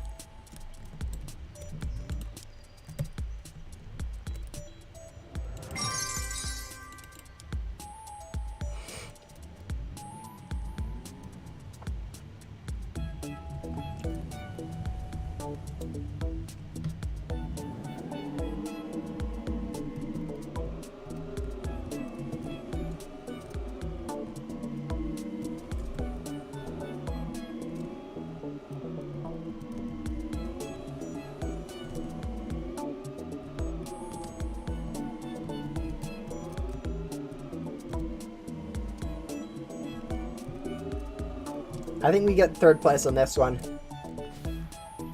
Yeah. Even though it does appear that we're in front of people, during races, everyone is like going to have a little bit of lag from where the other person's position is, so they're going to be slightly in front of where it appears they are. I think we need to do another boss. Then maybe it'll be spawned. I don't know. But I still don't think this is quite enough time, so we'll probably have to do one more race before the next Mini King spawns. But yeah, we're up to almost 3.4 e to the 15 ecto, which it's not e to the 15, it's e plus 15, since those are two very different stuff. But you guys get what I mean. We're almost at 3.4 quadrillion ecto tokens, which we need 3.6. So we're getting very close to being done with this whole grinding, and so I can start converting, which will take another 3 hours at best, which is not fun for anyone. So we'll do about 10 minutes of the converting on stream, and then I will exit out and do that some other time. And then figure out if I do want to do something for actually getting the Hoshi Blade, or if I just say, nah, I'll get it myself on my own terms eventually. But yeah. Yeah, goal's almost done.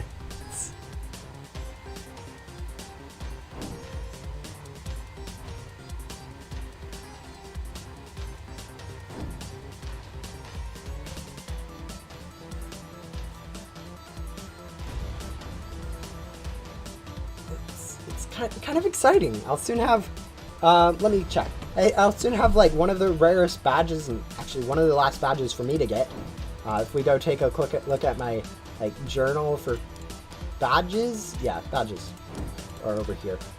I don't know if it's in this badge. Yeah, it's not in this badge, but if you go look at the badges on the Ghost Sim area, it's one of the few badges I have left to unlock.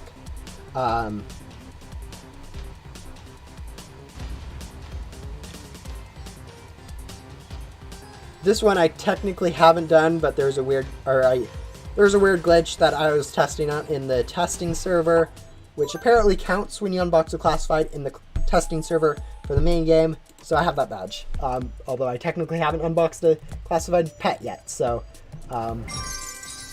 yay, weird things. Anyways, it should be here, but yeah, Mini King just spawned. That's perfect timing. That was absolutely wonderful timing. Do you remember when nobody used gum? Or did that not happen for you? I remember back when gum didn't exist. That was definitely different. I think gum was kind of really changed Ghost Sim in its entirety. It's now a lot easier to do stuff. You're a lot more, makes items worthwhile, which is great.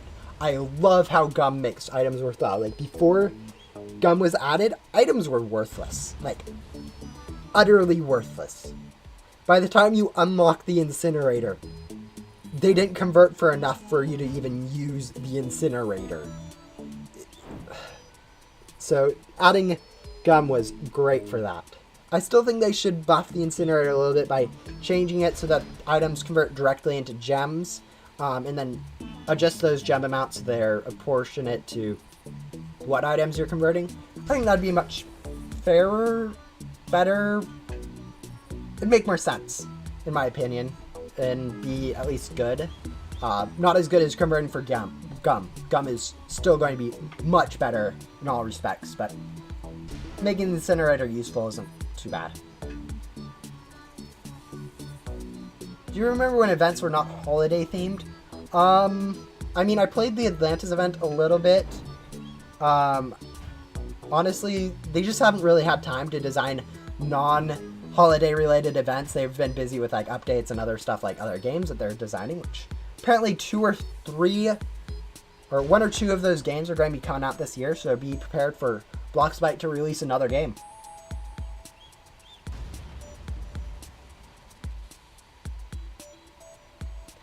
When they added gum, did they change the model in the menu for the pearl for the bunny gum? I don't actually think they did. I think pearls have always looked the same way they do. I don't have any to confirm that, and I don't think I have any way of like old videos that confirm it one way or another. But I'm pretty sure they just used a different model. They may look very similar, which they are both white spheres, so it makes sense. But I think there's a little bit of a difference. And I don't think they're changed either. I don't think they changed like pearls ever. I did not play Dino or Space event. The first event I played was Halloween. I joined after the mad rush for Ghost Simulator. The first few days or first few little bit of Ghost Simulator was super popular with like everyone playing it. I was not part of that. I remember noticing it was coming out and people really popularly playing it, but I didn't ever join during that time. As I was saying, tying in races, it is a lot more common than you would think. It is the 4th time this stream I've tied with someone, so I think it's safe to say that tying in races is not too special.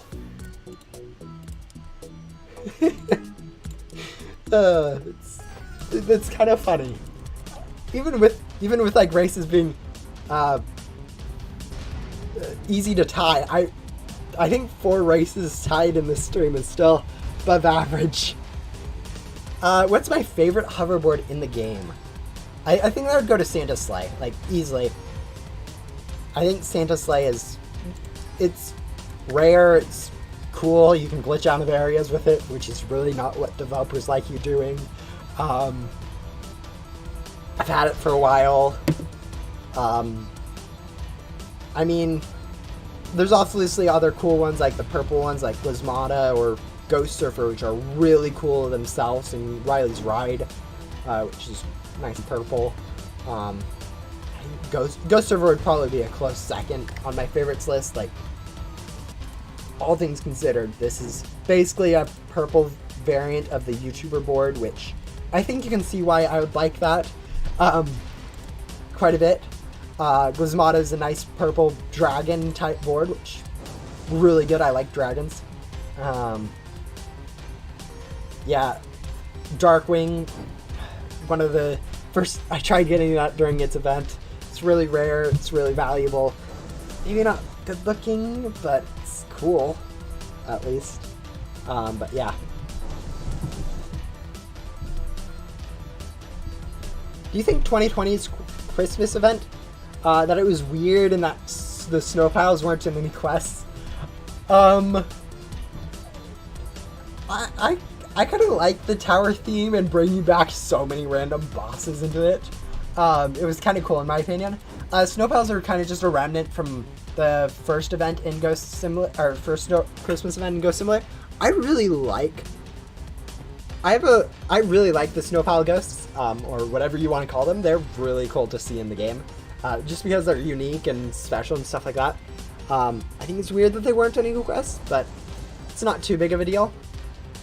But yeah, probably my favorite ghosts in the game is the snowpile, even though they're a nightmare from the wiki standpoint, since they aren't technically a ghost. They like break all the rules about ghosts that there are. Yet there's no other way to really categorize them nicely, because if you put them into their own category, you then have a category with just 1 item, which is not it's not good for sorting stuff. But yeah. Have you ever gotten scammed? In Ghost Simulator, no. I haven't been scammed in Ghost Simulator, mostly because I really traded too much in Ghost Simulator recently, or when I was like new. And I had a lot of trading experience from MM2, so I knew how to not get scammed. But in MM2, when I was playing that, I got scammed a small bit. It was literally nothing compared to the rest of my inventory, though, so it didn't matter in the slightest. But yeah. Yeah, I've been scammed in other games, but not really Ghost Simulator. We got a huge lag spike at the beginning, so we ended up basically last place in that race. But who cares? We still got another race for that completion, which I think that works perfectly, doesn't that? Allowing us to complete that race quest and getting this Hoshi Blade at the same exact time is pretty much perfectly lining up. Super cool. Is that a quick gum or rebirth perk? It's actually it's a gum hotkey from Old Gran's quest line. So Old Gran, you need to use a lot of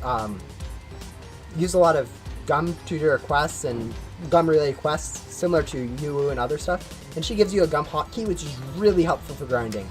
It does take a little bit of time to do, auto-clicking your gum while just AFKing, but it is definitely worth it to do. Yeah, it basically allows you to either use T or click on that to use a gum. It's super nice. It was...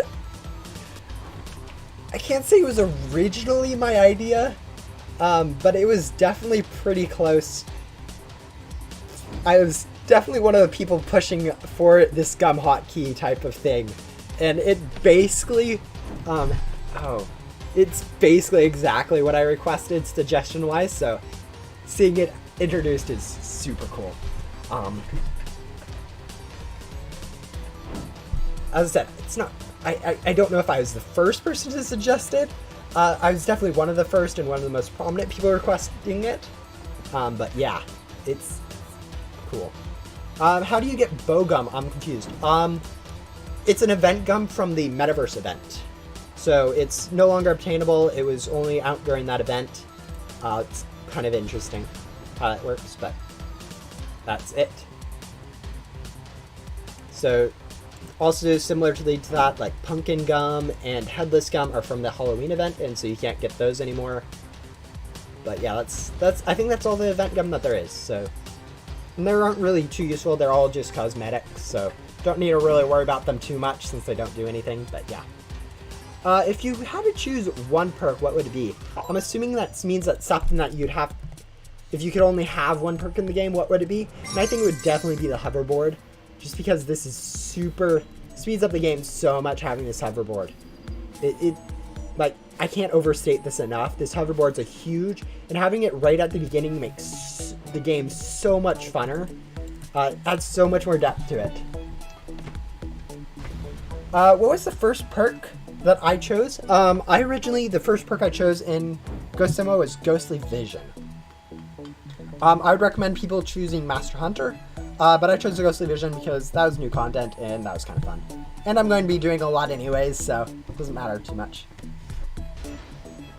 No, I don't know how to dance clip. I don't really know any... I don't really know any of, like, the clipping techniques for games, like getting outside of walls where you shouldn't. Mostly because I'm used to the very specific square R6 type of body and none of the emotes and stuff, and I don't have any emotes, so I don't care about any of that stuff really, but yeah. Classified gum. I actually traded for the classified gum. Honestly, basic rift gum and ghostly rift gum are both pretty much worthless, so aren't too big of a deal if you see someone with them. I traded for it. Pretty cheap to trade for. Not worthwhile to trade for. I'm using it to figure out what the multi is for the wiki eventually. Keyword there was eventually, since it's going to take me a while to do. But yeah. It also looks like we'll be able to perfectly finish my goal of Ecto Tokens and my race quest at the same time, which was absolutely not planned for the stream. The races was supposed to be a side quest that would complete somewhat during, but being able to line those two up perfectly is so amazing.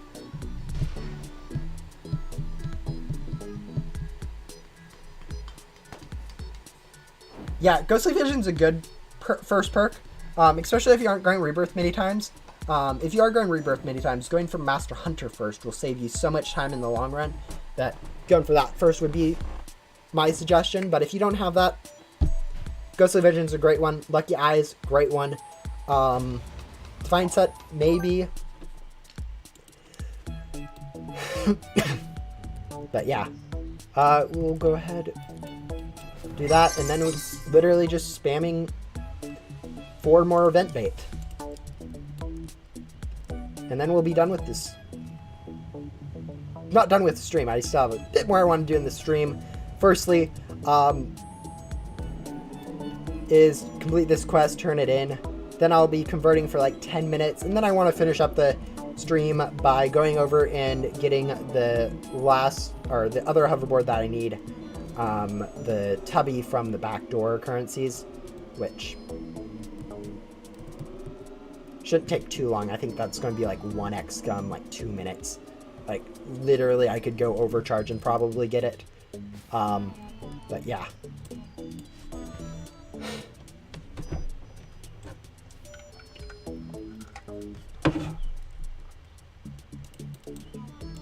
Alright, wait for everyone to finish up that race, and then we can use another event bait, get a boss, and 2 more event baits after that, so.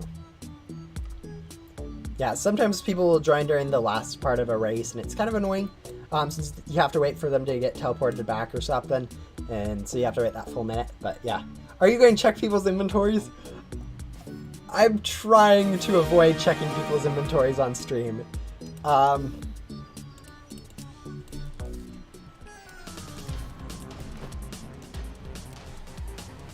Yeah, honestly, pet inventory space is way too limited. Am I going to check people's inventories? Great question.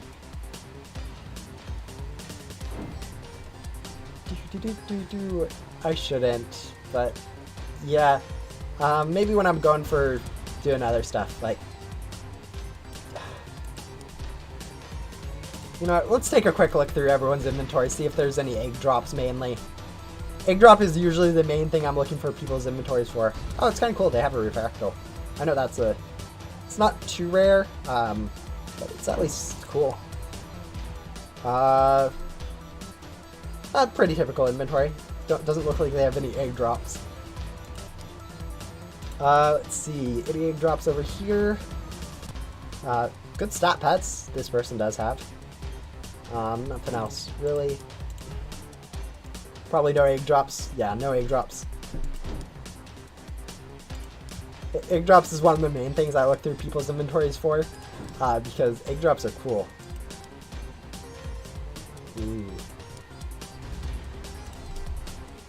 New players are also kind of cool to see in the game. Egg drops, yeah. It's a limited board, so it's actually kind of rare. Mostly because someone decided to go hoard like 16 of them a while ago, so not many are actually left in circulation. It's one of the most overbought store items in the game. Despite being hoarded, it still has, despite both those things, it has decent value. It's weird. I chose it at random to hoard. It was trying to prove a point. Point was disproven. I have now 16 egg drops that I have no idea what to do with. So they're just going to get hoarded until I end up either trading them all for like a Darkwing or something stupid like that, which won't actually happen, but I can dream. And we are going to go ahead and use this for another thing, and then we're going to grab one more boss, and that will be it for the ecto tokens in this quest, which is really nice. But yeah, it's more of a joke at this point, me collecting egg drops than anything actually going for. I don't really trade anymore, and I don't know enough values to actually do trades.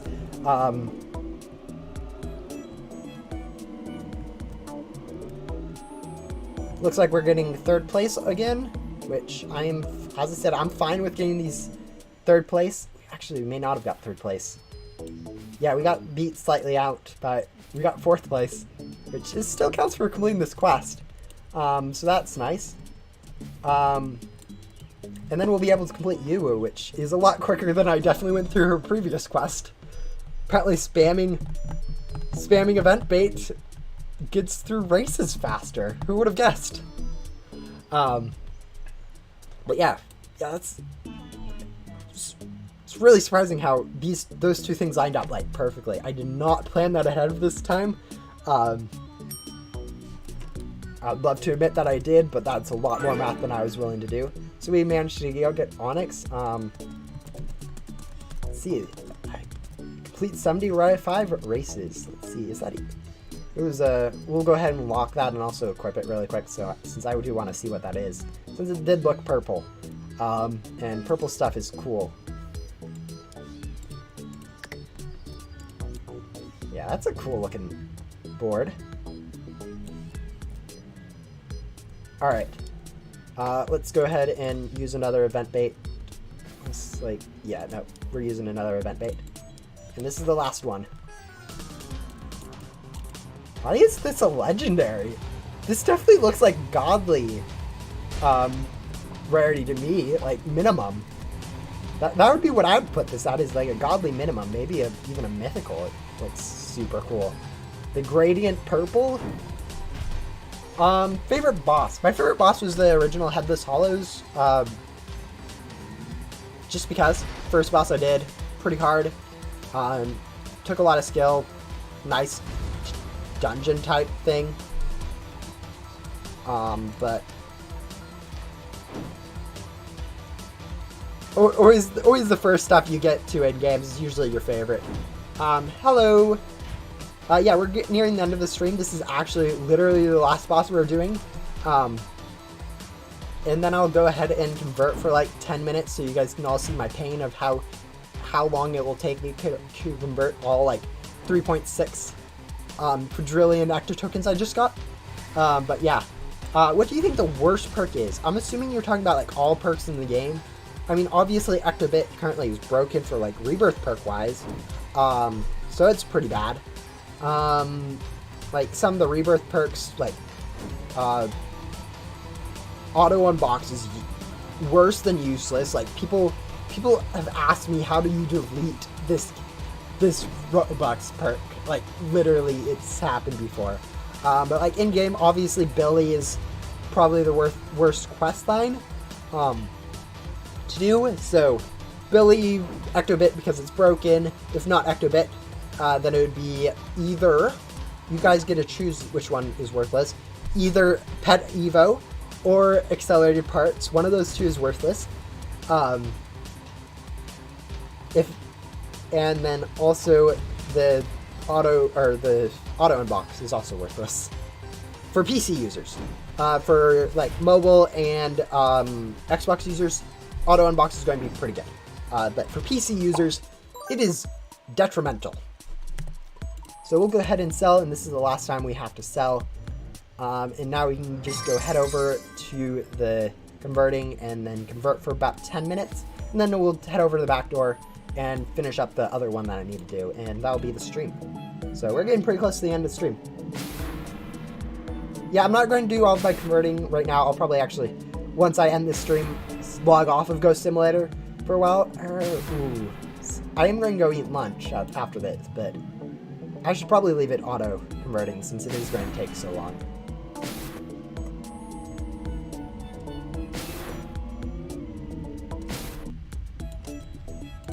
But yeah, go ahead and open up my auto clicker.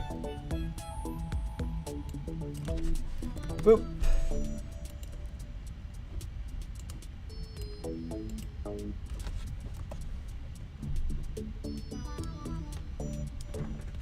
And now we just slowly watch numbers go down. This is the fastest that you can click the converter. I am at like times 100 speed, so 100 clicks per second. And this is the fastest that you'll convert.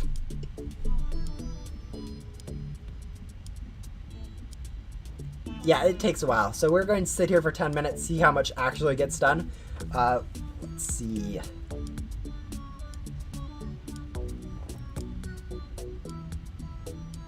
We're about 1:30 right now, so we'll give it till 1:40, see how much we actually managed to get through. Which I don't think is going to be any more than like we're probably going to get down to like 3.2 quadrillion.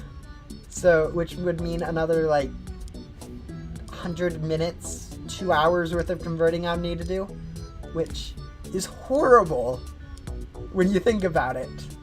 There are people that get more currency than me that will have to spend longer converting. But yeah, this is This is the worst, I think easily the worst part about Ghost Simulator right now for endgame players. Why is auto unbox bad for PC? Because you are allowed to, or people use auto clickers to unbox. It actually gets in the way of using an auto clicker to unbox. You end up actually accidentally using crate keys while unboxing, and it's slower than using an auto clicker too. So it just makes it slower, and also gets in the way of using the auto clicker. So it is, yeah, 2,000 years later, yeah, that's about right. Like, I'm already bored, and it's been what, like 1 minute of converting? Oh, I'm definitely going to call it at like 5, probably before 5 minutes get over that we are not going to do any more converting. Oh, it's horrible. And like, this thing is, even if you like they scale up the amount of ecto tokens needed per gem, it's not going to help, since you still need the same amount of gems to do the same amount of stuff. So you're still going to be converting for the same amount of time. They need to add auto delete. I think auto delete would be the easiest way for Ghost Simulator to break its economy, because auto delete is just broken and stupid and makes games so automatic that it's not fun. I think Ghost Simulator, like having the manual, have people manually, mostly manually open boxes for stuff, makes the game much funner. I think with what they have, like setting wise, having the auto delete commons is bordering on game breaking. It's good enough. Since it is available to everyone, it's not like as broken as like a Robux item that allows you to auto delete, which is absolutely busted. But it is also still pretty game breaking in that it will make like games so much less manual, which it shouldn't. You should be playing the game more than just sitting around auto doing stuff like this all day. Is really how games should be built, so that people aren't just doing this or auto unboxing or automatically doing something that isn't a fun game in my opinion. Like, I know people like idle games like that, but Ghost Simulator shouldn't be that in my opinion. How long do you want to stream? I'll probably be streaming for about 10 more minutes max. We have about 1 more minute of converting, and then I'm calling it quits, since this takes way too long to do. The rest of it I'll just do myself while doing other important stuff like watching YouTube or other shows like Disney Plus or something. But yeah, this is the pain of converting, and there are people that have gone through way more than me. People have spent 24 hours plus converting at a time. It's a pain. But yeah. All right, we'll probably get down to 1.35 quadrillion, and then click quits on this, since I don't want to spend forever doing this. I mean, I could stream for 3 hours and convert this all, but don't think anyone would like to watch that, especially not myself. All right, we're down to 3.5. We'll go head over to backdoor and grab the tubby that I need, since that was the only other board I haven't bought other than Hoshi Blade. We'll go ahead and grab that really quickly. Shouldn't take too long to do. As I said, it's probably going to be like 1 overcharge. Like you use literally maybe 10 minutes at the most. Probably, like, as I said, probably 1 overcharge. Like, things probably won't even load in before we finish up if it is just 1 overcharge.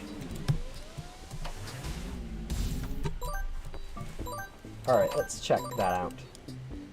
Alright, not quite enough, but as I said, it will still go by pretty quickly. Yeah, we're already like 1/10 of the way there, so that 10 more times.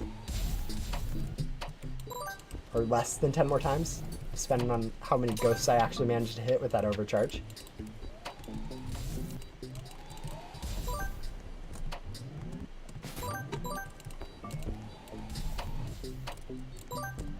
Alright, we'll go head over to the Bloxbite HQ, if there's ghosts there, hopefully people haven't been snagging them. I know I'm in a public server, so there's going to be people snagging ghosts left and right. Don't really care at this point, since I only need a very little amount of actual ectobits to do it.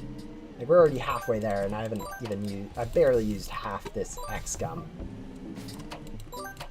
So, should be able to finish it up in just one X-Gum. How is it broken? It doesn't actually apply a multi to the amount of ectobits you get.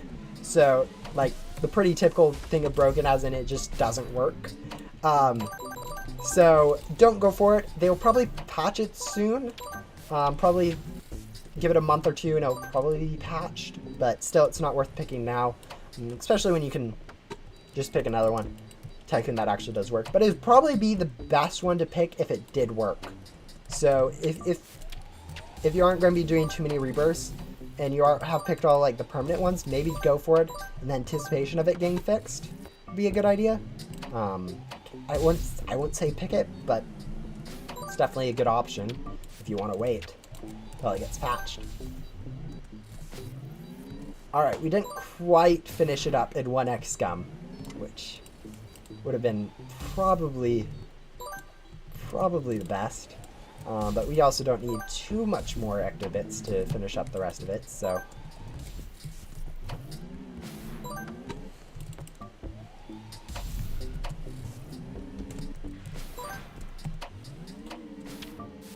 Yeah, Papa Yara, he's one of the big rebirth grinders in the game. There's actually quite a bit of people that grind a lot more than I do in this game, so not too much of a surprise. But yeah, they usually play quite a bit. Anyways, that is it. We should be able to unlock this tubby and get another badge.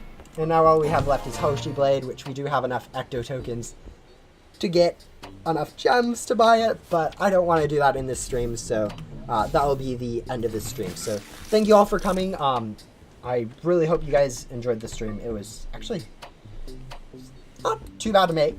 It was a little bit boring, especially after using like the first 30 event bait, but we did manage to get both a quest done and enough active tokens to get Hoshi Blade, so it's pretty productive. So thank you guys for joining, and I'll see you hopefully in my next video or stream.